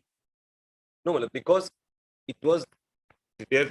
See, the levy was made at 10 crores 26 lakhs 51,481. Yes. And the tax was 6 crores 28 lakhs 89,206. Yes, my lord. Out of that, you have paid only 3 crores 53 lakhs 61,734. Yes, my lord. And 1 crore 79 lakhs 18,625. Yes. This you have paid. Yes, ma'am. What about the remaining? Remaining for non-consumable stock, my lord. This is discernible from the. Where is it? Show me a document There to is show. No. Show me a document that the remaining is non-consumer. That document I can show, my lord, because today, right now I don't have, my lord. But this is the, if I produce the report of the joint committee, my lord, in that report, that amount is there, my lord. There is a difference of amount, my lord, for consumable and non-consumable. In the joint committee report, that is there, my lord. Show me. I'll produce the report, my You lord. were asked to pay 10 crores. Yes, my lord. We are concerned with which matter. This is Barak Barak warehouse. Barak warehouse. Now let me see your demand which was made. You are saying that you are paid. Page demand is at page 26, my lord. Paid 26. 26. Yes, 10 crores. 10 crores. 10 crores to and so the following whole warehouse in Kachar is hereby directed to deposit the amount of so and so involved in the transitional value of so and so, now less so and so as shown as per the joint venture submitted by the joint team. Intimation on deposit may be sent to the undersigned immediately after the deposit. So this is 10 crores. Yes. Total 16 crores you have to pay. Yes, my lord. Now how much you have paid? Statement of ad valorem and so and so VAT deposited as per so and so. So you have deposited this one, this is VAT valorem and VAT. Yes, my lord. So VAT you have only given, here is 3 crores. They say 3 crores 53 lakhs you have paid. But here it is mentioned 3 crores 3 crore 1 lakh. 1 lakh Okay. 61,730. Yes, and then the remaining, Because, where is the amount that, are you saying that the remaining amount of 7 crores is useless? Yes, my lord. Unless there is a finding to that effect by an authority. Yes, there is a report from the joint committee where it has been mentioned that this portion for this amount is for consumable stock and this amount for is non-consumable stock. How is it possible? Tell me, because of the fact that wouldn't that be subject to the chemical analysis? Yes, my lord. Now, chemical analysis has given the report subsequently. Yes, my lord. That if this report has been given subsequently, how can the joint verification team? Because there are some damaged stock also, my lord. Stock are like this. Are you saying the damaged stock is 7 crores? Not a matter of this joke. warehouse, my lord, 7 kindly crores of appreciate one, liquor. my lord, kindly appreciate one thing. This And warehouse, these liquor, I don't think these liquors are of a very high value, these specs. Lordship, this other warehouse is than running beer, since other than beer, alcohol does not have an expiry date. So unless they want to say that 7 crores No. worth of liquor bottles have been broken No. or it's been damaged, there is no question of the this liquor. warehouse is running since 1994, my lord. And since 1994, there is no destruction order, my lord. That aspect has to appreciate. No, understood. But how do you have the expiry date on? But there are whiskey? lots of damaged stocks, my lord. Understood. Means how In is fact- it possible? in fact- Damage. That means the damage. How is it possible of a bottle? Tell me. Let me also know. Because while we were keeping the stock, my lord, some stock which are not marketable stock, they are in there. How is it not marketable? Because always liquor is always depends upon the taste of the consumer, my lord. Very well. Then Since there are some stock, my lord, some brand which is not marketable, my lord. how?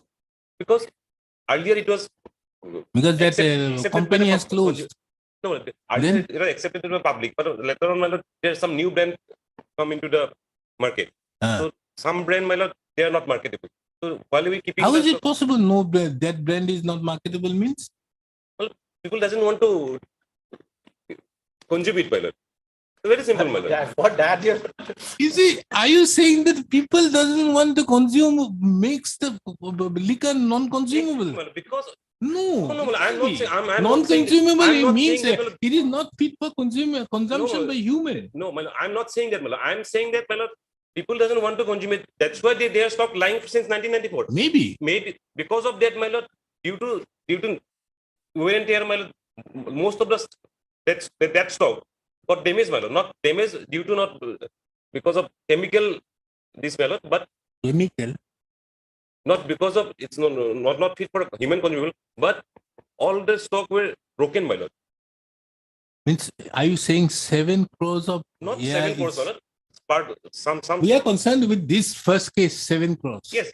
Then- For that, my lord, I can produce the report from the joint committee where it has been mentioned that this amount is for non-consumable stock, which are some of which. Then why, if that is so, Yes. why this order was passed on 23rd of September 2016? You have not challenged. There's a demand. There's a demand for that. Yes. Then you have not challenged this demand. Because here, while they're issuing the 29th order, my lord, there they have mentioned that those stocks which are not consumable, that will be dealt as per the procedure. And as per the procedure, after chemical examination. No. You see what is being mentioned. Let us see this order Yes, here. You see, kindly come here. Number 6. Six, my lord. In presence of unfit or dead stock found in the erstwhile bonded warehouse, now wholesale warehouse licenses, the same shall be dealt with as per the procedure, established procedure, on specific report from the head of the joint team to the excise commissioner and the commissioner on case-to-case basis within this 3 months period. Now tell me, in spite of this, why there is a demand made on 23rd of September? While they have made the demand, my lord, they have concluded all the stocks, all the levy they have mentioned in the demand order. But in the report, they have specifically mentioned that this amount is for consumable and this amount is for non-consumable. I can produce the report, my lord. No. As of now, whether it is consumable or not consumable, has it attained finality? Yes, that has been chemically examined.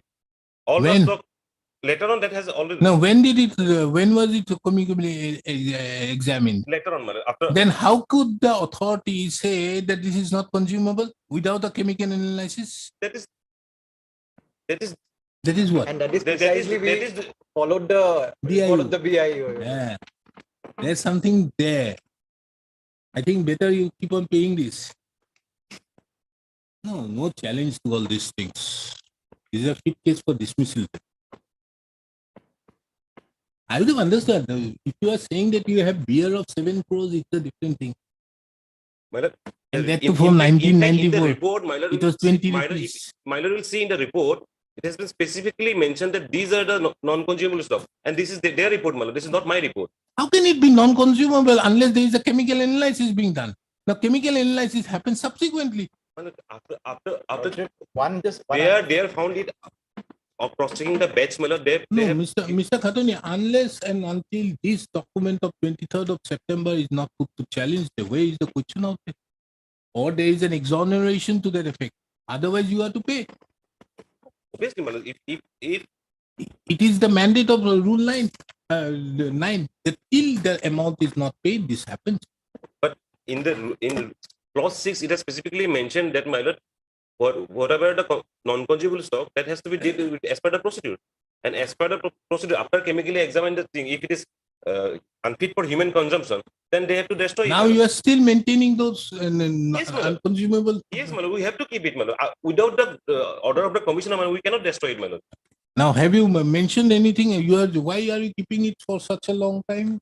We have to, my lord, because it is. Because Have you been approaching the authorities for Yes, destruction? Yes. What happened? When did you last approach? Last, I think in 2021, 2022, also, my lord. In fact, I have a specific prayer in the. Let us see when you have approached. Only In one this- notification. In this writ petition, my lord, that document I have not annexed, but Then- I can produce with my lord. No, unless if you take your basis, entire basis of your case on the basis thereof, then where is the quiz? My lord, kindly see my prayer at page 20, my lord. Page Page 20. 20 is for what? My prayer, my lord. Prayer, yes. Should not be issued to set aside, quash the impugned demand for the payment of establishment hitherto not done, and mandaba should not be directing to forfeit, cancel, or forbear from giving effect to the impugned demand. See, my lord. Shall not be for payment of the establishment. Mandaba should not be issued to the area particularly to pass necessary for destruction of unsuitable dead and expired equipment.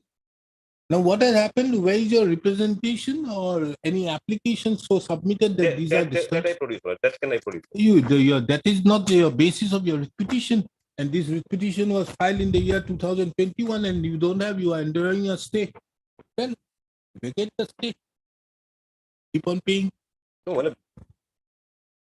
Their entire claim is based on my lord joint team report, my lord. And Absolutely, as per the joint team report, my Mr. lord, what- Khatonia, kindly appreciate a very important vital document.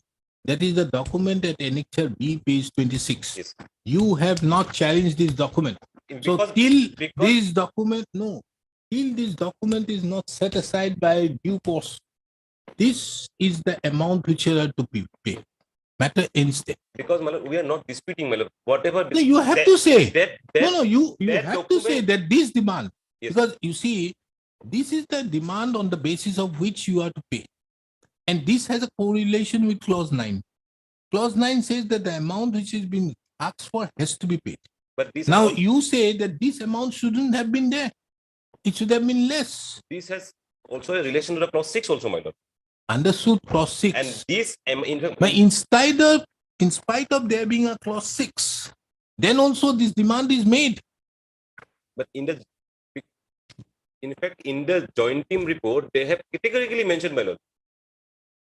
Consumable and non-consumable, they have categorically mentioned. And How can they come categorically mention unless there is a chemical analysis? Well, they have identified that this portion are dead stock. How? After No, how there is a dead stock of whiskey? Tell me. they have identified it as a dead stock, How? and How? we are required to No, they have Mr. identified. Katania, kindly apprise this court. This court also once would they like have- to understand. once they have Because the identified- basic case is here. There is an office. There is an order by which you have to pay this 10 crore, 16 crore money, of which you have all till now paid around 5 crores. So under such circumstances, the amount is not paid. So an establishment charge has to be paid. Because the manner in which the amount has to be paid is only categorically mentioned that till the amount is not paid, nothing. Now show me, there's a clearance certificate you said, now where is it? In this case, my lord, there is no clearance certificate. my lord. Then, In the other case, my lord, there is a clearance certificate. They have sought for a clearance certificate, my lord. then why this clearance certificate has not been given? In this case, there is no clearance certificate, my lord. Then? But in the other cases, there is a Here also, report from there's the- an affidavit filed. Kindly see. Here, kindly see the affidavit filed on 13th of June 2022. Page 43, paragraph 6. Yes. The deponent states on re-verification and as per the report submitted by the subcommittee are revised notices were issued. Rupees 10 crores so and so consumable plus 3 crores so and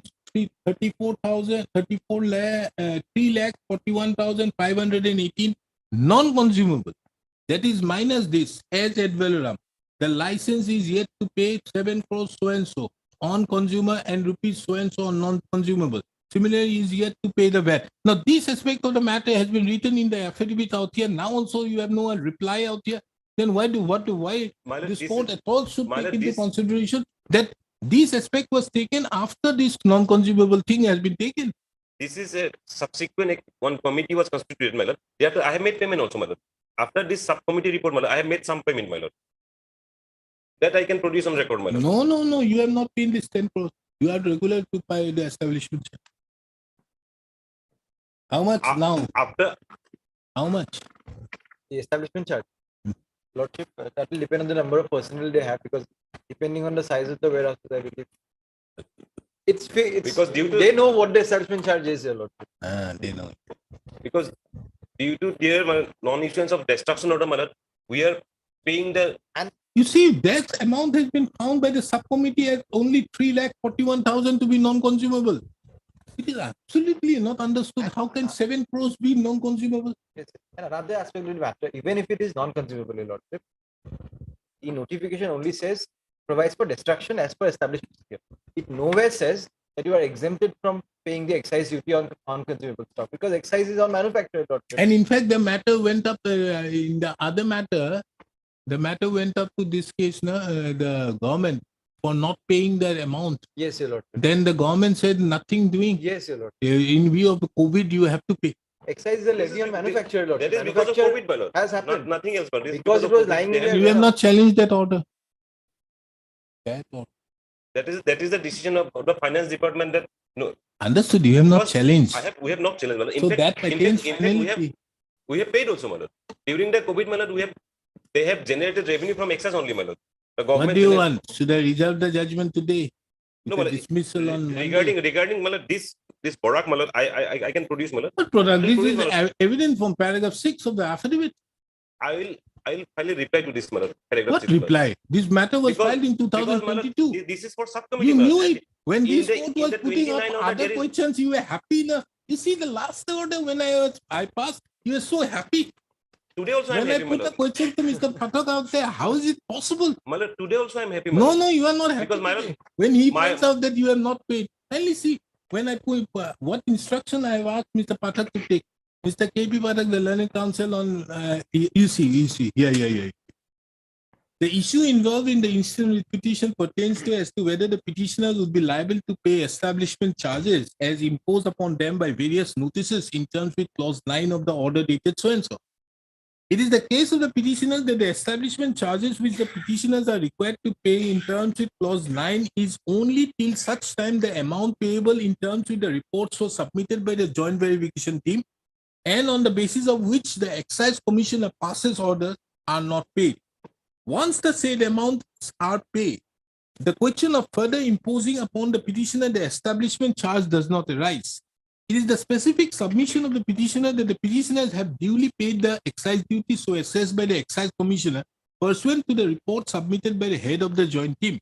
However, as regards the unfit or dead stock, it is the case of the petitioner that the question of payment of any excise duty on the same does not arise in view of clause 6 of the order dated so and so, inasmuch as it has already been certified by the concerned authority that such stocks are not fit for human consumption.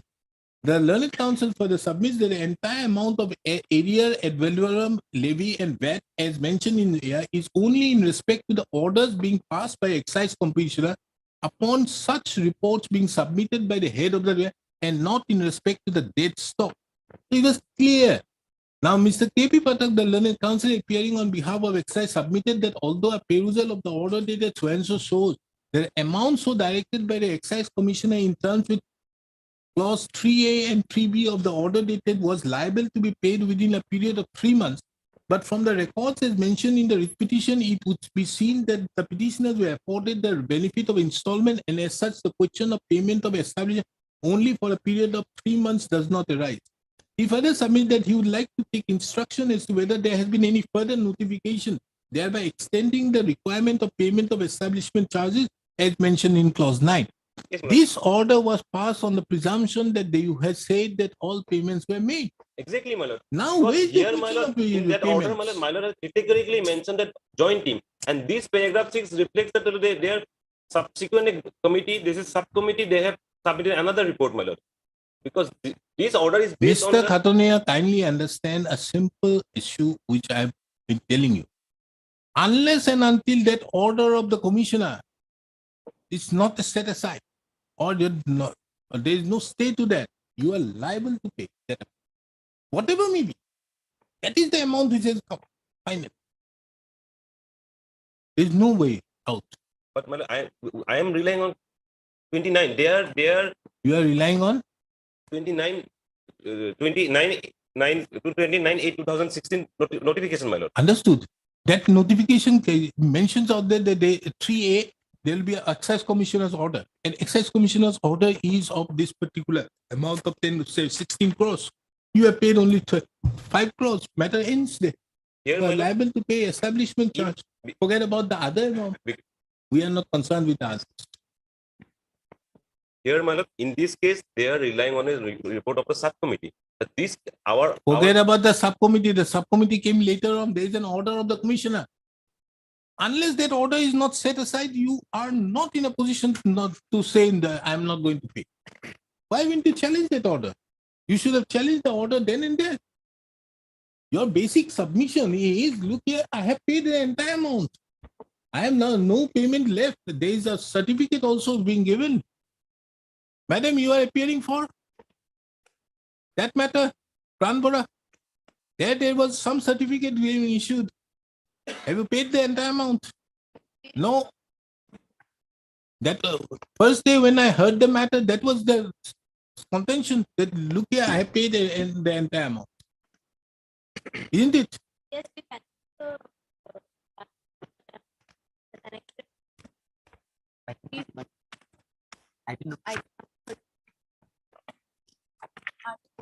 What is the name of your warehouse? Huh?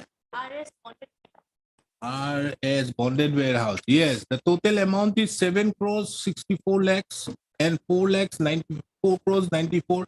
We have only paid 5 crores. Then there are 1, 2, 3, 4, 5, 6, 7, 8, 9, 10, 11. Very good. You have not paid 11. Government will get some money for with this money they can pay the pension. in item number 25, my lord, I have annexed that document, my lord, where my lord, Superintendent of Excise sought for my lord, no due certificate. Instruction from the Commissioner of Excise, my lord. Then item number? Item number 25, my lord. What is the name? Hillview. Hillview. Yes, 2 crores 41 lakhs. You have paid 2 crore 31 lakhs. And 1 crore 59 lakhs. You have paid 1 crore 53 lakhs. Yes, my lord.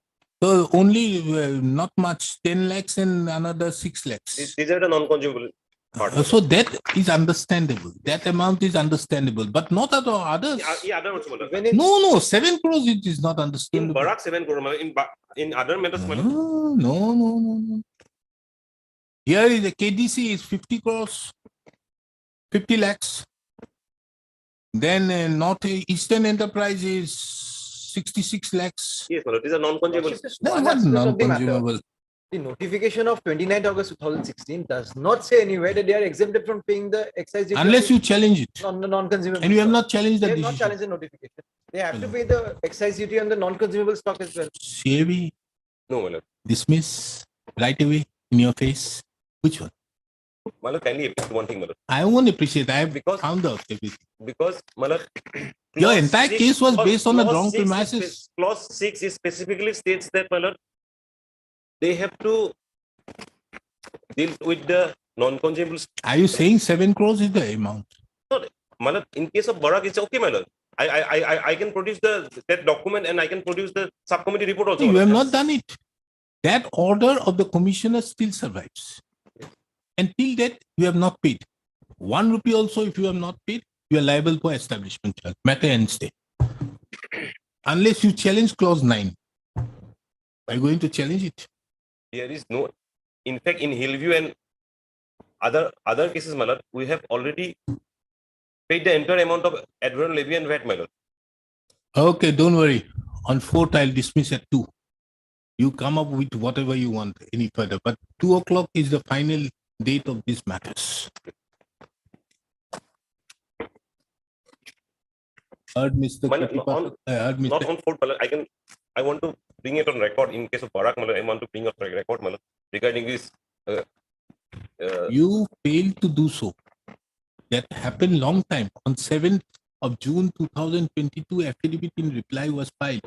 There it was categorically mentioned that you have not paid around, you have paid only 5 crores out of 16 crores. And whatever amount subsequently I have paid, my lord, that I want to bring it on record. Bring it on record by Wednesday, Friday, Yes, my lord. Thursday. Okay. Heard Mr. N.J. Khatuni, the learned counsel appearing on behalf of the petitioner, and so appearing on behalf of so and so appearing on behalf of the petitioner. Mr. K.P. Pathak appears on behalf of the excise department. The learned counsel for the excise department submits that in the how many matters? 1, 2, 3, 4, 5, 6, 7, 8, 9, 10, 11. In the 11 petitions, in the present batch of 11 petitions, the petitioners herein, even in terms with the joint verification report, and on the basis of which the excise commissioner have passed orders for demand of ad valorem levy as well as VAT, the petitioners have not paid the entire amount, and as such, in view of clause 9 of the office order dated 29/8/2016, the petitioners are liable to pay the establishment charge. The learned counsel further has drawn the attention of the affidavit so filed in WPC number, what is this number? It has gone because 4575/2021, wherein in paragraph number 6 of the said affidavit, it has been categorically mentioned that the petitioner have not paid in terms with the order of the excise commission. The learned counsel appearing on behalf of the petitioner submit that they would obtain instruction in that regard, and if necessary, file any affidavit bringing on record their stand as to non-payment of the order, non-payment in terms with the orders passed by the excise commissioner. List the matter again on 9th of May 2023. On that date, 2 p.m. What? Copy of the instruction submit, because here, yes, my learned friend has mentioned the amount paid.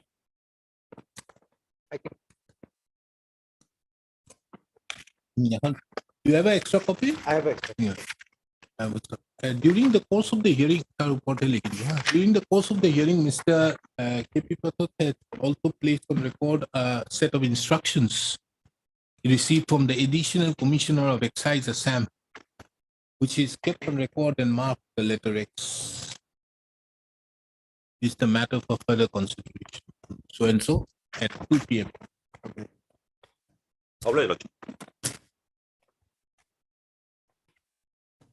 Yes, Mr. Das, your matter. Suspension. Number 39. My lord, before my senior begins, may I just make one submission? After my lord's orders on the last occasion, handing over back the key of the Almiras, my lord, we have processed the matter further, and a show cause notice was issued to the petitioner, my lord, on 28/3/2023. 28/3/2023, yes. Then she submitted a reply on 3/4/2023, madam. Thereafter, behooves and all, there was some disruption. The suspension order was extended along with that, madam, for 3 months. Now, the meeting for consideration, because this has to be considered by the governing body, is fixed on 4th. This reply will be placed before the governing body, and then, my lord, further decisions would be taken therein. As regards whether you are going whether, my lord, the reply is satisfactory, acceptable, should be dropped. All the options are open, madam, or whether they should go for a inquiry. This decision has not been arrived. It will be taken on. It will be sitting on 4th, madam. If my lord can have this matter on 8th, I can place that updated instructions. Because now I cannot, my lord, beforehand say that this will be accepted or dropped. Only my lord, one submission I'd like to make. The fact that the suspension has been extended and I have alleged malice. The matter, my lord, your lordship, the suspension matter or the disciplinary matter, it can be taken up because my matter on malice can be taken up because if I could show that legal malefites were there, the question, everything goes, because the entire genesis of placing me under suspension is the subject matter. So of course, since he has said that he wants a week, I leave it to your lordship. Because anyway, let's have it on 9th. Yes. Ninth will But have. if, Lordship, one prayer I'd like to make on the 9th, since your Lordship is, the list is always. So can we make a mention that your Lordship will take up at 2, so that we can be very specific? I fix those matters at 2. Those matters I'll delete and then I'll take your matter. Also, Mr. Petala will make a mention. Not necessary. I remember. Only show their face out there, I'll remember this matter. Because I remember this matter, I fix it today on Wednesday, on Thursday, I fix your other matter. Na? Yes. OBC matter. OBC Then your Lordship will also specify the submission that they will also place the decision. Yes, yes, I'll record it. Right. Heard Mr. Dikita's learned counsel appearing on behalf of the petitioner. Mr. U.K. Nair, the learned senior counsel, assisted by no one. And knew me, my lord. There was and knew me, well, she was here. And knew me. Assisted by so and so. And knew me. NEWME. Appears on behalf of the respondent number 3. Mr. D. Upamanyu appears on behalf of the Higher Education Department. And Ms. S. Sharma appears on behalf of the respondent number 5. Mr. Yukenai, the learned senior counsel, has submitted that on 28/3/2023, the petitioner was issued a show cause notice. And in pursuance to that, the petitioner has submitted a reply. The reply of the petitioner is presently under consideration, which would be taken up for the reply of the petitioner would be taken up for consideration on 4th of May 2023 by the governing body. And as such, he submits that as the reply of the petitioner as to whether the petitioner should be continued ahead with the suspension, or as to whether the departmental proceedings are to be gone ahead, is presently under discussion. He submits that the matter be taken up again on 9th so that he can apprise this court of such development. Suspension is not there. But it's already there. And if it is dropped, everything will go. It submits that as the matter pertaining to the disciplinary proceedings to be initiated against the petitioner. But isn't that the notice, so-called notice is It's the part of the inquiry, whether an inquiry is required or these. You have till now not initiated departmental proceedings. Departmental proceeding initiated on the date the show cause is issued. That is what. Then how can you drop it? No, whether the inquiry is required or not. For that, my lord, the body. Mr. Yukenai, the learned senior counsel, submitted that on 28/3/2023, the respondent number 3 have issued the show cause notice to the petitioner, and the petitioner have also duly submitted the reply. The governing body of the respondent number 3 will be taking up the said reply of the petitioner to consider as to whether whether any inquiry is called for in the present facts, which would be taken up for consideration on 4th of May 2023. He therefore submits that let the matter be listed again on 9th, on which date he may be 9th of May 2023, on which date you may be able to apprise this court about any further developments in the matter. On the other hand, Mr. Dikita, the learned counsel appearing on behalf of the petitioner, submits that the issue involved herein is a case of malice in law as well as a malice in practice. And as such, the said aspect could be taken up for consideration because any decision being taken by the governing body. Be that as it may, he further submits that the matter can be taken up again on 9th, on which date the matter needs to be urgently disposed of, taking into account that the petitioner has been put under suspension. January of 2000. Since January. Since January 2023.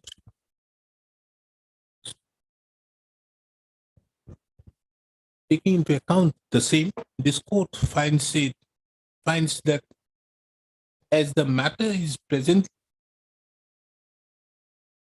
being considered by the governing body on 4 May 2023, it would be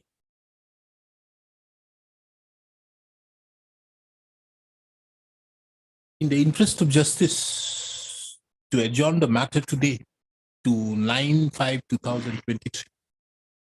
It is, however, made clear that if the matter is, if the decision so arrived at by the governing body of the respondent number 3 is not in favor of the petitioner, this court would take up the matter for final consideration on that day. Stop. The liberty is given to the petitioner to mention the matter for upgrading. Now, as both of you are counsels out here, let me ask you one thing. You see, both of you have gone to Ajay Chaudhary. Yes. And also the manual 2.18 of suspension, wherein it says 3 months. What is the rationale behind this 3 months business? Ajay Chaudhary understood 167(2), 90 days. Yes. What is the rationale behind this 3 months in the manual? It would also be, my lord, the bail. No, it can't be bail. My lord, basically the rationale will be that whenever suspensions are done, the main purpose is to put the person out from so that he or she cannot manipulate the records and all. But it is seen that the government uses it as a arbitrarily continues the suspension to the point that basically the entire purpose gets, and in fact the Supreme Court in one of the judgments says that you pay him half the salary or 75% No. for The no Supreme work. Court need not say that because this is done under FR 53. Yes. But don't you think, just think about 3 months. the rationale behind it is that first 3 months you are giving him 50%. Yes. After 3 months you are giving 75%. Yes. On a person who is no pay, no work. That's the. I think that seems to be the rationale. Why this 3 months is being put out there? But in fact, there are judgments of the Supreme Court where the Supreme Court has also said that it is in the public interest that since no work is being taken from that officer, whatever might be, you speed up the departmental proceeding and complete it, and don't get bogged down with the suspension part, because in the 1994 case in the Supreme Court from Mohanty's case from Orissa, the Supreme Court talked about the suspension syndrome, that for drop of a hat you suspend it, and that becomes an arbitrary exercise. That was deprecated by the Supreme Court. So when you are making a review, the decision of the review should be based upon that you see, you are going to pay him 75%. Yes. Right.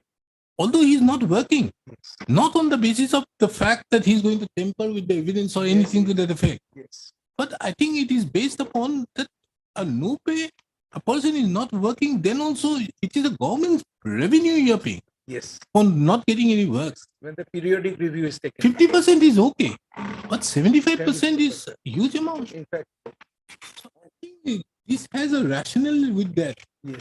Now you see another thing in Ajay Chaudhary, another aspect comes in. Like in paragraph 21, it says the currency of the suspension should not be 3 months if no memorandum is charged. It's okay till the 167 is brought in. Thereafter, if memorandum is charged is served, then there has to be a reasoned order. Yes. Now, this reason order has also to go back to that. Yes. 75%. Yes. Yes. Yes. Along with it will relate back to that. Or it can also be thought of.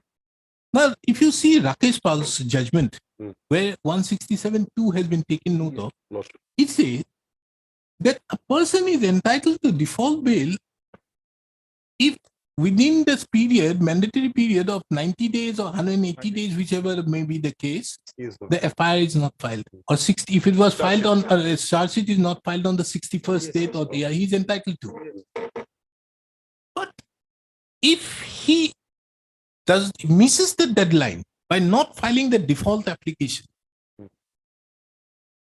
then in that regard, he has to be given, the charge sheet will be accepted, then he will be only entitled to regular bail.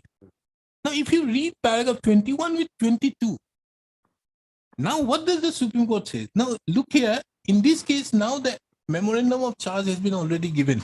And as such, he will be entitled to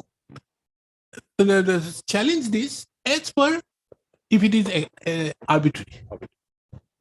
In that case, the person did not get any relief. He doesn't get because of the fact that he misses out the deadline. Because here he draws the analogy from 167.2.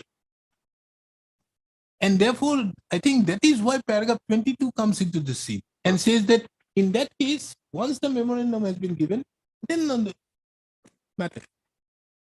Memorandum is given, you now will have other alternatives. Challenging. On malice in Lordship. I think that is how you can read it.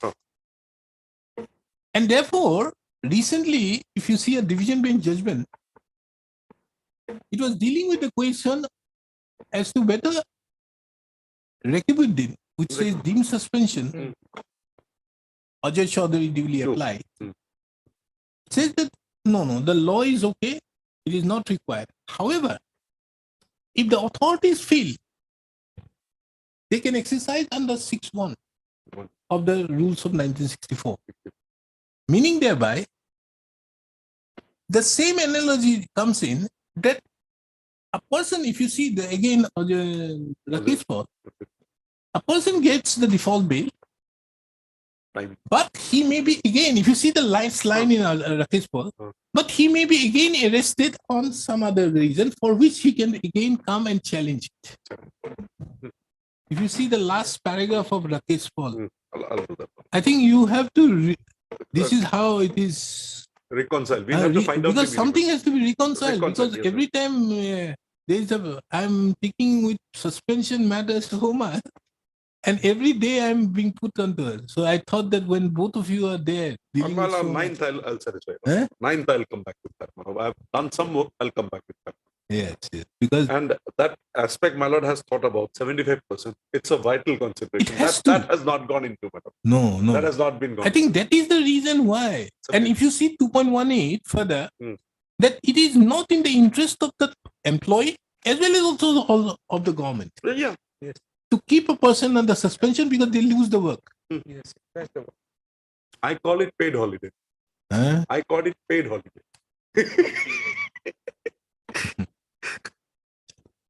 On that day, he will bring cases on this part, suspension. I'll bring case on legal malice. No, this is a very vital issue, my lord. This has to be first. I'll try to assist you. That day I was looking into one, you must have got through the judgment. What was the judgment? It was XXX versus, that was some contempt matter or something, which went to the Supreme Court. And the Supreme Court dealt with, I think it is the judgment of Justice Nageshwar Rao on legal malice. It's there, one. I've read it. That is the judgment on legal malice. Before he retired.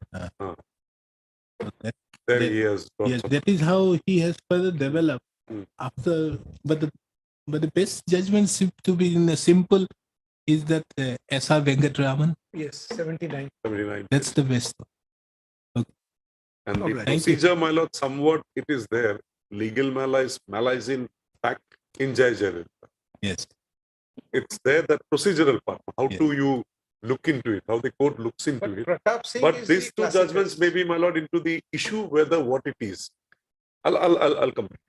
Now, in fact, there is a further development on legal malice by bringing in the proportionality. That has just come in, my lord. That is. Media It was one. always there, but now the Indian courts have applied it. My lord, it's a Media one. judgment by Justice Chandrachud. Media one. Media one, my lord. I My give lord, it why four. not give me that? We have gone through that. My lord. Four prongs. He has developed that concept with regard to proportionality. Is what the question of By telescoping the power, the rights under Article 14, by bringing in justiceness, fairness, reasonableness into by bringing in the Proportionality In concept. fact, It's a starting point now.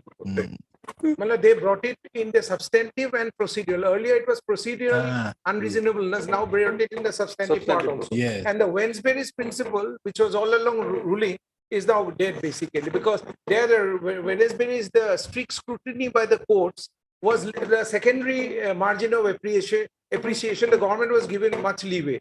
Now the government is not given leeway if it impacts the fundamental right. The proportionality doctrine comes in, the balancing part, the four-prong strategy.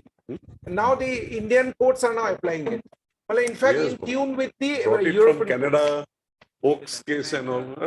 Reading. Then Oak's case is your case. And then there is another policeman's case, my lord, wherein, my lord, the proportionality concept with that he was dismissed from service. No, How? Blackburn's case. No, there's a difference. In that case, media one is different.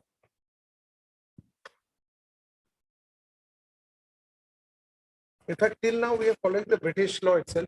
No. Though the American law is very progressive, the due process. But now the British law and the European communities law is being followed. Canada. In fact, Indian law is in tune with this. Proportionality was used by them since the 90s. And now the Indian courts have fully developed. Well, there are judgments of in the disciplinary proceeding matters, wherein, my lord, the other concepts were left out, and the question of proportionality was taken. One or two judgments I've taken, my lord, come across, wherein the issue, not the penalty only, the how the matter was taken up, therein the concept of proportionality was brought in. In fact, Interesting. in the But do you respect the proportionality concept has been further developed by only one or two judges in the Supreme Court only? Yes, the first is the Gunanathan's case and the Om Kumar's case. 2003 onwards it broke up. But I could find a judgment of the 60s, if I can get to the in the 60s, one or two judges had talked about it. Proportionality. But that time it was not developed because the Wednesbury's principle. But I think after media one now, my lord, it'll. Yeah, now. No, prior to that also, there is another judgment of Justice Chandrachud. But this was in 2019. There is also the concept of proportionality was brought in. But again, there is another three judges bench. In the Puttaswamy's case. Puttaswamy on Puttaswamy was there. Puttaswamy was there. But in the earlier judgment, there is another judgment he has brought in, but then it has been again watered down by another three judges. Yes. Over the week. But now I think, my lord, it's again. This again has been brought in by which natural justice they are bringing in the natural justice with proportionality. This is the concept, what I have understood. Because that seal cover procedure now, it's not. That is basically gone. In fact, they have found out a way also that where they engage lawyers who will be given the redacted copies and they will argue, but at least some sort of fairness is there. And the counsel who will be appointed, independent counsel, he will not talk with the petitioner. He will directly relate with the court to find out that and make sure that the petitioner's case, some sort of semblance of fairness is there. So these are new concepts which are coming up. In fact, now we lawyers will be using this media one. Mr. Nair will be using, I'll be using. So we hope that the judgment will all said and done. So at 2 o'clock, Lordship. After my lord is satisfied with the merits of the matter, I'll not place it before that. I'll place a judgment of the Supreme Court, wherein, my lord, whether the maintainable, this proceeding is maintainable or not, is being answered, my lord. There was some confusion. Now it's a case of 2022. My lord can just have it. But at the hearing stage, the question of maintainability doesn't It is come. 2022 SSC Online 1091. Nothing to hide here. Name name is St. Mary's Education Society and another. Regarding? Regarding, my lord, whether a private institution doing a public duty, whether a writ would be maintainable. There is a now it's a private institution. This is otherwise a private institution. You are a private institution. Yes, Your Lordship. We are not a government. We are not a government-supported institution. It's a purely private institution. Because of the hype of the matter, my lord, I refrain myself from this so that my lord can be satisfied with the issue Government that we have done gives us nothing wrong. fund, we have shown. But They here, didn't show that the government funding is not there. We have given documents. to no, show. no, government funding. It's a non. Once sometimes we receive some non-government lump sum activity. money. Non-government- Otherwise, we are self-financed institution. And herein it said, for conditions of service, my lord, between the employer and the employee, a writ will not apply. Although the duty of the employee might be, my lord, employee might be in that larger interest of a public duty. But still, it has been done. 16, para 69, my lord, the law has been made. And it has gone in through, it's a judgment of Justice Padriwa. No, I've read it. My lord, it's a Q. Aniruddha Bose and Justice Padriwa. It has gone through literally all the judgments which In were. fact, there's a judgment of our Guwahati High Court from JB Law College where they have entertained petitions on the ground that the Assam non-government college management rule applies for private colleges. Provided Dinesh this- Varman's case. Provided it is reported- See, pertaining to the biri manufacturers, that Biri, was the ah, issue. ah. That was one of the case where whether writ will lie or Lie not. or not. There it was said that if the conditions of service are by which a person is put into what you call that, hazardous or whatever, then a writ will lie. But in intersay between a person having a, just for example, a biri manufacturer, their service payment or something, if it doesn't come within the minimum wages, then obviously it won't. Mano, it's like this, a Contract cooperative of society. precedents. Society is under that, the society, Assam Cooperative Societies Act and rules. If anything pertains to touches upon that, then my lord, a writ is on. But for a cooperative society and the employee therein, my lord, something happens, then a writ may not lie. Intersay between them, a writ may not lie. Provided it's not something which is coming from that statutory. If there is something in the statute saying You that have do you have the society? You are a society. we are a trust, yes, it's a research society. Society. So you must be having your articles and Yes. Now, who is the appellate authority as per your articles? Appellate authority, the final is the governing body, madam. Final authority is the governing body, madam. Thereafter, we don't have anything. No, there is no appeal. The government has no I'll have to business out just there. check up that. I don't think so, madam. There is an appellate authority provided.